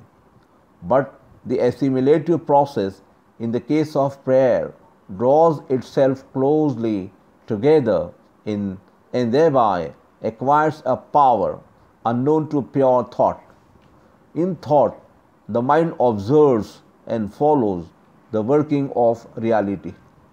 In the act of prayer, it gives up its career as a seeker of slow-footed universality and rises higher than thought to capture reality itself with a view to become a conscious participator in its life. There is nothing mystical about it. Prayer as a means of spiritual illumination is a normal vital act by which the little island of our personality suddenly discovers its situation in a larger whole of life. Do not think I am talking about auto-suggestion. Auto-suggestion has nothing to do with the opening up of the sources of life that lie in the depths of the human ego. Unlike spiritual illumination, which brings fresh power by shaping human personality, it leaves no permanent life effects behind. Nor am I speaking of some occult and special way of knowledge. All that I mean is to fix your attention on a real human experience which has a history behind it and a future before it. Mysticism has, no doubt, revealed fresh regions of the self by making a special study of this experience. Its literature is illuminating, yet its set phraseology, shaped by the thought forms of a worn-out metaphysics, has rather a deadening effect on the modern mind. The quest after a nameless nothing, as disclosed in Neoplatonic mysticism, be it Christian or Muslim, cannot satisfy the modern mind, which, with its habits of concrete thinking, demands a concrete living experience of God. And the history of the race shows that the attitude of the mind, embodied in the act of worship, is a condition for such an experience. In fact, prayer must be regarded as a necessary complement to the intellectual activity of the observer of nature. The scientific observation of nature keeps us in close contact with the behavior of reality and thus sharpens our inner perception for a deeper vision of it. I cannot help quoting here a beautiful passage from the mystic poet Rima, in which he describes the mystic quest after reality. The Safi's book is not composed of ink and letters. It is not but a heart white as snow. The scholar's possession is pen marks. What is the Safi's possession? Footmarks. The Safi stalks the game like a hunter. He sees the musk deer's track and follows the footprints. For some, while the track of the deer is the proper clue for him, but afterwards it is the musk gland of the deer that is his guide. To go one stage guided by the scent of the musk gland is better than 100 stages of following the track and roaming about. The truth is that all search for knowledge is essentially a form of prayer. The scientific observer of nature is a kind of mystic seeker in the act of prayer, although at present he follows only the footprints of the musk deer and thus modestly limits the method of his quest.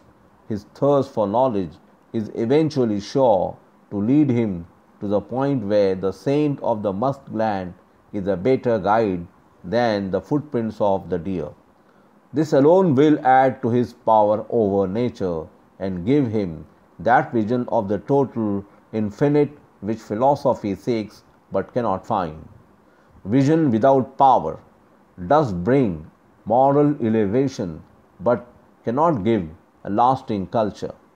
Power without vision tends to become destructive and inhuman. Both must combine for the spiritual expansion of humanity. The real object of prayer, however, is better achieved when the act of prayer becomes congregational. The spirit of all true prayer is social. Even the hermit abandons the society of men in the hope of finding in a solitary abode the fellowship of God. A congregation is an association of men who, animated by the same aspiration, concentrate themselves on a single object and open up their inner selves to the working of a single impulse. It is a psychological truth that association multiplies the normal man's power of perception, deepens his emotion, and dynamizes his will to a degree unknown to him in the privacy of his individuality. Indeed, regarded as a psychological phenomenon, prayer is still a mystery, for psychology has not yet discovered the laws relating to the enhancement of human sensibility in a state of association. With Islam, however, this socialization of spiritual illumination through associative prayer is a special point of interest as we pass from the daily congregational prayer to the annual ceremony around the central mosque of Mecca. You can easily see how the Islamic institution of worship gradually enlarges the sphere of human association. Prayer, then, whether the individual or associative, is an expression of man's inner yearning for a response in the awful silence of the universe. It is a unique process of discovery whereby the searching ego affirms itself in the very moment of self-negation and thus discovers its own worth and justification as a dynamic factor in the life of the universe. True to the psychology of mental attitude in prayer, the form of worship in Islam symbolizes both affirmation and negation. Yet, in view of the fact borne out by the experience of the race that prayer as an inner act has found expression in a variety of forms, the Quran says, "To every people have we appointed ways of worship, which they observe. Therefore, let them not dispute this matter with you, but bid them to your Lord, for your art on the right way. But if they debate with you, then say, God best knows what you do. He will judge between you on the day of resurrection as to the matters wherein you differ." Chapter number 22, verses number 67 to 69. The form of prayer ought not to become a matter of dispute. Which side you turn your face is certainly not essential to the spirit of prayer. The Quran is perfectly clear on this point. The east and west is God's. Therefore, whichever way you turn, there is the face of God. Chapter 2, verse number 115. There is no piety in turning your faces towards the east or the west, but he is pious who believes in God and the last day, and the angels, and the scriptures, and the prophets, who for the love of God distributes his wealth to his kindred, and to the orphans, and the needy, and the wayfarer, and those who ask and for ransoming, who observes prayer and pays the legal alms, and who is of those who are faithful to their engagements when they have engaged in them, and patient under ills and hardships in time of trouble. These are they who are just, and those are they who fear the Lord. Chapter number 2, verse number 177. Yet we cannot ignore the important consideration that the posture of the body is a real factor in determining the attitude of the mind. The choice of one particular direction in Islamic worship is meant to secure the unity of feeling in the congregation, and its form in general creates and fosters the sense of social equality, inasmuch as it tends to destroy the feeling of rank or race superiority in the worshippers. What a tremendous spiritual revolution will take place, practically in no time, if the proud aristocratic Brahmin of South India is daily made to stand shoulder to shoulder with the untouchable.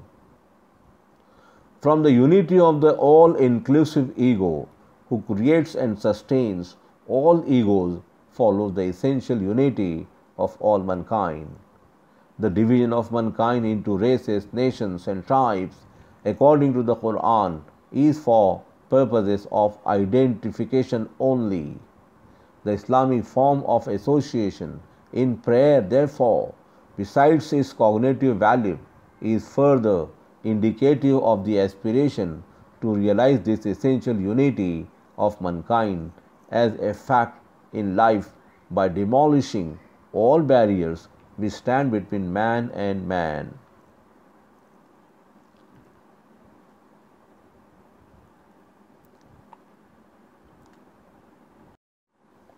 The human ego, his freedom and immortality. The Quran, in its simple, forceful manner, emphasizes the individuality and uniqueness of man and has, I think, a definite view of his destiny as a unity of life. It is in consequence of this view of man as a unique individuality which makes it impossible for one individual to bear the burden of another and entitles him only to what is due to his own personal effort, that the Quran is led to reject the idea of redemption. Three things are perfectly clear from the Quran: that man is the chosen of God. Afterwards, his Lord chose him, Adam, for himself and turned towards him and guided him. Chapter 20, verse number 122. Second, that man with all his faults is meant to be the representative of God on earth. When your Lord said to the angels, "Verily, I am about to place one in my stead on earth," they said, "Will you place there one who will do ill therein and shed blood?" When we celebrate your praise and extol your holiness, God said, "Verily, I know what you know not." Chapter 2, verse number 30.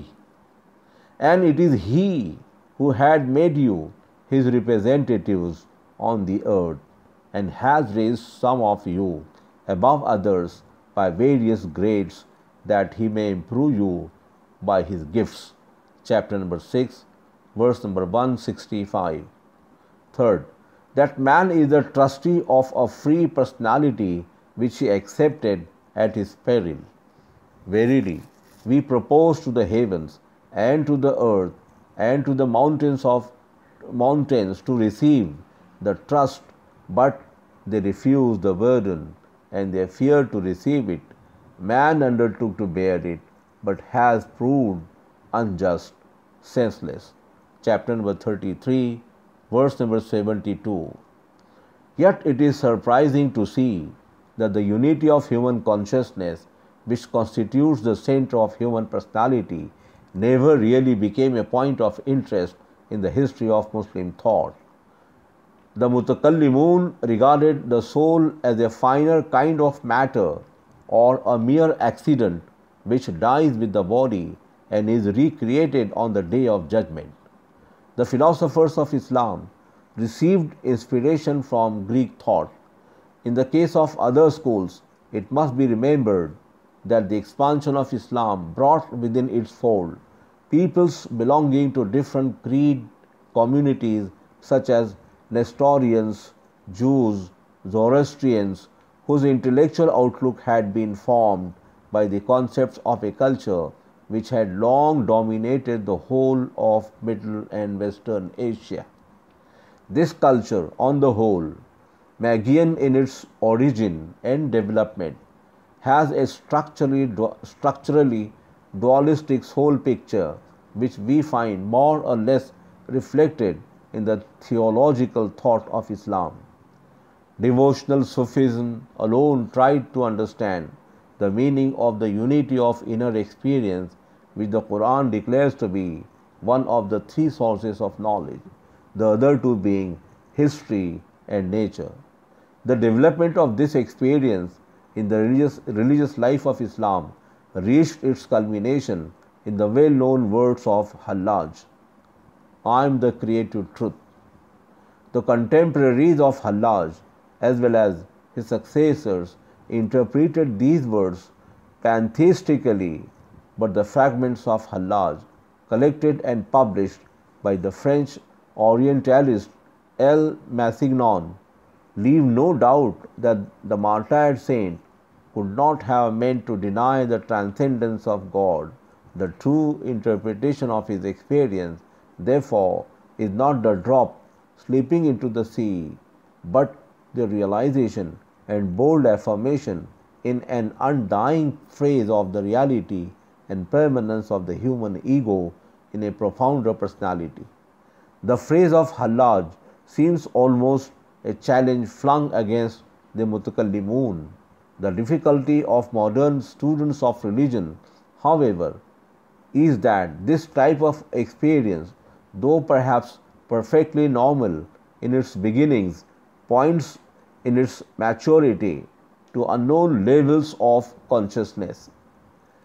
Ibn Khaldun long ago felt the necessity of an effective scientific method to investigate these levels. Modern psychology has only recently realized the necessity of such a method, but has not yet been able to go beyond the discovery of the characteristic features of the mystic levels of consciousness. Not being yet in possession of a scientific method to deal with the type of experience on which such judgments as that of Hallaj are based, we cannot avail ourselves of its possible capacity as a knowledge-yielding experience. Nor can the concepts of theological systems draped in the terminology of a practically dead metaphysics be of any help to those who happen to possess a different intellectual background. The task before the modern Muslims is, therefore, immense. He has to rethink the whole system of Islam without completely breaking with the past. Perhaps the first Muslim who felt the urge of a new spirit in him was Shah Waliullah of Delhi. The man, however, who fully realized the importance and immensity of the task and whose deep insight into the inner meaning of the history of Muslim thought and life, combined with a broad vision engendered by his wide experience of men and manners, would have made him a living link between the past and the future, was Jamaluddin Afghani. If his indefatigable but divided energy could have devoted itself entirely to Islam as a system of human belief and conduct, the world of Islam, intellectually speaking, would have been on a much more solid ground today. The only course open to us is to approach modern knowledge with a respectful but independent attitude and to appreciate the teachings of Islam in the light of that knowledge, even though we may be led to differ from those who have gone before us. Thus, I propose to do in regard to the subject of the present lecture. In the history of modern thought, it is Bradley who furnishes the best evidence for the impossibility of denying reality to the ego. In his ethical studies, he assumes the reality of the self. In his logic, he takes it only as a working hypothesis. It is in his appearance and reality that he subjects the ego to a searching examination. Indeed, his two chapters on the meaning and reality of the self may be regarded as a kind of modern Upanishad on the unreality of the Jivatma.